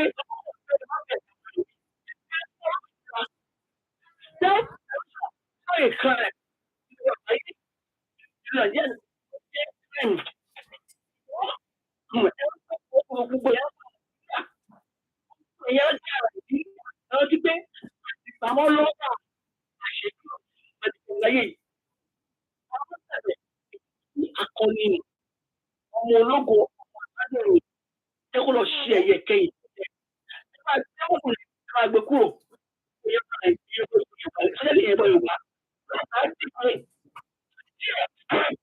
ẹ ṣe ọdún kúrò ẹ̀rọ ìwádìí ọmọ ẹ máa jẹ ìjọ náà ẹ jẹ ìgbáyé ẹsùn àti náà orí kẹrẹ ọmọ ṣọṣẹ kan tó wà ní ẹ̀kọ́ ẹgbẹ́ ẹ̀kọ́ rẹ kó lọ sí ìgbésí ọmọ òbí gbogbo yìí báyìí ayé ayé náà kó ṣe ọjọ́ dùkú ẹjọ́ àwọn ọjọ́ àwọn yìí báyìí ẹ̀kọ́ báyìí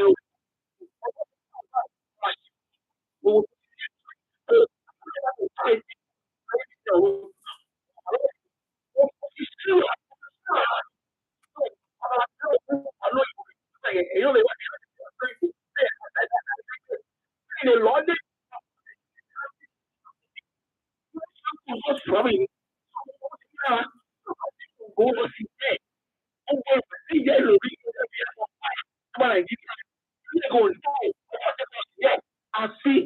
hàn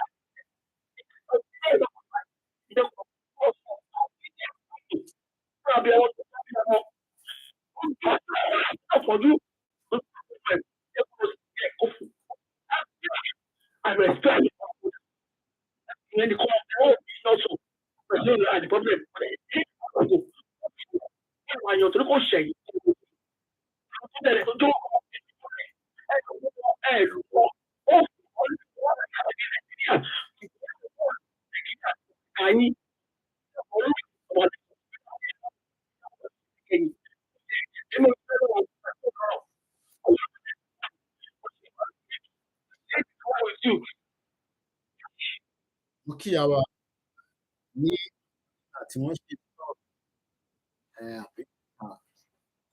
kọlù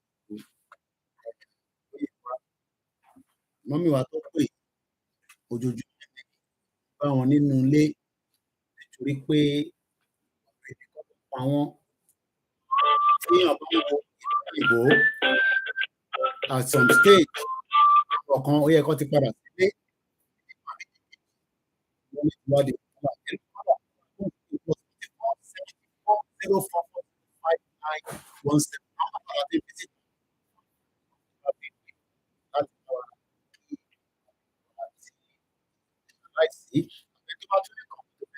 but if not lórí gangan ni lifting of that embargo ó gbọ́dọ̀ wáyé nísìnyí tí kò gbọ́dọ̀ fún wọn. Koiki, this is high time àwọn èèyàn wa gbọ́dọ̀ lọ bá Twitter a gbọ́dọ̀ lọ máa sọ bẹ́ẹ̀ sí Igboho is not a criminal. You can use that Twitter as a tool like a rapper.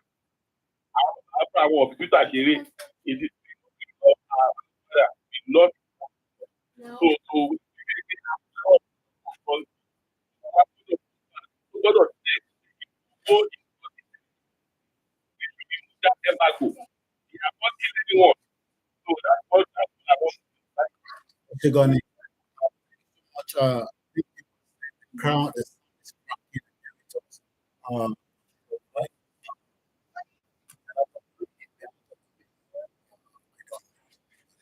managing using full casting for this project. So sometimes I just try to do something different. But again, we try as much as possible to make sure that the sounds are very good. So, okay, gbogbo wa lẹ́ẹ̀kan sí as we.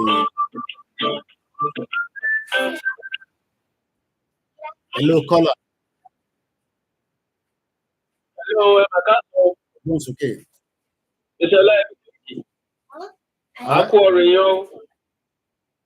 I pass the moral. Mo kí tí bàbá wọn lóye Sunday kú fún àtẹ̀mọ́ra Ọlọ́run àdóòdì wọn Ọlọ́run àdóòdì wọn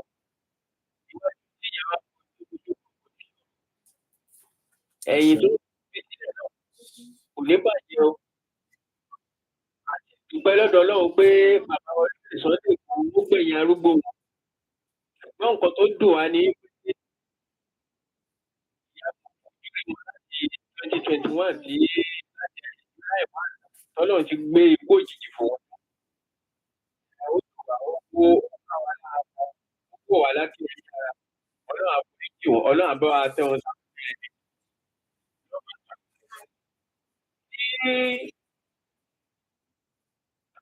Ìwà Tinubu ó lọ́dọ̀ náà wọ́n bá wa gbé wọ́n tẹ́ẹ̀dì kó lórí orúkọ bàbá wọn lóòótọ́ tó kúrò. Wọ́n fi Embargo kó ètò orúkọ wọn. Olóyè Sunday kò kí ọ̀dà wọn. Àwọn Fúlàní ọ̀daràn wà bẹ̀ wọ́n fún mi yan káàkiri kò sí. Wọ́n lọ bá wọn bá dìde ó lọ bá wọn ṣe mítìn. Ní bàbá Tinubu wọ́n rántí ọjọ́ tí wọ́n máa sùn tí wọ́n á tò lórúkọ wọn tó ti dáhùn. Kí wọ́n rántí àwọn nìkan nínú sàárè. Kí wọ́n rántí nǹkan tí wọ́n ṣe láyé níwájú Ọlọ́run. Wọ́n gbé Embargo kó sí ọdún ìtọ́jú àdàlúrú o. Ìtorí tó ti dìbò balẹ̀ ní ìlú ilẹ̀ Yorùbá yìí tó ṣe pé orúkọ lè parẹ́ láéláé fún ẹni tó bá kọ̀ látàwọn ọkọ̀ Yorùbá ní kí wọ́n wà ní orúkọ olóyè lè parẹ́ mọ́ ilẹ̀ Yorùbá yìí. Wọ́n máa gbé Embargo lórí ọ̀daràn o.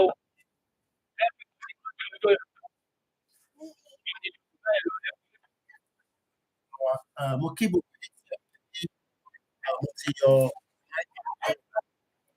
so maybe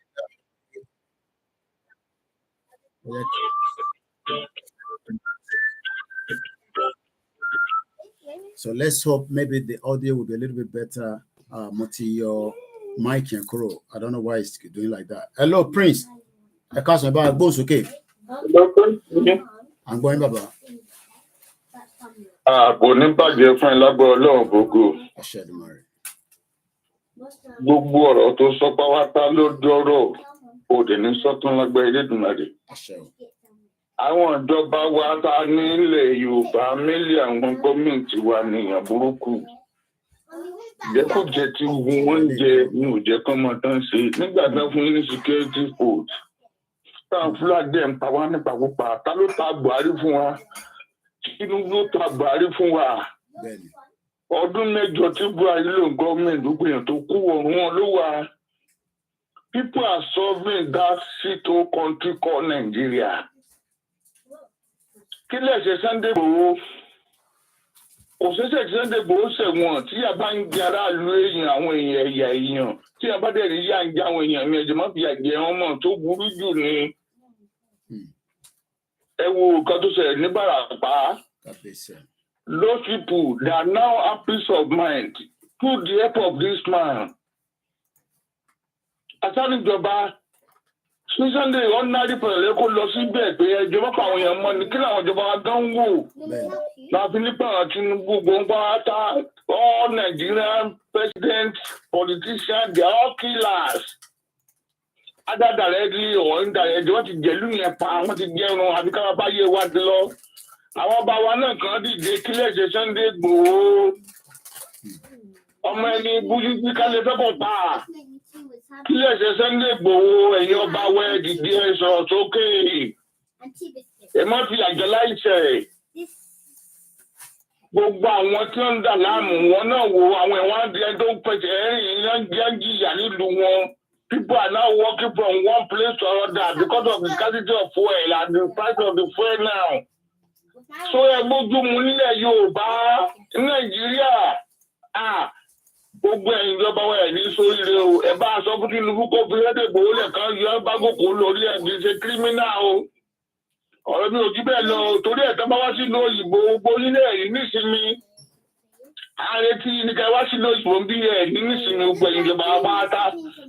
Tó dórí sáàmà tó dórí kásẹ̀lọ̀ àpàlà ẹ̀jẹ̀ pátá lògbò olúgbó yẹn mọ́ Yorùbá dẹ̀ ń gbọ́ mi nísìnyí jẹ́ ká dìde ká gbárùkù ti Sunday Igboho òkú ìyá Sunday Igboho òkú gbogbo ọmọ Yorùbá ni káàkiri àgbáyé torí ẹ̀tọ́ wa ló ń jà fún ẹnìkan ló máa dé tó máa bọ́ síta pé ìtẹ́ ìjàjà wọn ni ti tó Sunday Igboho ikú ò ní pẹ́ àrùn ní gbé ẹ̀gbìn àsìkò tí yàrá kú sí báyìí spirit yàrá máa dàgbò wù ẹ́ ẹlẹ́dàá wọn máa dàgbò wù ẹ́ ìyá yìí ò ní fẹ́ sí làgbọ́ Ọlọ́run gbogbo ilé ayẹ́lẹ̀ tó wá lójú jù báyìí lọ ikú ọmọ ò ní pa ẹ́ o ò ní gbéyàwó sí ò ní gbẹ́nìbọ̀dì sínú ẹbí ẹ̀ ọ̀rọ̀ àdayọ̀ ẹ̀yìn ìyá mi mo dúpẹ́ gan-an Mílè Kóìkì you are doing a very good ayọ̀ inú mi dùn Ọlọ́run àdó tiẹ̀ sọ́dúgbọ́ ilé ayé arójú ẹ má bẹ̀ tó lọ báyìí tẹ́ káwọn ọmọ Yorùbá dídílé o ẹ mẹ́ẹ̀ká kọ́ pera enough is enough.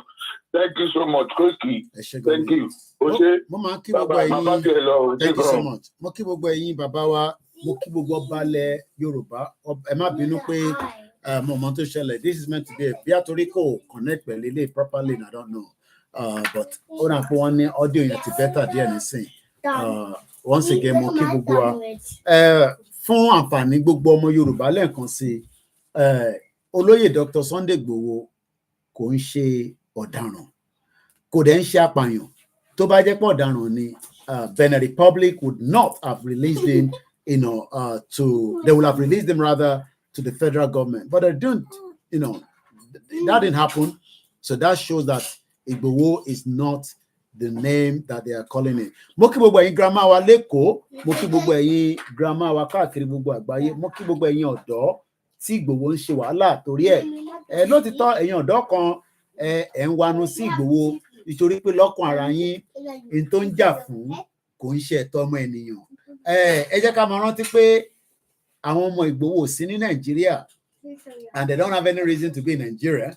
They are far away in the countries where they are living and doing very well.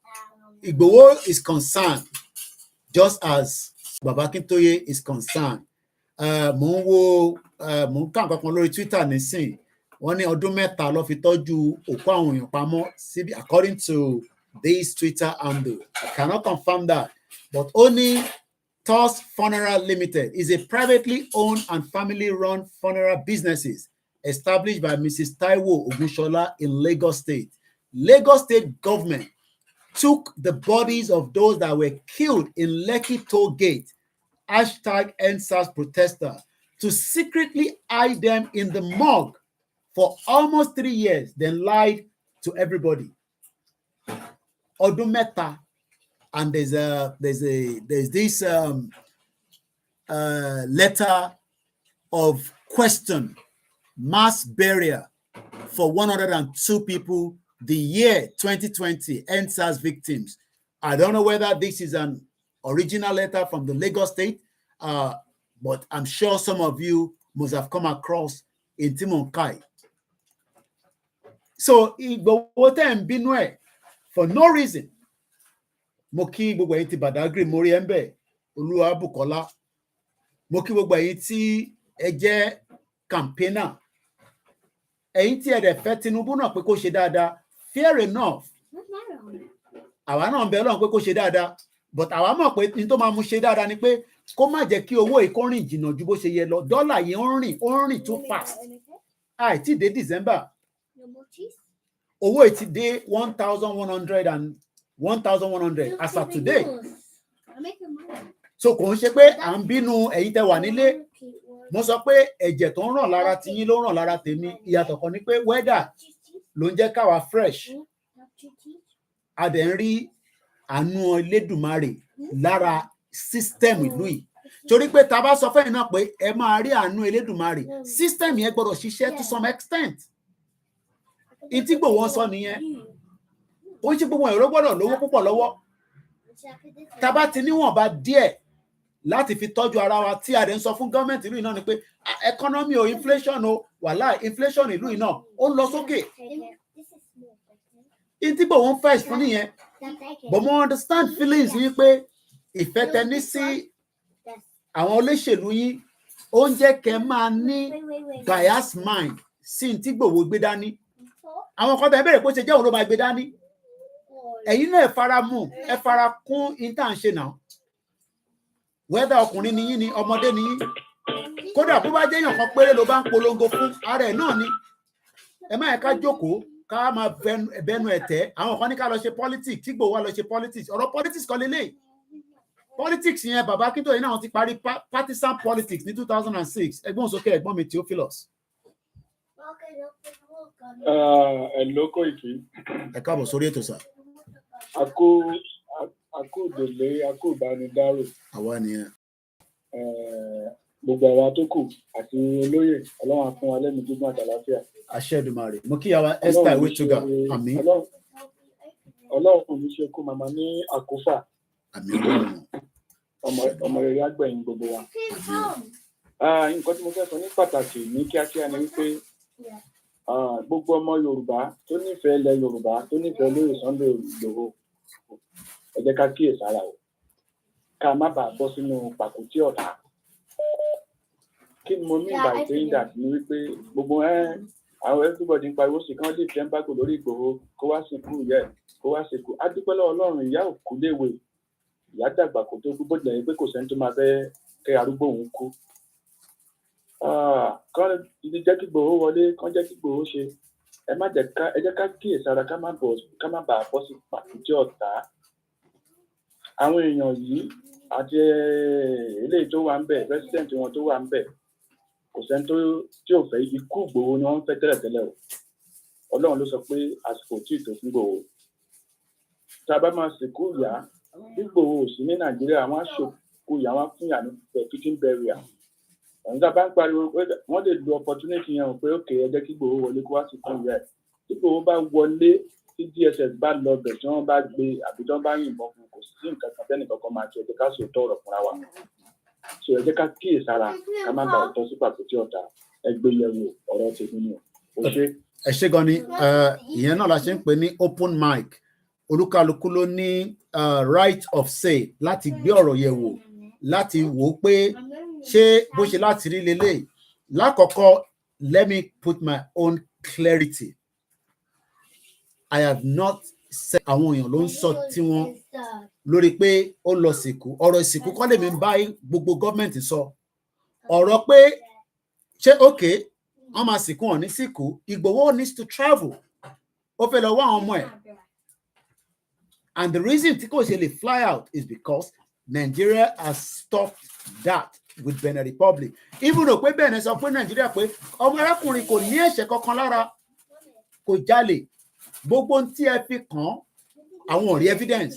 So now the question is ṣé ọ̀rọ̀ pé ó fẹ́ sìnkú là ń sọ nísìnyí kan ni àbí ọ̀rọ̀ pé the government should lift it and Igboho decide whether it will go and do the final burial or not.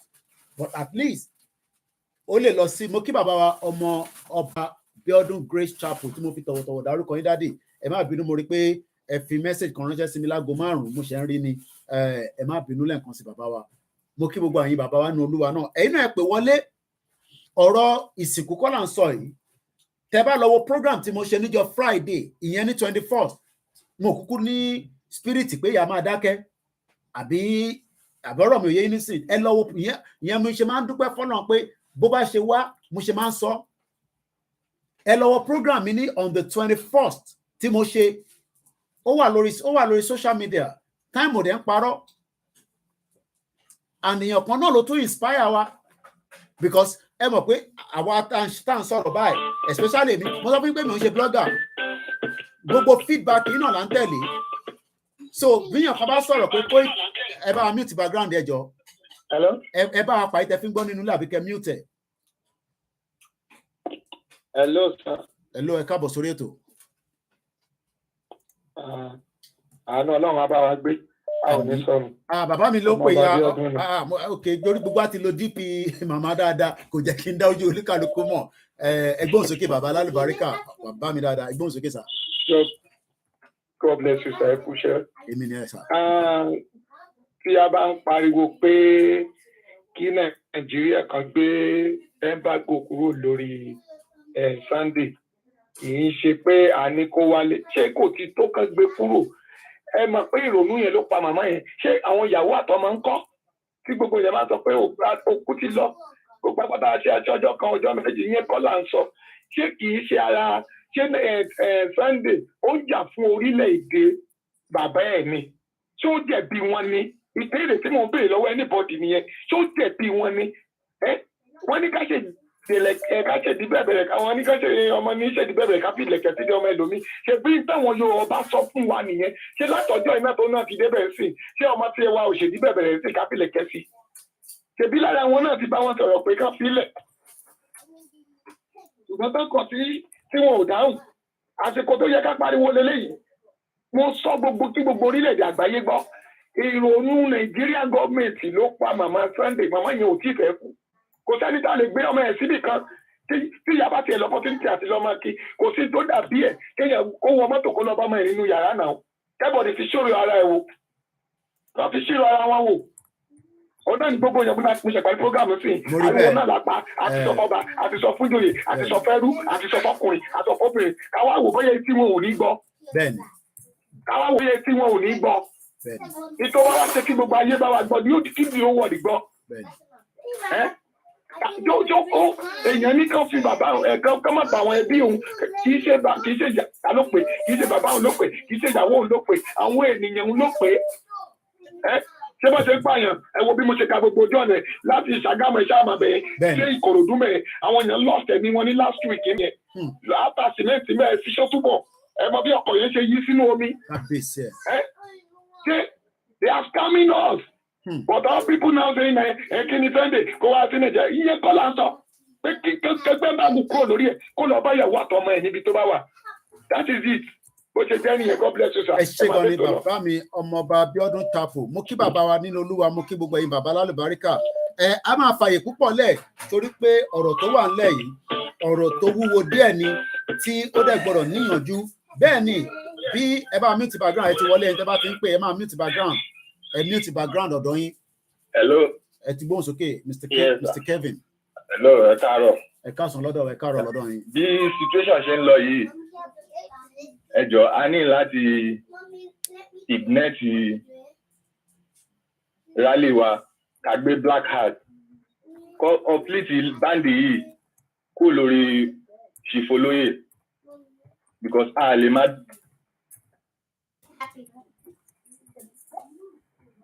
We need to ignore our. A ní láti bẹ̀rẹ̀ rally wa láti gbé black card fún olóyè. Kí ìjọba Tinubu kó jọ kó gbé báńdì ikó lórí wọn. Kó lè move around. Kó lè move around. So àwọn ọmọ Yorùbá tá wà ní Nàìjíríà a ní iṣẹ́ láti ṣe. Ká má kàn káwọ́ gbéró. Ká má kàn jókòó. Because we need to fight for this man. Àwa iná lọ ń jà fún tí wọ́n fi wà nù situation yẹn. So a ní láti ṣiṣẹ́ fún wọn. Ṣó yé yín? So nǹkan tèmi rí sí mi yẹn sà. Ẹ ṣé gan ni. Mo kí gbogbo ẹ̀yin ọ̀jọ̀gbọ́n náà ni ẹ máa bá wa dá sí ẹ máa gbé yẹ̀wò.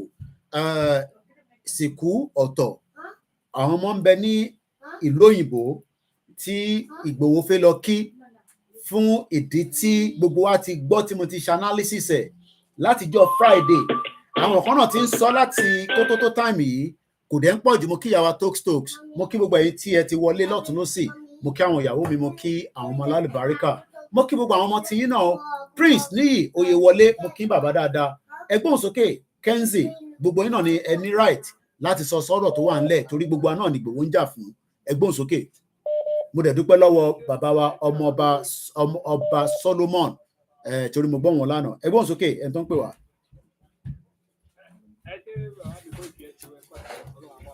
Ẹ fohùn yẹn sókè díẹ̀ kò àgbọ́n yín rárá láti bíbá díẹ̀ ń lọ airpiece ni.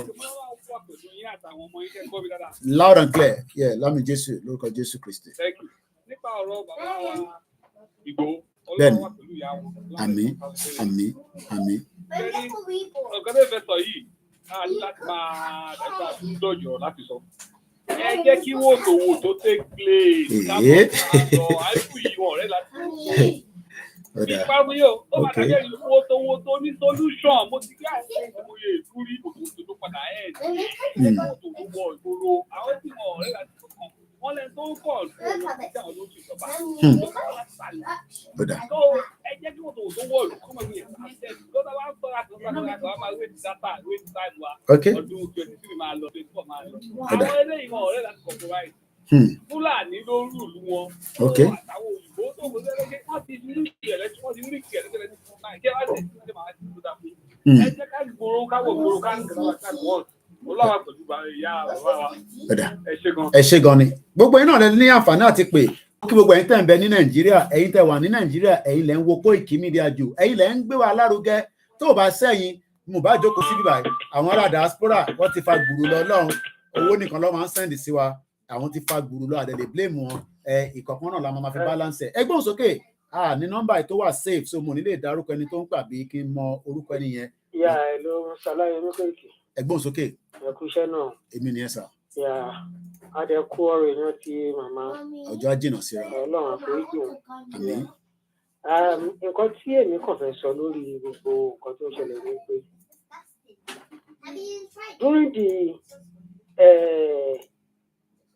during the Yakubu Gowon era. Okay. Nígbà tí wọ́n mú bàbá Awólọ́wọ̀. Tí àwọn tán mú bàbá Awólọ́wọ̀ tán fi bàbá Awólọ́wọ̀ sẹ́wọ̀n. Okay. Ìgbà tí Yakubu Gowon tó take over. Yeah. Ó rìlíìsì bàbá Awólọ́wọ̀. Okay. Nígbà tó ṣe jẹ́ pé àwọn agúnìròsì tó jẹ́ Southerners tí wọ́n kọ̀ láti rìlíìsì. Okay. Nísìnyí a sọ pé Buhari burú. Okay. Evil person ni ó lọ invade ilé Ìgbòho for just no reason. Okay. Ó ṣe gbogbo ẹ̀ títí tí ó fi di pé Southerner ọmọ Yorùbá ó take over government. Okay. In the person of Bola Tinubu. Bola Ahmed Tinubu. Okay. Ìyẹn Jagaban. Ó ti pé oṣù mélòó sí yìí. Ó ti lọ pé 50 days nísìnyí kò tí pé 60 days. But ó ti lọ pé almost 60 days. Tí ó ti wà ní tó bá Chief Sunday Adéyẹmọ Ìgbòho ó kọjá àjànàkú ẹ̀ kọjá pé mo rí nǹkan fìrí kò síbi tí wọ́n ti gbọ́ òkìkí ẹ̀. Tinubu lè sọ pé òun ò mọ nǹkan tó ṣẹlẹ̀ tó fi di up till now tí Tinubu ò gbé ìgbésẹ̀ kankan lórí is the commander in chief. Ó ní agbára láti sọ pé lift embargo lórí ọ̀rọ̀ Ìgbòho kí Ìgbòho kó wá Nàìjíríà kó lọ sẹ́nìgbà tó bá wùn. Nnamdi Kanu same thing. So lọ́kàn yín intense ni pé Tinubu ó ní agbára láti pàṣẹ bẹ́ẹ̀ kí ló wá dé tó kò tí pàṣẹ yẹn ṣó sì ń gbé yẹ̀wò ni ṣé ó ń dúró de AGF torí àìtí ní AGF. Up to now bẹ́ẹ̀ ló ń pariwo àwọn Biafrans ń pariwo pé ara Nnamdi Kanu ò yá. Tó dẹ̀ ń ṣe rọ́ torí evidence wà ń bẹ̀ because Dr. Kẹ́mi lọ́yọ̀ gan tí gbogbo èèyàn like òun gan sọ pé Ọlọ́run má jẹ́ kí Nnamdi Kanu kú sọ́wọ́ ìjọba lọ́rùn. Yet ìwọ ọmọ Yorùbá Southerner ó kọ̀ ó ṣe kankan lórí ẹ̀. Ṣé ẹ má bínú tó mo fẹ́ máa béèrè ọ̀rọ̀ lọ́wọ́ nítorí ká kàn fi ní understand them as a journalist tó bẹ ṣe ń sọ̀rọ̀ yẹn èmi fẹ́ play the devil advocate kọ́ má bàa nítorí pé torí bí ṣèmi pa ṣé a lè sọ pé ó ń delay ẹ̀ for a reason àbí kò fẹ́ delay ẹ̀ for a reason. Ẹ jẹ́ ká jọ máa gbé yẹ̀wò lọ díẹ̀díẹ̀ bẹ́ẹ̀ yẹn. Nǹkan tí èmi rí nínú ọ̀rọ̀ yìí ni pé ṣe rí kì í ṣe gbogbo ọmọ Yorùbá tẹ́ ẹ̀ rí yìí tó ń jẹ́ orúkọ wọn Yorùbá ni ọmọ ọkọ Yorùbá o. Kì í ṣe gbogbo wọn ní ọmọ ọkọ Yorùbá, púpọ̀ wọn ọmọ àlè Yorùbá ni wọ́n. Ẹ̀bọ̀ tó ná ọmọ Yorùbá ní Tinubu náà. Ṣé kì í ṣe ọmọ tí kò ṣe gbogbo ọmọ tí wọ́n bá fokó díyàn bí. Àwọn ọmọ kan wà tẹ́pọ̀ ọmọ àlè àtọ̀run wá ni wọ́n. Ṣọ́ọ̀mù yé lóòótọ́ ọmọ Yorùbá ní ọ̀bọ̀ tó ọmọ àlè àtọ̀run wá ni wọ́n. Ṣé bìlíì pé tó bá jẹ́ pé Fúlàní ló wà ní ìjọba tí wọ́n kún Fúlàní sí inú kínní láti yọ ìjọ yìí wọ́n pé Yorùbá kan ló mú síbẹ̀. Ó dà pé ẹ̀jẹ̀ darapọ̀ mọ́ program àní mo ní sẹ́ Shettima ó disobey protocol. Ibi tó yẹ kó jókòó sí ó náà ò jókòó síbẹ̀, ó ní kí Buhari wá jókòó. Ẹ má bínú ẹ̀yin tẹ́ wà lórí system ilé torí àmọ̀ká máa pẹ́ báyìí ó ti ń ó yá ń gbọ́ yín bá a ṣe ní kíákíá.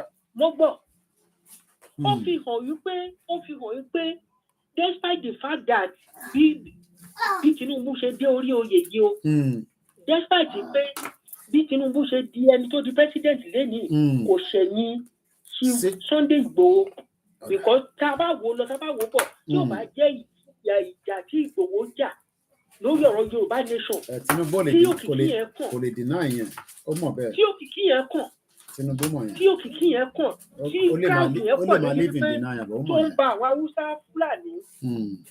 Haúsá Fúlàní lẹ́rù pé definitely táwọn ò bá ṣe kíni táwọn ò bá support Tinubu definitely tí ó bá di pé wọ́n bá instigate gbogbo àwọn ọmọ Yorùbá tán mú Ìgbòho wọlé definitely Yorùbá break away.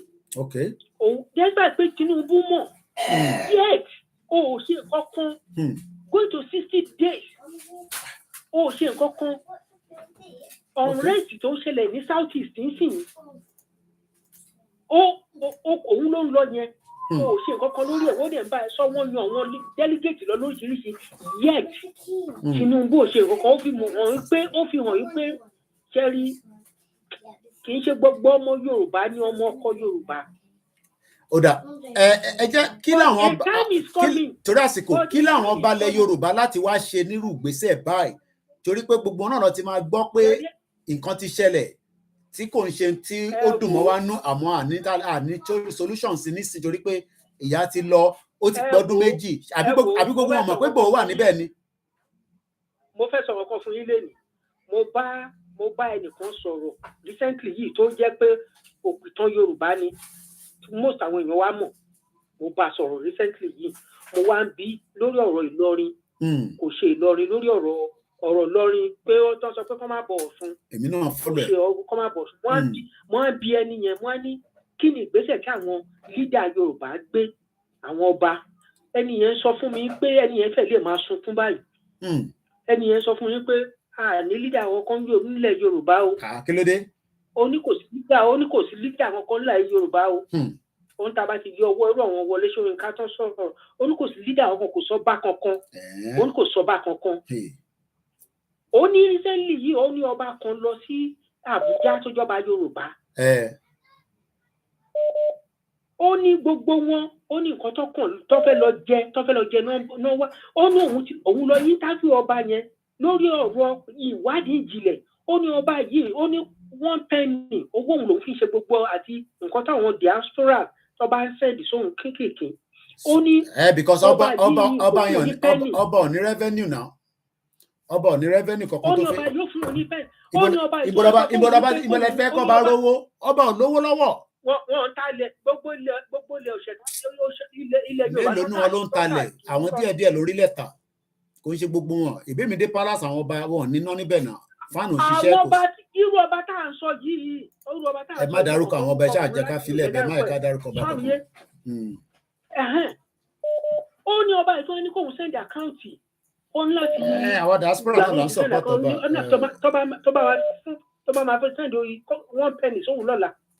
ṣé ó wá ń sọ fún mi pé gbogbo àwọn ó ní gbogbo wọn gbogbo nǹkan tó ṣẹlẹ̀ ní Kwara yìí ní Ìlọrin ó ní gbogbo wọn ó ní wọ́n ti jẹ́ dodo ẹnu wọn ò lè sọ dodo ó ní wọ́n ti gbogbo ẹrú Fúlàní ni gbogbo wọn. Kọ́lọ́n kó ṣàánú wa ó dà torí àsìkò ni bàbá wa ẹ jẹ́ ká fẹ́ lómi láàyè mo gbádùn ọ̀rọ̀ yín dáadáa mo dẹ̀ láì bí ṣe interrogate yín tí ẹ dẹ̀ dá mi lóhùn pẹ̀lú làákàyè mo sọ pé àwọn ọ̀jọ̀gbọ́n ni à ń bá sọ̀rọ̀ ní bíbá ọ̀jọ̀gbọ́n náà ni ọmọ kékeré ọ̀jọ̀gbọ́n ni àgbàlagbà we can always disagree as well we have to agree and agree mo kí yàwá Kẹ́mi Bello màmá kí gbogbo yín náà díẹ̀díẹ̀ torí pé gbogbo yín náà ni ẹ̀ ń jẹ́ kí ètò yẹn máa tẹ̀síwájú ẹgbọ́n sókè láti ìlú Ìtàló èwo lẹ́yìn máa bá wa sọ nínú ọ̀rọ̀ tó wà nílẹ̀ yìí. ẹ kú ọ̀rọ̀ màmá Ọlọ́run á jẹ́ kí ẹ̀yin màmá tán fi ilé wájú tán fi ilé ọmọ adẹ̀yìn náà gbogbo ẹ̀ ló máa dá. Àmín Ọlọ́run. Lórí ọ̀rọ̀ chief nǹkan tí èmi ní pé bóyá pé ká ṣe pé bóyá ṣe a lè organize the protest so that nínú placard yẹn máa kọ síbẹ̀ pé free Igboho. Gbogbo yẹn náà I'm sure pé bẹ ṣe ń sọ báyìí bàbá Akíntóyè YSDM gbogbo wọn ló ń gbọ́ so lágbára Elédùmarè I'm sure pé wọ́n mọ the need for. a ní láti attack. Torí mi nǹkan tó ṣẹlẹ̀ yìí mi ò tiẹ̀ expect pé ó yẹ kó lè go to this extreme because Tinubu ń ṣe olóò ní threat lórí Nàìjíríà pàtó máa padà sí Nàìjíríà ṣebí owó sá kúrò Nàìjíríà ni pàtó máa padà sí Nàìjíríà ta ló ní pé kó tọrọ ìdáríjì kó tó di pé ó máa di pé ó wá sí Nàìjíríà nǹkan tó jẹ́ pé ọmọ ti Yorùbá nǹkan tó jẹ́ pé ọ̀rọ̀ wọn kí èèyàn máa dákẹ́ ni Abba Kyari nìyẹn wọ́n gba béèlì ẹ̀ Abba Kyari wọ́n wà ní Amẹ́ríkà wọn ò jú lọ sí Amẹ́ríkà níbi tí wọ́n ti láti fi implication pé ó support us puppy wọ́n wò yẹn ràn àná àwọn kí lorúkọ ẹ̀ náà àwọn elite wa náà àpótí Yorùbá tiẹ̀ níná àìsèbìtì tó jẹ́ pé everybody wọn ò mọ̀ ju ìwọ̀n ara wọn lọ ọlọ́dẹ ní jẹ́ kó jẹ́ pé wàhálà máa wá ṣẹlẹ̀ ń sin gbogbo everybody wọn máa sá ìjọ káàkiri àwọn ọmọ náà wọn máa wò wọ́n ràn because ibi tí ọ̀rọ̀ Nàìjíríà lọ nígbà tí wàá lò ní ṣẹlẹ̀ ńbẹ̀ wọ́n sọ̀rọ̀ ẹ̀sìn anybody wọn tó lè dá sí wọ́n sọ̀rọ̀ ilé anybody wọn tó lè dá sí everybody wọ́n keep mood keep mood bí wọ́n ṣèpàdé nísàlẹ̀ ẹ̀ mọ̀ pé kò gbogbo ẹ̀ náà la máa mọ̀ bí atọ́ bá ti ṣèpàdé yẹn tán wàá release statement. ọ̀rọ̀ pàdé wo náà ṣe ní kí lorúkọ ẹ̀ ṣé àwọn northern head àwọn ẹbí youth northern head gbogbo wọn àwọn ò máa fọhùn sílẹ̀ wọn ò máa sọ̀rọ̀ ṣé wọn ò máa sọ̀rọ̀ ṣé àwọn Ìgbò gan ṣé wọn ò máa sọ̀rọ̀ pé kán fi Nnamdi Kanu lẹ̀ Ọlọ́run ló ní pé kí chief má bọ́ sí wọn lọ ẹgbẹ́ chief bọ́ sí wọn lọ ṣé àwọn tá a pè ní àwọn ọba tó yẹ pé kí lorúkọ ẹ̀ tí wọn mọ̀ ṣé àwọn eléyìí kan wọ́n lójú rí tiwa àbí kí ni crime tí chief commit. òun náà là ń béèrè. gbogbo nǹkan báyẹn kò dáa gbogbo nǹkan báyẹn ò dáa chief commit any offence ju pé wọ́n parọ́ mọ́ chief ok wọ́n parọ́ mọ́ chief kí ni proof ẹ̀ wọn ò rí proof Nnamdi náà gbé síbẹ̀ wọn ò rí òfin ìlú wọn kò rí sentence so wọ́n kàn ṣe bó ṣe wù wọ́n and they don't want to follow the law wọn ò dẹ̀ fẹ́ kí lórúkọ wọn ò fẹ́ kí problem kó wá sí kò sígbà tí problem ò ní bẹ́lẹ̀ and one thing will lead to one thing anything tó bá máa light up especially in the south south general both Igbo and Yoruba wọ́n máa finish gbogbo bẹ̀yẹn ni because the youth are really angry wọn ò dẹ̀ mọ̀ wọn ò ní í ṣe kò sówó ń ta kò sí oúnjẹ kò sí gangan wọn ò lè lóko wọn ò lè lódò àwọn tọ́pọ̀ra wọn ní ẹ̀dá sí náà wọn ò lè sọ̀rọ̀ sí ẹ̀rù ń bẹ everybody for how long la fẹ́ ṣe gbogbo eléyìí for how long because bí mo ṣe wà bí báyìí gan ti bá yí pé mo ń sọ̀rọ̀ Nàìjíríà báyìí ó mọ provoke mi ó mọ bí mi nínú for how long ẹ mọ̀ ṣe ń pa wọ́n ní Plateau kò sí anybody tó wà reasonable enough tó yẹ kó lè sọ̀rọ̀ pé enough of this killing of Fulani kí ló dé kí la gbà nígbà wọn bẹ́ẹ̀ náà jí wa gbé náà ní south west wọn ò lè jẹ́ ká lóko wọn ò lè jẹ́ ká lódò àwọn ẹ̀dá sí náà ẹ̀ máa ní ká máa bu wọn máa ní ká máa ṣe anything they can't talk Buhari ló tún wà ń bẹ́ẹ̀ sí ni ṣọ́ọ̀tì tó bá pa gbogbo wa tán ni wọ́n sọ̀rọ̀ ẹ̀sìn àwọn oníwàkílùwà oníjàgídíjàgẹ yìí náà ni kí ló dé kí la gbà nígbà wọn táyẹ pé a lè rí mímú a ní fámìlì síbẹ̀ náà ìyá àti bàbá wa ẹ̀gbọ́n àbúrò wa wọ́n wà ń lu yẹn náà nígbà tí wàhálà bá dé tó bá kọ̀ sí gbogbo ó ní. torí àsìkò ẹ ṣe gan ni mo kí gbogbo ọmọ Yorùbá ẹ jẹ́ kí n dìde fún just few minutes mo ń padà bọ̀ lórí ìjókòó while we are standing up ẹ jẹ́ ká tún go into these ṣé yellow juice àbí kí ló máa ń pè èyí tí bàbá wa kan ṣe nígbà tí àwọn world media tí wọ́n ń gbé ètò kalẹ̀ lánàá mo fẹ́ sọ̀rọ̀ nípa 103 people tí wọ́n náà fẹ́ mass burial àwọn mass burial mass be wọ́n náà fẹ́ ẹran àtàwọn tó pa ní EndSARS a máa sọ̀rọ̀ nípa ẹ̀ tí bá padà wá sórí ìjókòó àfààyè díẹ̀ sílẹ̀ sí fún àǹfààní gbogbo tèmídà eléyìí tó ń lọ lẹ́nu ẹ̀ ẹ gbàgbé mi náà investigated abduction of the APC Buhari critics èmi tẹ̀rù pọ́dún mẹ́ta ni Daddy Yati has been missing for 3 years mo ń bọ̀ lórí ìjókòó ẹ má dìde o lọ́dọ̀ ibi tẹ́yìn náà wà tí bá padà dé gbogbo náà ni mo máa kí dáadáa gẹ́gẹ́ bí a ṣe máa ń kí yín ẹ má bínú pé láti mo kí ẹ Kentos Àbẹ̀bí mo kí àwa grandma Felicia Àjàgbé mo kí gbogbo ẹ̀yin grandma náà tẹ́ ń gbọ́ mi ní ìlú Èkó nínú Àjà ní Kòròdú wọ́n pọ̀ níbẹ̀ rẹpẹtẹ bùà tó ń gbọ́ wa ní gbogbo abúlé kankan wọ́n ní Koiki wọ́n ń gbọ́ wọn irọ́ ló ń pa wọ́n ń gbọ́ wa dáadáa ní aago 8 alẹ́ yìí àwọn ìlànà ti Amẹ́ríkà wọ́n máa lọ́ǹchì online radio version tó ń pè ní Yorùbá Voice TV Yorùbá Voice TV radio something like that ní aago 8 lágbára Ọlọ́run ní ọjọ́ 4 lénìí àwọn fámìlì bàbá wa tí wọ́n pa ẹ ti gbàgbé àbí kò ń pẹ́ 1 year Koiki ti pé 1 year bẹ́ẹ̀ ni àwọn owó labí bàbá tó pa yẹn tí Fúlàní pa yẹn pẹ̀lú Rachel wọ́n gbowó wọ́n bá Rachel wọ́n bá sùn wọ́n tún padà pa táwọn fámìlì gbókù lọ sí Maryland tó lọ sí ẹrántí wọ́n máa ṣe 1 year remembrance kò ń pẹ́ ó ti pọ́dún kan 1 year remembrance of the bàbá wa Gbénga Owólabí tí Fúlàní pa mo kí ẹ ní Miami mo kí ìyá tó bí mi lọ́mọ mo kí ẹ̀gbọ́n màmá mi Kẹ́mi Bello mo ń padà bọ̀ mo kẹ́yìn tẹ́ wà lórí TikTok ẹ má wọrí gbogbo ẹ̀yin tí ẹ ní criminal Ìgbòho ẹ má wọrí inflation on tight mo ń padà bọ̀.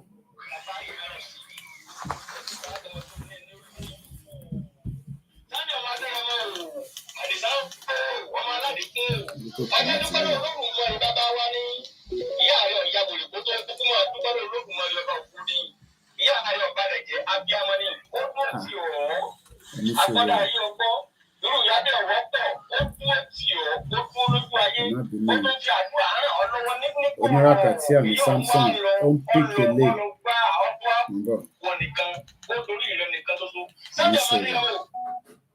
mi bẹ̀rẹ̀ wọ́n bẹ̀rù ọ̀tẹ̀ mọ́ Òdùmarè tí ń bá wọn sẹ́bọ̀ látẹ̀yìn nínú ìgbò tí ọ ọlá Olódùmarè bàbá wa.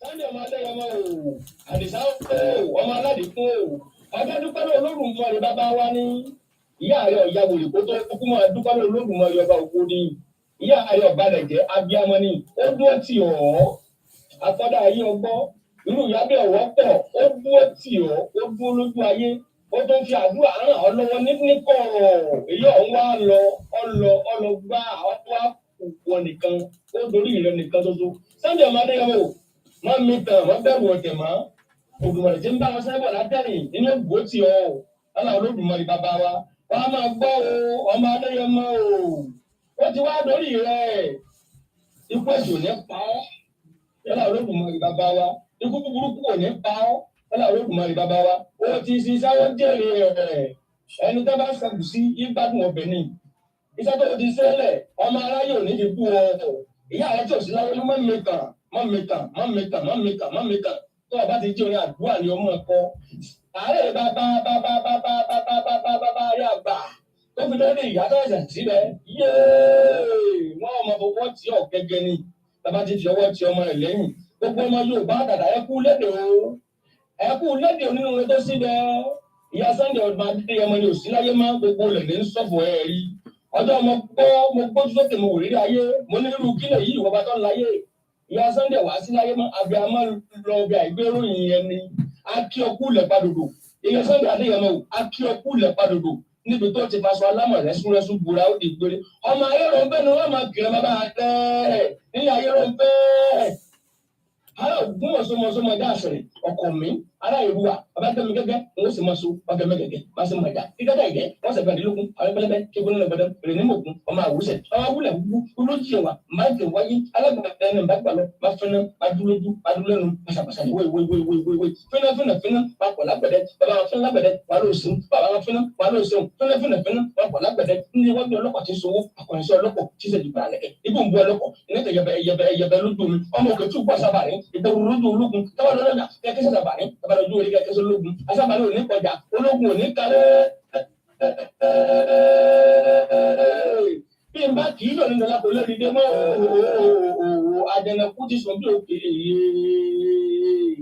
ta ni kò lè pa ẹ̀yin ẹ̀rí ní gbogbo ẹnu ká ilé bèbè yìí lọ́jọ́ kan tí tó dé tí àbùkù ọkọ̀ lẹ́yìn ọmọkùnrin gbogbo akódi bó ṣe olóògùn jẹ́ pé gbogbo tá a bá ṣe láyé ẹjẹ́ á máa rọra ní bá a bá ń sunkún àárín rẹ̀ ní akọ̀rin sí ẹni tó pọ̀ gbósùtì ìjáde àti gbọ́ wípé ìparí ayé ò dìnnà mọ́ o ẹni tó bá gbọ́n ẹ máa fi ìsọ̀rọ̀ òru ọba ni a ti fi lélẹ̀ fún gbogbo èèyàn láti kúlẹ̀ ẹ̀kan tó so lẹ́yìn rẹ̀ ìdájọ́ ni ọ̀rẹ́ wa máa múra ìdájọ́ olúwa mi kàn ọjọ́ ìdájọ́ ọjọ́ ẹ̀wù ni ọjọ́ tá a bí ọmọ ènìyàn léèrè wípé sọ òdélé ayé ọdún níyàn rí ẹni ọpẹ́ ilé ayé kan ní kése ánimọ̀kọ̀dá mẹ́fìrí nígbà kan ní gbogbo onítọ̀ ọkọ̀ sílé ayé ńkọ́ dagunlabi anílé kíni gbogbo àwọn mọ́tò ọ̀gbọ̀n ọlọ́wọ́ tó lòún níyàn kọ́ ẹni àwọn aníwò ní mọ́tò ọjọ́ tí bàbá gbọ̀ fún lọ tí ọmọ rẹ̀ ó pòsì lónìí ìyáálé rẹ̀ káwọ́ lórí kọ́ máa sọkó kí bá lè lé wọn bọ̀ wáyọ̀ ló fi jẹ́ pé gbogbo tá a bá ń ṣe láyé ẹjẹ́ á máa ra nígbà bá kú kọ́lá tó yin ni àkọyìn sí ẹni tó ti pọ̀ gbọ́ tuntun bẹ́ẹ̀ ẹ̀yin Yorùbá wọ́n ní ìdí àmú kí ẹ kú àfarafọ́mọ́ nìyẹn ṣe sẹ́ẹ̀rí ìyá ìtọ́rọ̀ ilé ogbó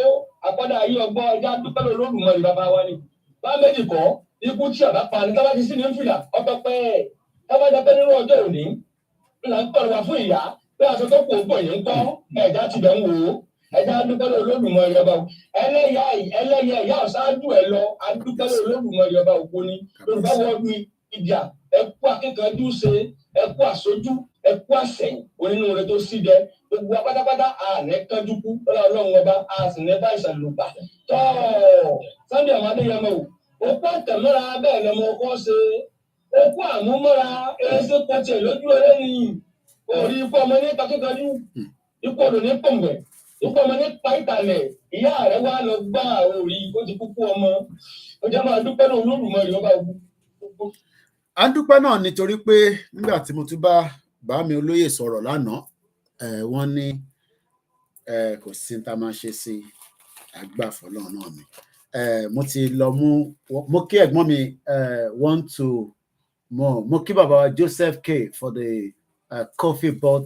Thank you so much for your support and those of you that keep supporting the platform. Mo kí ẹ̀gbọ́n mi one man to more ẹ̀kásán lọ́dọ̀ yín kò ṣe takuntakun Ọlọ́run Lédùmarè á wà pẹ̀lú gbogbo mo kí àwọn medias tí olúkálùkù ń ṣe different programs ìtawà gbé dání is self-determination. So anytime tẹ́ bá wá síbí bá ṣe máa gba sovereignty wa àwọn kan ti ní kí n máa lo the word break up pé a fẹ́ break a fẹ́ gba sovereignty wa ẹ̀gbọ́n mi Dàpọ̀ mo kí ẹ káàbọ̀ sórí ètò mo kí gbogbo ẹ̀yin tẹ́ ń bẹ lórí ètò náà Gani Olóyèdé mo kí yín K-Dollar mo kí yín Ọlátúnjí 72 Mondays 26 nọ́mbà lásán ni tó pẹ́rọ tó end with 3423 mo kí ẹ lórí Instagram mo kí Johnny mo kí yín sir mo kí Joe love 101 coded mo kí ẹ Mustapha mo kí yín sir mo kí DJ 75 Daddy Lee mo kí yín official praise Daniel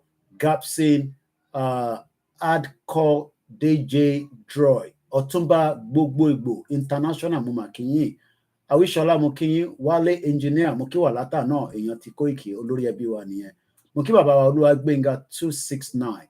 The number is still open but màá sáré ka the last two article tí mo fi sọ̀rọ̀ lórí and then we start winding down.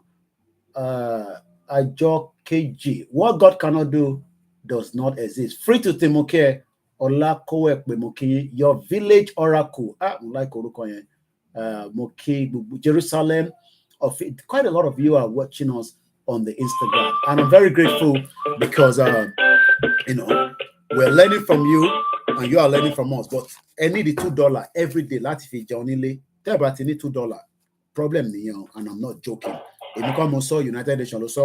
Ẹgbọ́n sókè ìyá wa, ẹ bá wa kí gbogbo àwọn ará ilé látọ̀dọ̀ yóò tó jọ mẹ́ta, ẹgbọ́n sókè. Mo kí Àbíbá náà tó bá ń gbọ́ mi ní ìlú tó wà. Mo kí gbogbo ẹ̀yin sisters wa. Ẹ kú ètò náà nìyẹn. Adẹ̀kọ́ rẹ̀ èèyàn. Àwọn nìyẹn. Ẹ̀dà. Àní fi rú ẹ̀gbà lágbára Ọlọ́run, ọjọ́ máa jìnnà síra wọn lágbára Ọlọ́run. Àmín.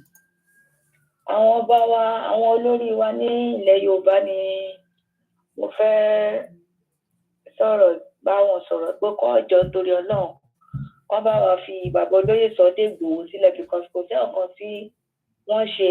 Even ìjọba Nàìjíríà gangan ni wọ́n tún wọn tó ti lọ bà nǹkan wọn jẹ́, tó pa èèyàn sí ilé wọn.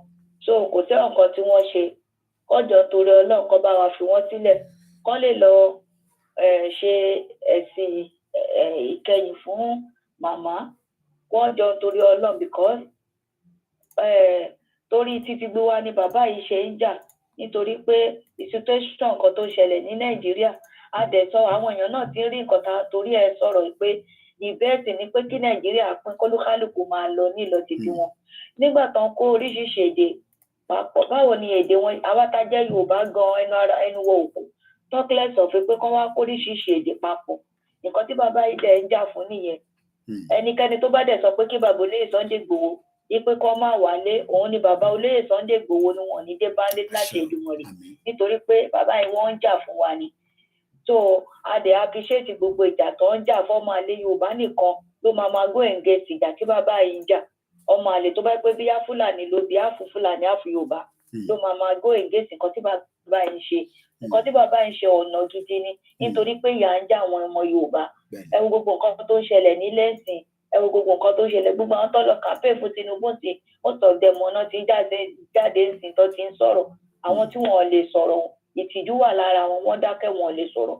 So Ọlọ́run á dẹ̀ bá wa mú bàbá olóyè Sunday Igboho, Ọlọ́run á bá wa mú ọkàn wọn le dáadáa ní agbára Ọlọ́run. Àní fi rú ẹ̀gbà ẹ kú ètò sà.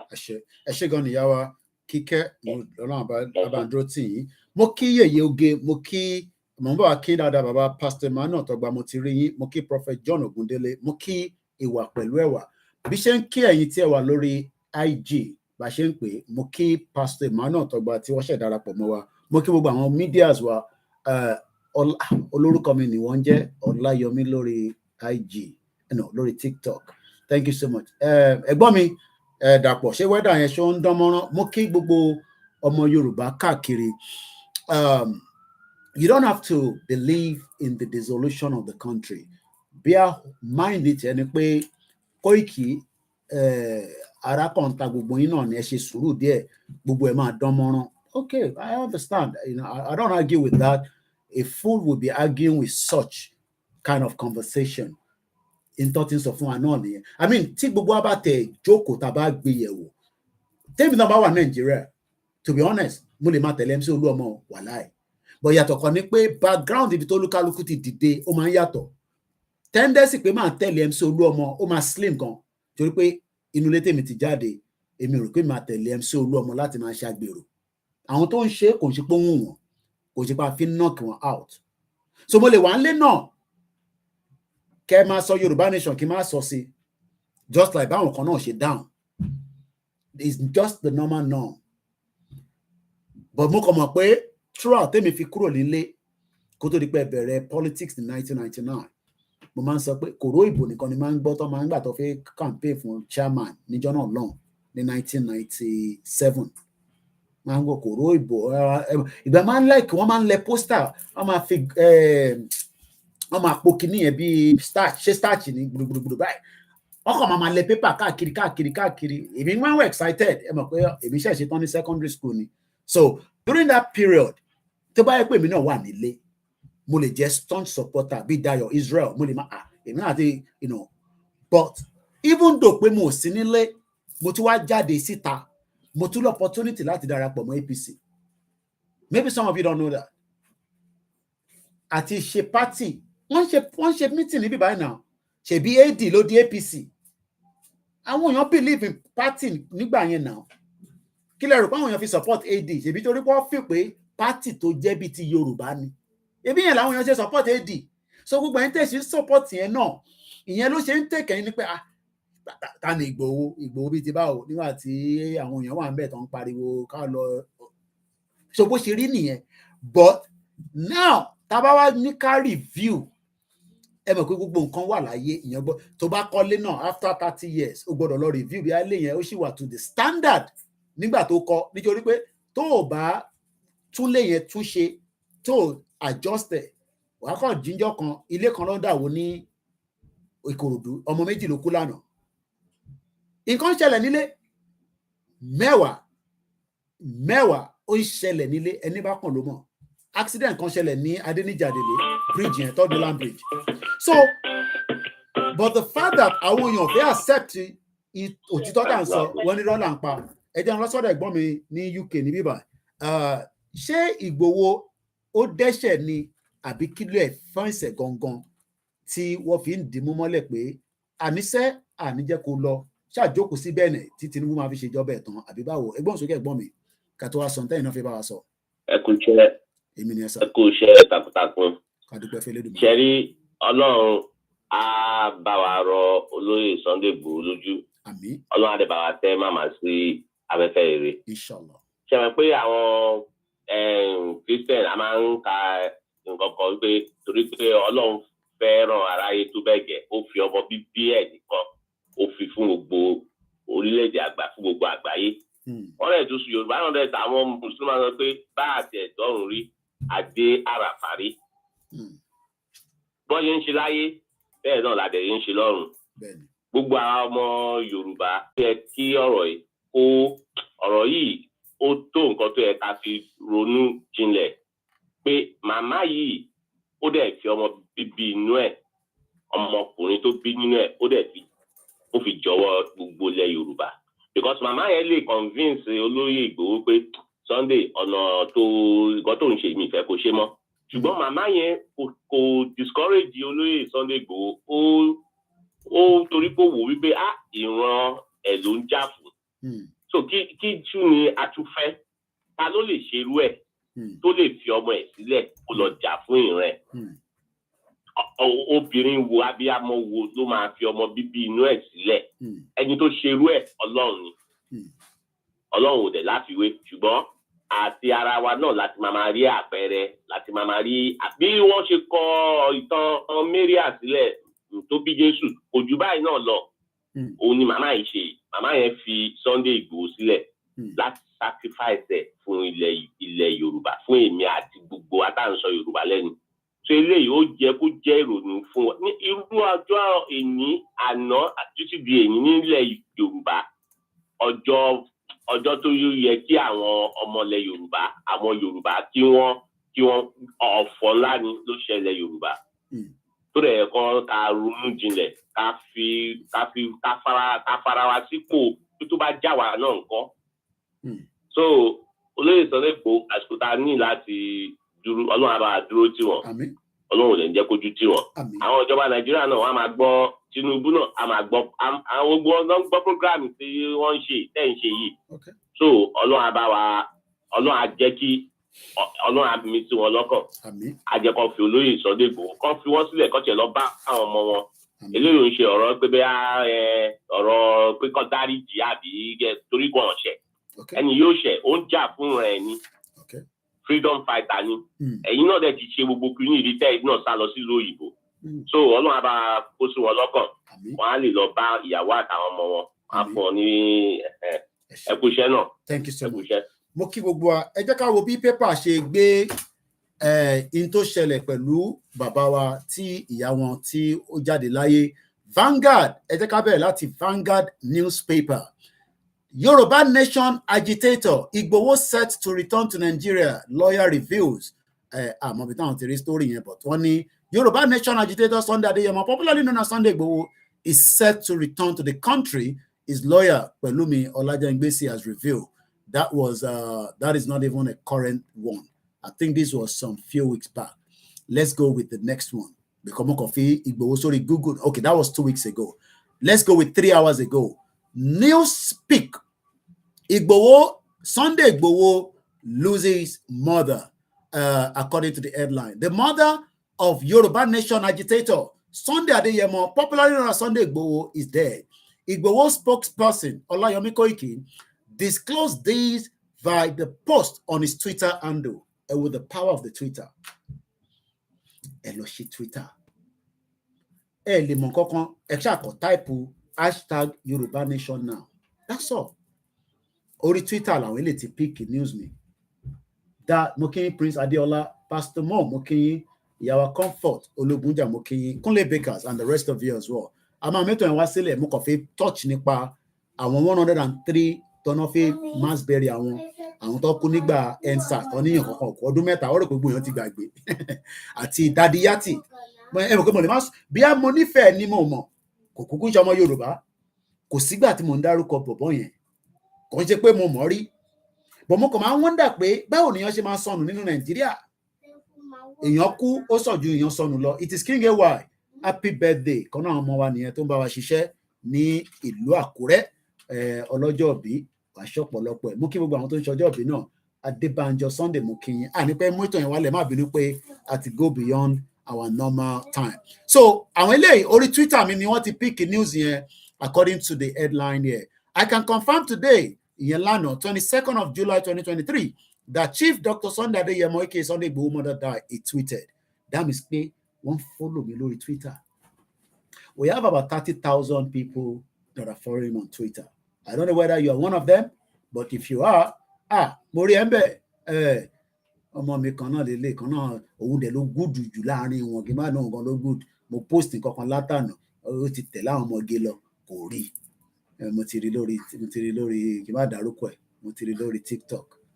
Ó ti tẹ̀lé àwọn ọmọbìnrin lọ. A bá máa ṣó wọn a máa ní Jésù ni o ìrọ́dẹ̀ ni o àwọn sista gbogbo sista ṣọ́ọ̀ṣì ló ti ó dàbí mo ń gbọ́ program kan lórí mo fi dárúkọ bàbá mi yẹn máa ń follow program wọn tá bá ń ṣe ìjọsìn alàgbà kan máa ń question and answer ló ń ṣe má bínú pé mo divert there ẹ mọ̀ pé we love religion a kì í ṣe ìdí tí Yorùbá fi dá nìyẹn àwọn tó fẹ́ máa ṣe gbogbo nonsense nílọrin yẹn I don't understand mo bí táwọn yẹn ti wá àwọn yẹn ti di Fúlàní jihadis Yorùbá ló fẹ́ràn ẹ̀sìn bí mùsùlùmí bá ń kírun Christian á fi ọ̀wọ̀ sí time yẹn bí Christian bá ń ṣe nǹkan mo máa ń rìn yẹn nínú estate ní phase 2 tó bá ń ṣe nǹkan báyìí ò ní mọ̀ pé mùsùlùmí ló ń ṣe nǹkan àwọn Christian ló máa bá wọn gbé gbá the same thing happen with the same thing pẹ̀lú àwọn oníṣẹ̀ṣe but nísìnyí tá a dẹ̀ ti kúrò nílé gbogbo ẹ̀dẹ̀ ti wá di bó lọ ya mi so mo kí gbogbo ilẹ̀ nǹkan sí let's come back. So the advantage of Twitter òun làwọn ilé rí lò tó bá yẹ pé mi ò Twitter lánàá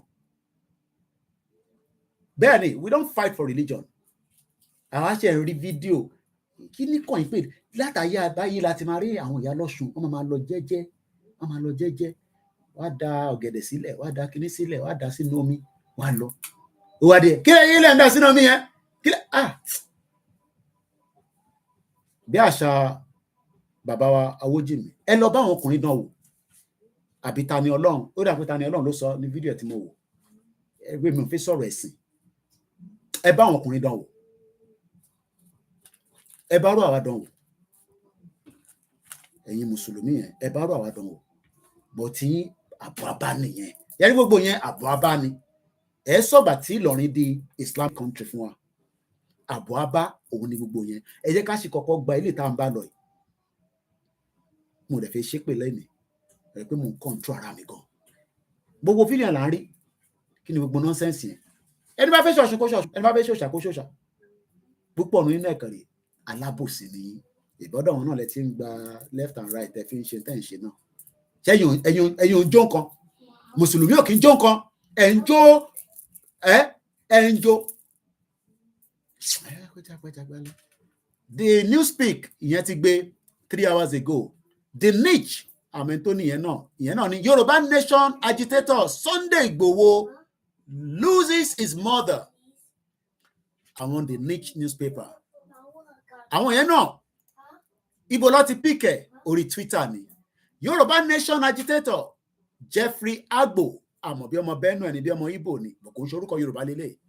The mother of Igboho made headline in September 2021 when she and the scores of supporters and the allies of the son visited Igboho town to offer prayers.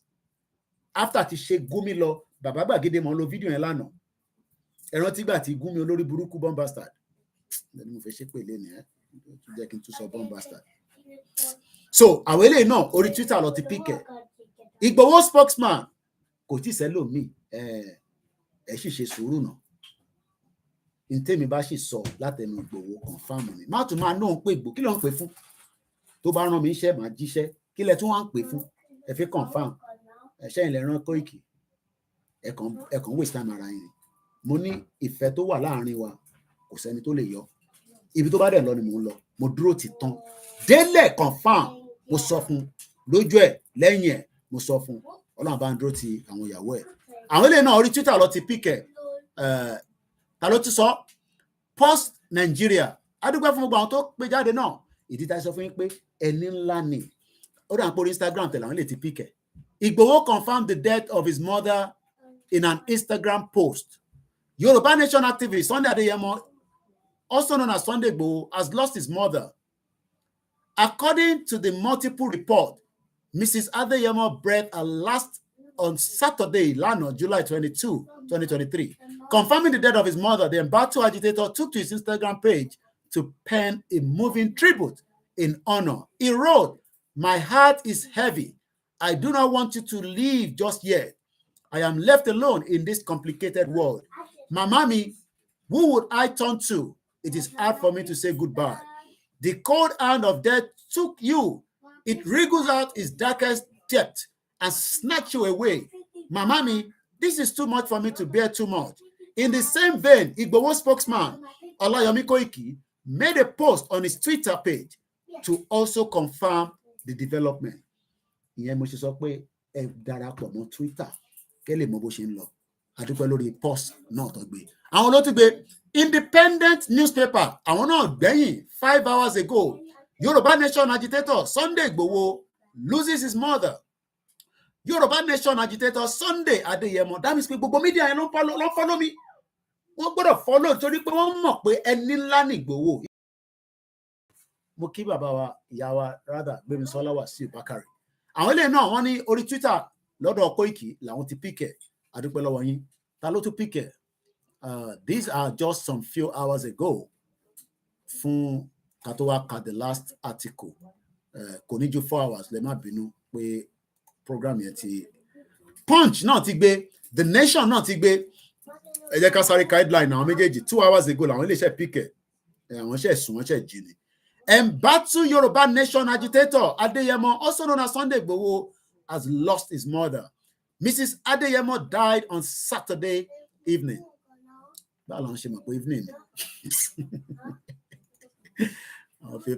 Igboho confirmed her demise in an Instagram post. I will not pick it. The last one, only Punch newspaper. The one Punch.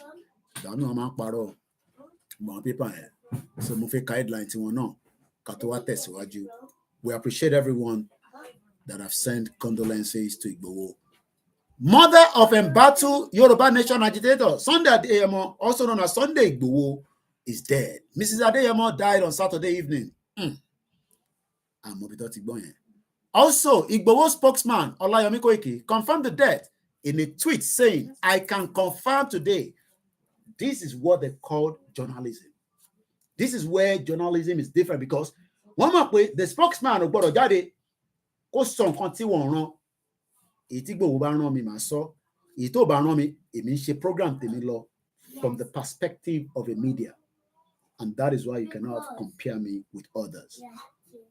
So now the last 2 years a kò máa sọ headline yẹn ni but máa fi ṣe program later pẹ̀sẹ̀pẹ̀sẹ̀ níbo ni dàtí yá ti wà. Shehu Sani, the former senator, has now called báwọn náà ṣe ń pe Bọ́lá Tinubu ẹgbẹ́ àwa tẹ̀dúpẹ́ pé èèyàn ti wọ̀ sọnù. Imagine tó bá yẹ pé wọ́n wọlé wọ́n gbé Ìgbòho lọ kí gọ́ọ̀mẹ̀ntì wa máa parọ́ fún wa pé àwọn ìgbé Ìgbòho ṣé mọ̀ pé wọ́n gbé bọ́ọ̀dì lọ nísìn àwọn ibi tó gbé bọ́ọ̀dì sí bó ṣe rí nìyẹn. Ẹ mọ̀ pé Nigerian government lè jí Ìgbòho gbé nígbà tó wá ní July 1st yẹn tó bá yẹ pé wọ́n rí mú báyìí tó ń ṣe pé tí wọ́n rí mú báyìí tó bá yẹ pé wọ́n rí mú báyìí ni wọ́n lè sọ pé àwọn gọ́ọ̀mẹ̀ntì lè ní àwọn ọmọ ibi tó wà kó tọ́jú ẹ̀ pamọ́ kó dẹ̀ máa ṣe tó wù wọ́n fún. So there's a lot the reason why we have to be grateful And I'm not joking, because Intimofe Raka, you listen, Daddy Yati was a critic of Buhari. Former Senator Shehu Sani Gbogbo Ile Modada has called on President Bola Tinubu-led Nigerian government to open a full-scale investigation into the adoption of Abubakar Idris, popularly known as Daddy Yata, a non-critic of Olori Buruku Ubon Bastard, Buhari, the saddest. Daddy Yata ti sọnù ní Nàìjíríà nísìn fọdún mẹ́rin. Àmọ́bi tó wà. So, the same thing that I'm saying, tèmi náà ṣe nísìn pé kí wọ́n open case ìbòrú padà. Bọ́lá Tinubu, ìyẹn president, ààrẹ, ó gbọ́dọ̀ open case yẹn. Torí pé ẹ̀sùn tó fi kan Ìgbòho kò sí any evidence. Ẹ lọ wo program tí mo ṣe lóru àná. Tó o báyìí tí wò lọ wò. Èyí tí mo ṣe níjọ́ Jímọ̀ lọ wò. Bẹ́ẹ̀ni ṣe máa continue nìyẹn. Títí tí o máa fi dọ́dọ̀ wọn, ó gbọ́dọ̀ gbọ́. Màmá mo ní topic by topic ni. Topic by topic ni. Tàwọn bá ṣì máa wá, kò ṣe pé a máa disrespect wọn. Ẹ má ẹ̀ka sọ pé ó ti kú. Tẹ́ bá sọ pé ó ti kú, àyà má já. Bàbá mi ọ̀nà fọ́tàn ní Daddy Yati ti kú. Very sad. Ọdún mẹ́rin. Ṣé mọ̀ pé lẹ́nu ẹ̀nìyà tiẹ̀ náà kú sí? No, ẹ rántí. Ẹ mọ̀ pé problem pọ̀ Nàìjíríà ní rántí. Ṣé mọ̀ pé Daddy Yati mother died? Ẹ jẹ́ lọ gbà tí ìyá ẹ̀ kú. Màá sọ fún yín nísìn. Ìrònú ni Daddy Yati. Ẹ jẹ́ kí n sáré ká. 7 things to know about Daddy Yati. Is a social media critic. So iṣẹ́ tá gbé dání, iṣẹ́ tó wà dangerous ni. Wàá dúpẹ́ fọ́lọ́run pé ó ń fi ààbò ẹ̀ àti ìṣọ́ ẹ̀ òfin kẹwàá. Mo kí bàbá ìyá mi Khadijat Mudashiru. Ẹni tí n bá kí mo kí náà ní má bínú. Under she drew her last breath. Ìyẹn màmá tiẹ̀ náà. Màmá Daddy Yati náà ti kú. Nígbà tó bá rí ọmọ ẹ̀ tó ń sùn lójoojúmọ́, tó ń jí, tó ń sùn. Tọ́mọ máa kí mọ́mí ẹ pẹ̀lẹ́ ńbẹ̀ yẹn o. Ẹ pẹ̀lẹ́ pé kí ni o mọbi tọ́mọ ẹ wà. Ṣèbí àwa tẹ̀bí màmá Adéyẹ mọ̀tẹ̀ ṣì mọ̀ pé ó wà ní Benin Republic. Kò kàn lè wá sílé ni, kò lè wá sí Ìgbòho bó ṣe lọ́n kí ìyá yẹn ò lè wá sí sọ́kà torí èmi rí wọn ní so many times. Sí àyìn tá a máa jọ jókòó tá a máa sọ̀rọ̀ mọ́mí a máa sọ̀rọ̀ ẹ ti understand. Daddy Yati màmá tiẹ̀ náà ti kú màá ṣàlàyé fún yín. Until she drew her last breath on Tuesday. And this article, mo fẹ́ wo date wo ni, was 2022. Until she drew her last breath on Tuesday, Mama Daddy Yati tí wọ́n pè ní Abubakar Idris, the social media critic, better known as Daddy Yati, wishes she set her eyes on her son kóhun tó kú. So intagbedani kò ń ṣeré bí ṣe sọ fún yín tẹ́lẹ̀. In tó ṣe pàtàkì ni. Mo kí Dennis, mo kí gbogbo NGRO, mo kí bàbá wa Alabi, mo kí daddy wa Stephen Emmanuel, mo kí gbogbo ẹgbẹ́ kankan ní gbogbo ibi tẹ́ bá wà. Ìyá wa Janet Fashaki, Igbowode, mo kí yín. Àwọn obìnrin Ìyá Jagun, mo kí yín. Bàbá mi, mo kí yín. Ìyá wa, mo kí yín. Ọmọdé àgbàlagbà, mo kí yín. So Daddy Yati náà àmọ́ bí tó wà 4 years nínú Nàìjíríà. Ó kú ni, ó rùn ni. Wọ́n tọ́jú ẹ̀ pamọ́ síbi kan abẹ́ underground kan. Wọ́n lè fi Nigeria, mo kí ẹ bẹ́ẹ̀, Kentos Abẹ́bí, ìyá àgbàlagbà. Daddy Yati, 4 years he has been missing in Nigeria. So there's a reason why we should be grateful pé wọ́n ò rí mú Ìgbòho níjọ́ tó lọ sílé ẹ̀. Wọ́n lè náà wọn ò rí gbé. Wọ́n lè jí Ìgbòho kó sọ fún wa pé kò sí lọ́dọ̀ wọn. Kí la máa ṣe? Tó bá ní Ìgbòho sí lọ́dọ̀ wọn, kí la máa ṣe sí?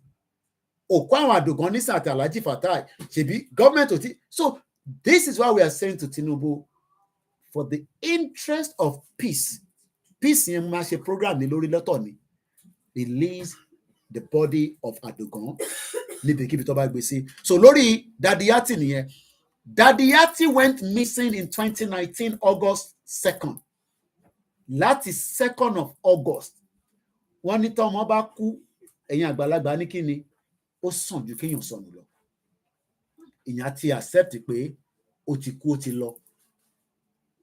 Ìyẹn kò máa dárò ni bí àwọn family bàbá mi, ẹ̀gbọ́n wa, dádì wa, Gbénga Owólabí, ó ra bẹ́ẹ̀ mi náà àti ẹ̀ náà ṣe máa ra tíkẹ̀tì, a máa lọ́lé àbẹ̀ òun náà ra tíkẹ̀tì, ó búkẹ̀, kò sọ fún terrorist pé òun ń bọ̀, ó ra tíkẹ̀tì, ó bọ́ sórí ọkọ̀, ìrìn àjò yẹn á jẹun nínú flight, ó land ní Lagos airport, wọ́n wá gbé lọ sí Ògbómọ̀ṣọ́, terrorist wá kidnap wọ́n dẹ̀ pa, àwa gbé bọ́dì padà lọ. Ó máa pé ọdún kan ní on the 27, àwọn family ti kàn sí mi, wọ́n fi ṣe 1 year remembrance. Títí dèní wọ́n ti sọ pé èèyàn kan báyìí ló pa, kò tí sí. So ṣé irú life yìí náà lẹ́fẹ̀ẹ́ máa sọ ele ó tẹ̀yìn náà ká máa gbọ́ ilé ká máa jáde ká máa ní wọ́n ti pa 29,000 Yorùbá people, wọ́n ti pa 2 lénìí, wọ́n ti pa 3 lánàá. À ń dínkù náà nìyẹn. Torí bàbá tó pa yẹn, ìyẹn àwọn bàbá wa Olúwagbénga Owólabí tó pa yẹn, ẹ rántí pé wọ́n pa, ká tẹ̀sọ́ pé àwọn dàgbà díẹ̀ tí òun ṣe pé wọ́n dàgbà púpọ̀ náà, it's probably less than 60. Rachel tó pa ńkọ́, Rachel was 22 years old. Ìdí tí Rachel ṣe lọ wáṣẹ́ ni pé university wà on strike, ẹ ti gbàgbé kọ́lọ́ ọbẹ̀ Elédùmarè. Daddy Yati wọ́n kidnap ẹ̀ when unidentified man bó ṣe fẹ́ ṣe fún Ìgbòho náà nìyẹn. So mo ṣe máa fẹ́ lè ṣe analysis mi láti fi link ìdí tí a ṣe ń sọ pé irọ́ ni gọ́ọ̀mẹ̀ntì ń pa mọ́ Ìgbòho, nítorí pé ní 2019 August ni àwọn tó pè ní kí ló ń jẹ́ unidentified man, gọ́ọ̀mẹ̀ntì ni wọ́n, unidentified men seized him from his residence in Banawa neighborhood of Kaduna State. 4 years now, nobody knows where Daddy Yati is. So máa sọ pé Ìgbòho ẹnu ẹ̀rùn máa bu, no problem. Ìyẹn lọ bẹ́ẹ̀, a máa wá ṣe program lé lórí properly lórí software. The next one, eléyìí jáde lórí People's Gazette, eléyìí tí ń trend lórí social media nísìn. Wọ́n ní àwọn òkú 103, wọ́n ní Sanwó-Olú fẹ́ ṣe mass burial fún wọn. So that means pé must be èèyàn dáadáa ni must be o. Ó ní mass burial for all the bad leaders. Àwọn tí wọ́n pa tí wọ́n ní wọ òkú, wọ́n ní wọ́n tọ́jú òkú yẹn sínú mọ́ṣúárì kan látọdún 3. Wọ́n wá fẹ́ ṣe mass burial fún wọn. Èmi kọ́ mo sọ o, paper ló sọ, ẹja ka headline yẹn.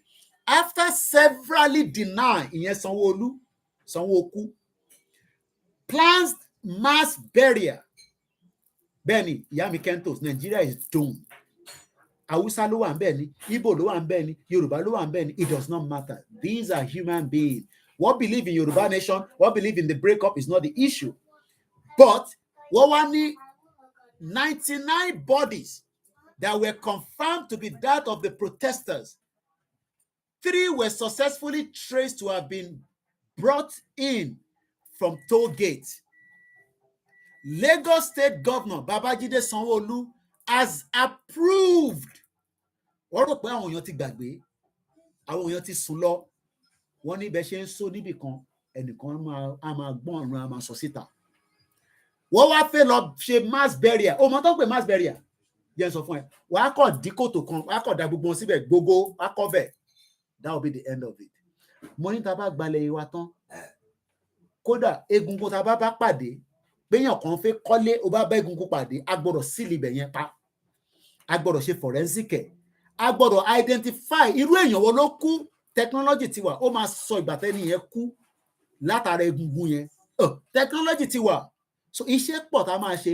Gbogbo òkú tí ẹ ti pa kalẹ̀ àti ìwọ náà tó ń wò mí ìwọ náà ti pààyàn, ó wá sí sábẹ́lé ẹ, gbogbo ẹ̀ pátápátá àṣírí ẹ̀ máa tú. Ìwọ lè ti kú níjọ́ náà lọ́hùn, but á pin ẹ̀ padà sí ìwọ tó pààyàn. Bọ́lá Ìgè, Uncle Bọ́lá Ìgè, Fúnṣọ́ Williams, ṣe ìrántí, Tolú Arótilé, Tolúlọpẹ́, Ransom Kuti, Fúnmiláyọ̀, kí ló tún kù màmá wọn, ìyàwó MK tọ́pa, Kudirat, yèyé oge, mo ti kí ẹ délẹ̀ dáadáa, Ọlọ́run bá wà pẹ̀lú yín. Àtàwọn bẹ́ẹ̀ bẹ́ẹ̀ lọ tí wọ́n ti pa, tí wọ́n kọ́, àìmọye àwọn tí Fúlàní ti pa sínú igbó dànù. Ìyá mi Kẹ́mi mi lò ní Koiki àná déédéé ẹni tó bá pààyàn ní jẹ́ gbèsè Aborode. So gbogbo òkúta ti pa yẹn a máa ṣe analysis forensic. Gọ́ọ̀mẹ̀ntì ẹ̀rọ tí gbàtàn náà wá sílé Ìgbòho, wọ́n náà ń ṣe forensic. Kí ló ń jẹ́ forensic? Bàbá irọ́. CCTV tó yọ nínú ilé Ìgbòho tó bá clear fún yín, gbogbo tó ṣẹlẹ̀ nínú ilé yẹn lè máa rí. Bọ̀wọ́ mọ tó ń ṣe. wọ́n ti gbọ́n drive ẹ̀ yọ lọ. Àwọn kan ní kí ló dé tí kò wà lórí cloud. Ó easy láti sọ bẹ́ẹ̀. Technology Nigeria when it comes to infrastructure, bó bá tẹ̀ wà lórí cloud, kò lè dàbí. But we give thanks that Igboho survived it.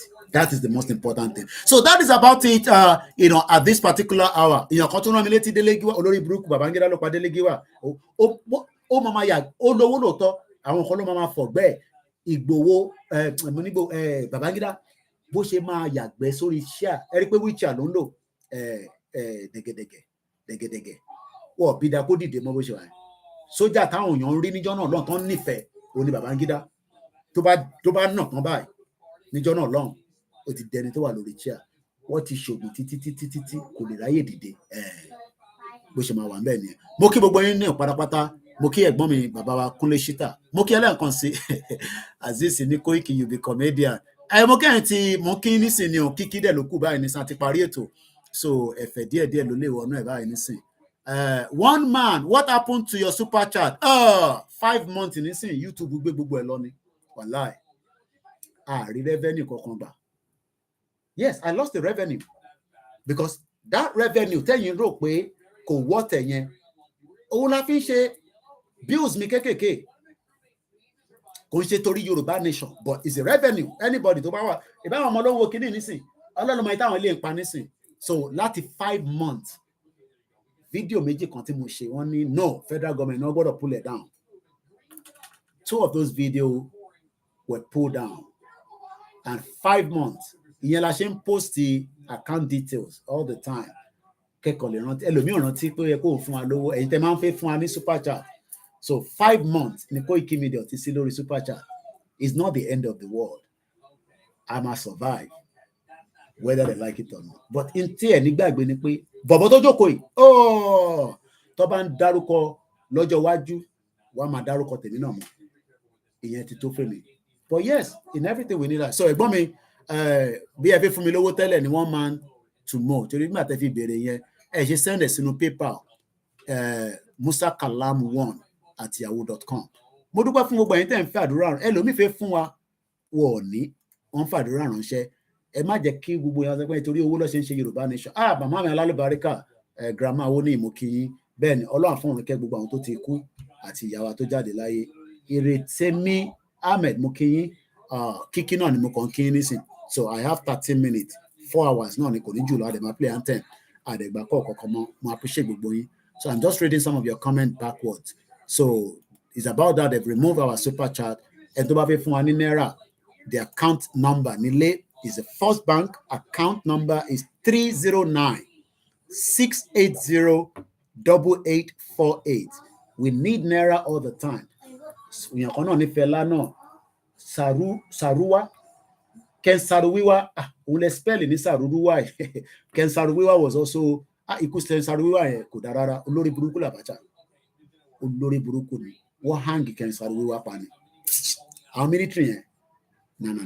Wọ́n hang Ken Saruwiwa tó tẹ́ẹ̀mí fi bọ́lá rẹ̀. Ìjà oní Ken Saruwiwa kà ló ń jà. Environmental activist ni. Ṣé mọ̀ pé ní London, ẹ̀gbọ́n mi mú 1 man to more lè confirm ẹ̀. Ojoojúmọ́ ló ń disturb traffic àwọn kan. Tó bá ti wọnú sínú traffic yẹn báyìí, wá sáré wọ visibility vest wọn.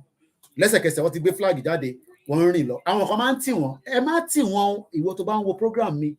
Sórí ìwọ tó tì wọ́n yẹn, wọ́n máa fine ẹ, o máa lọ sí court. Ọlọ́pàá ló ní right láti gbé wọn kúrò lórí títì o. Má wà in a hurry, má wà angry láti ló fẹ́ push wọn. Ẹ̀yin ọmọ Nàìjíríà mo sọ fún wọn. Àwọn òyìnbó lè máa ṣe má bá wọn ṣe o. I see people pushing them. Àwọn tó push wọn yẹn, they are going to go to court. Ẹ ní right láti touch ẹni tó wà lójú títì o. Ọlọ́pàá ló gbọ́dọ̀ gbé wọn kúrò lójú títì. Ibi ẹ̀yàn ṣe Africa o. So I'm just warning those of you in case you don't know. Ìlú tó lófin là ń gbé yìí o.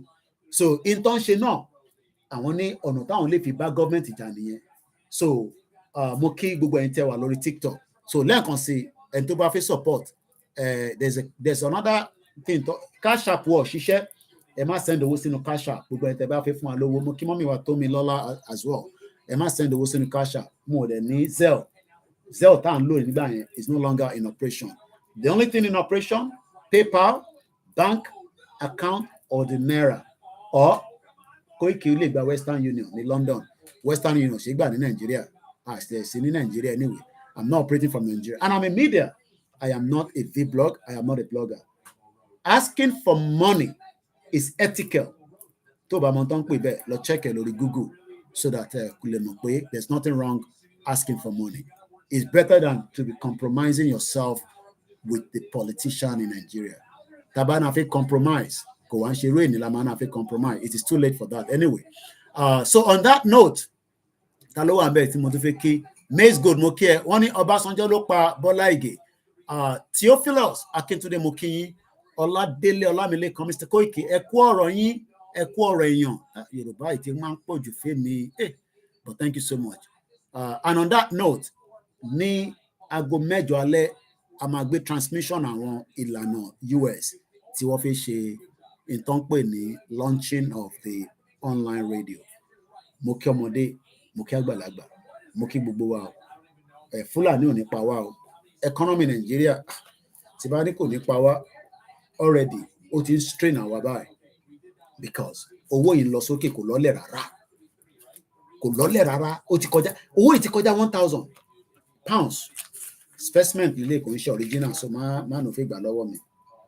Owó yìí ti kọjá 1,000 lénìí, ó ti di 1,000, màá tún wá yọ 100 ní bíbáyìí. Ibi báyìí wá kù 400. Àìtí the Christmas, àìtí the end of July. Ìwọ wá ń sọ pé Nàìjíríà máa wọ̀. Bí Tinubu ṣe fẹ́ ṣe, kọ́lọ́run bá kó wà pẹ̀lú ẹ̀ o. Tó bá ní Koiki kó má support, máa rántí pé electricity bills kò ń ṣọ̀fẹ́. So and on that, no, mo kí ìjáyà, mo kí gbogbo àwọn èèyàn wa. Ìyá wa Bíbá, mo ti kí ilẹ̀ nǹkan. Ọlọ́bàndrótì, mo kí gbogbo ẹ̀yin tẹ́ wà ní Saudi Arabia, ẹ̀yin tẹ́ wà ní Oman. Ẹ̀gbọ́n mi Yẹmí Fátókẹ́, àwọn lè má fi owó ránṣẹ́ sí wa. Mo kí gbogbo ẹ̀yin grandma tẹ́ wà nílé. Omitola Kẹ́hìndé, bàbá mi Moses, Babatunde, thank you so much. Ọlákúnlé, my namesake. Ìjọba Ìtàló, mo kí, mo dà pé mo rí Ìmọ́lẹ̀ Yorùbá lẹ́ǹkan, my brother as well. Mr. Far, 103 entered victim, it cost 60 million. Sanwó-Olú, wọ́n ti ń bá fa lórí Twitter. Ọmọtọ́lá Sabiu, mo kí yín, mo kàn ń lọ sẹ́yìn ni. Mo kí gbogbo mídíà tó bá wà nísàlẹ̀ náà. Ìyá wa Esther Ewetoga, mo kí ìyá wa Ìyábọ̀ Àjàlá, Esther Ewetoga JP, mo kí mọ́mì. Mo kí Alhaja Gbangbala, mo kí gbogbo àwọn Muslim Association of Nigeria, mo kí gbogbo ẹ̀yin alásàlátù, mo kí Winners, mo kí KICC, mo kí ìyá àdúrà gan sef. You know, I saw her, she's been very busy. Kọ́lọ́run wà pẹ̀lú gbogbo wa. I'm sure when the right time comes, Gbemileke, mo kí yín dáadáa, my beautiful, beautiful auntie. Mo kí mọ́mì mi, wọ́n ní, yes, despite the fact that the Turkish lira is struggling, their citizens can still eat the basic food. And I'm not joking. Àwọn ará Turkey, tó bá lọ wo lira yẹn, ó ti devalue bàjẹ́. But àwọn ọmọ ìlú wọn sì lè jẹun, So bó ṣe jẹ́ nìyẹn. Ṣẹ́gun Ọ̀nà, happy birthday to you yesterday. Gbogbo ìtẹ́ ìbámọ̀, mo ti tú àṣírí ẹ̀gbọ́n mi lánàá. Àná ni birthday wọn, kò ń ṣàṣírí anyway. Just reason mo kí ẹ, African Confidential mo kí yín. Adam Ọlámilékan, Bánkì àwọn ti Ghana. Mo kí ẹ̀yin tẹ́ ń bẹ ní Côte d'Ivoire. Mo kí bàbá ẹ̀yin tẹ́ wà ní South Africa. Ẹ̀yin tẹ́ wà ní Sierra Leone, Benin Republic. Ẹ dúró dáadáa, mo kí yín. Mo kí gbogbo ẹ̀yin tèmi ní Ìjẹ̀bú Òde. Èmi ọmọ yín náà ni Ìjẹ̀bú Alárẹ̀. Àwọn kan ní àti dalẹ̀, mo ní kò yé wọn ni. Ìjẹ̀bú ò ń dalẹ̀. No. Ìjẹ̀bú máa ń complete iṣẹ́ ni. Èmi sọ fún yín ní 3 years ago. Mo ní dàgbé ibi báyìí náà la ti ń pariwo ẹ̀. Ẹ wo bó ṣe wá tàn, bó ṣe ràn dáadáa nísìn. Èyí tó kù náà, ẹ bá ń kí ẹ̀gbọ́n mi ká tó máa lọ, Ṣẹ́gun Ọ̀nà. His birthday was yesterday, even though we were also in a solemn situation. Mo kí gbogbo back end team Koiki. We have 25 staff, not full time, but I'm trying my best to keep them. And some of them have been with me for the past 7 years. Àwọn kan ti wá wọ́n ti lọ, àwọn tó ṣe sùúrù tójú nǹkan, but àwọn tó ṣe sùúrù wọ́n jẹ ọ̀lẹ. And we're buying everything, you know. Ilé nísìn lára tí mo ṣe rà fún àwọn ọmọ mi nílé tripod ọmọ àwọn pé ọ̀gá èmi ni máa gba ilé ìrọ̀ ẹ má wọrí gbogbo náà mo promise. Ẹ rí pé tuntun ni lára tripod tó máa lọ́lé. Eléyìí mo fi ṣe program tí àwọn tó wà níbí báyìí ṣẹ́rí. So we buy things every time and we ship it home to them. So that tó bá ń ṣe program tẹ́yìn náà bá ń wò tó dúró dáadáa lórí tripod, tí kò sí ṣékíṣékí, especially I think support àwọn team kan lákùrẹ́. I have 5 minutes, kò ní ju 5 minutes lọ. I think support wọn, you know, I just decide to support them. Football club kan ni wọ́n ní Àkúrẹ́. Youngsters, you know, ẹ rí pé a máa ń mo tẹ̀tí post yẹ sórí YouTube. Mo ní láti download ẹ̀, èyí tí wọ́n ṣe níjọ́ Saturday. So we're trying our best with the little that we have. And we're doing a lot. Gbogbo ta fi sọ fún yín, gbogbo kìíní is the same thing we want and we wish for a lot of you. Kí wọ́n náà lè ní ṣọ́ọ̀pù tiẹ̀ kó máa ra máa tajà, kó dẹ̀ máa san tó máa san tax. Ní ṣe country tí kò ní sí tax o, ẹ máa san tax. But tax tó bá san, o gbọ́dọ̀ máa rí result ẹ̀. Nàìjíríà nìkan lè máa san tax, ẹ̀ ní rí result ẹ̀. So gbogbo owó tá à ń sọ pé I need is to help the Koikimedia team and to help myself. You know, all these things that you're saying, they are not cheap. Tuntun lára eléyìí nísìn, you know, tábà ti kó gbogbo ọjà tí a ti rà tá fi sẹ́ndì sáwọn ọmọ wa, post ẹ̀ sí wọn, you know, owó la máa fi post ẹ̀. Nothing comes free. Àwọn tó máa bá wa post ẹ̀, wọ́n ní sọ pé Koiki tó lóun ṣe Yorùbá Nation, ọmọ mi dáadáa níbẹ̀, káwá ní má sanwó, no. And sending now is expensive, you know, it's about almost £5 something per kg. So tá bá fẹ́ kó tètè délé, tá bá ṣe ní orí omi tó máa pẹ́. So bẹ́ẹ̀ bá ṣe ràn wá lọ́wọ́, Elédùmarè á ràn yín náà lọ́wọ́. Ẹ ràn wá lọ́wọ́. Mo kí mọ́mì mi Grace Olúṣọ̀tọ̀, mo sọ fún yín pé kẹ́ má ronú mọ́. Ẹ bá ń sọ fún mọ́mì wa yẹn, gbogbo ẹ̀yin tẹ́ wà lórí ètò lórí YouTube. Ẹ bá ń bẹ mọ́mì mi yẹn kó yé ronú mọ́.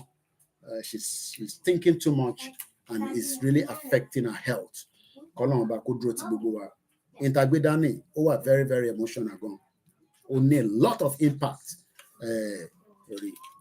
Felborn nílé ó strong dáadáa. Àwọn boys mi ló ní ilé ìbáyìí pẹ̀lú àwọn nǹkan mi tàti rà fún wọn. So mo dúpẹ́ lọ́wọ́ gbogbo yín. Ẹni tó bá ní second hand phone ẹ kàn sí wa àgbà. Àwọn ọmọ wa nílé wọ́n need the phone. Mọ́mí mi Ṣọlá David, ẹ̀yin lẹ máa sanwó Sunday program tèmi, màmá retí ẹ̀ lákàntì mi. Mo kí gbogbo alẹ́ nǹkan sí one love dáṣà òṣà ńlá. A ní one love òṣà ńlá fún rẹ̀. Mo kí bàbá àròpọ̀ rẹ̀, mo kí gbogbo àwọn medias wa. Mo kí bàbá Èkìtì, Mas B, mo kí Ìbíyẹmí, mo kí mo kí gbogbo alẹ́ nǹkan sí. And on that beautiful note, thank you so much to everyone. A máa padà wá lálẹ́. Ẹ kí àwa silent watcher, nígbà tẹ́ ẹ comment, gbogbo ẹni tẹ́lẹ̀ ti sá lọ náà, mo mọ̀ kẹ́ wà lábẹ́ ètò, à ń kí yín, ẹ má worry. Ìwọ kọ́ ló ní tripod yẹn, eléyìí tó ti rọra kí mi pé ẹ kù last man standing. Anyway, no, gbogbo náà lẹ ní the tripod, because gbogbo tẹ́ ń lò nílé, bàṣẹ́ra náà ló ń break, ló ń damage, and iṣẹ́ media nìyẹn. Ìjọba àwọn ọmọ wa lọ sí Ọ̀fà yẹn, fóònù kan ni wọ́n bàjẹ́. Níbi táwọn eléégún tó ti ń lọ tó ń bọ̀ gbàgbàgbàgbàgbà ó fọwọ́ gbá fóònù àfi gbàgà nílẹ̀ lẹ̀. Accident happen. Mo tẹ̀ bí wọ́n pé ṣé wọ́n ra front sí lójú ni, wọ́n ní ẹ̀gbẹ́ ló ti break. So ẹ̀jẹ̀ tó bá ní second hand phone ẹ kàn sí mi so that ká lè send ẹ̀ sáwọn ọmọ wa nílé. Mo kí gbogbo ọmọ Yorùbá pé a kú ara fẹ́ra kù. Yorùbá mi náà ti eléyìí tẹ̀sán sọ tó kù 5%. So let's play the anthem and go. Please try to pin your account details to support the football club in Akure. Inú mi á máa dùn kẹ́. Ìbá mo ṣe máa ń ṣe torí TikTok ìbá. Bí akẹ́kọ̀ọ́ sí mi dádì ẹ̀gbọ́n mi Dàpọ̀. Èmi ò tí ì mọwọ́ TikTok yìí dáadáa. Mo mọwọ́ ẹ̀ dáadáa. Mo kàn máa go live fún mi. Mo dẹ̀ fi touch anything torí pé oríṣiríṣi nǹkan ló máa ń show lójú ẹ̀. So that kó má tún lọ show background lẹ́yìn. Àdẹ̀fẹ́ kẹ́ máa rí background èmi nìkan la fẹ́ kẹ́ rí. So bí a tẹ bá get in touch pẹ̀lú mi, tó bá yẹ pé náírà account mi lẹ fẹ́ send ẹ̀ sí, ẹ lè bá mi kọ sílẹ̀ 309-680-8848 First Bank Ọláyọmí Ọlákúnlé Koiki.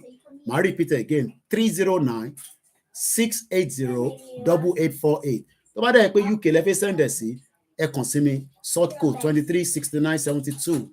Account number 19174311 Tide Bank Koikimedia Limited. So that is about it. Torí pé mo rí pé kíní máa wà. Okay, ṣé nọ́mbà tí nìyẹn?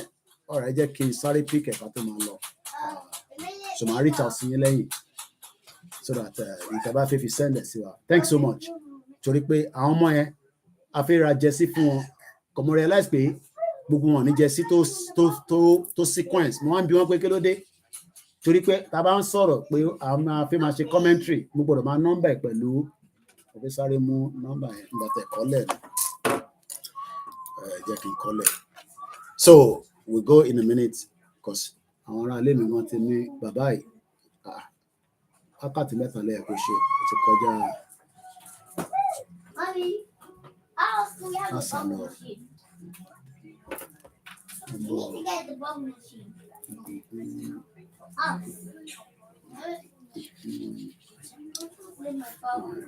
All right, máa kàn sí ẹ̀gbọ́n mi dàpọ̀. Thank you so much, everyone. We gotta go now. Let's play the anthem and we end the broadcast. Happy Sunday. Ọlọ́run ìṣẹ̀lẹ̀ láṣẹ mọ́. Mo kí wọ ẹ̀tẹ̀ wà ní church àtẹ̀yìntẹ̀ ń lọ àsálátù. Àwọn ọmọ ti wà lọ́lídé àbí ìnáwó rẹpẹtẹ ni. Bó ṣe máa jẹun bí ẹ̀kán nìyẹn nínú ilé báyìí. Ọlọ́run kò ṣàánú. Wọ́n máa jẹun.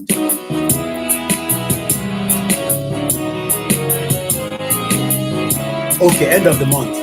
Thank you, sir.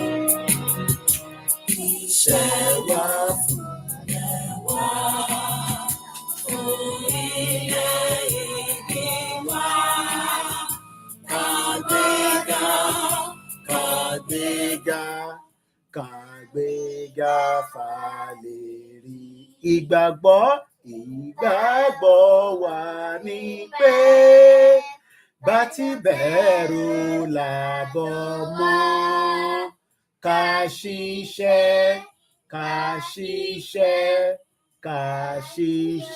ká jọlá ìṣọ̀kan tòmìnira ní ẹ jẹ́ ká máa lépa tẹ̀síwájú fọ̀pọ̀ ire àtòhun tó dára. Ọmọ Odùduwà dìde bọ́ sípò ẹ̀tọ́ rẹ. Ìwọ ni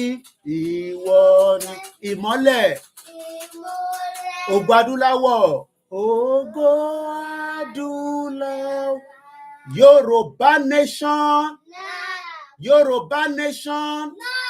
Yoruba nation now ẹ máa sanwó ìyẹn fún àwọn ọmọ Oòduà. Have a very good afternoon. Bye for now.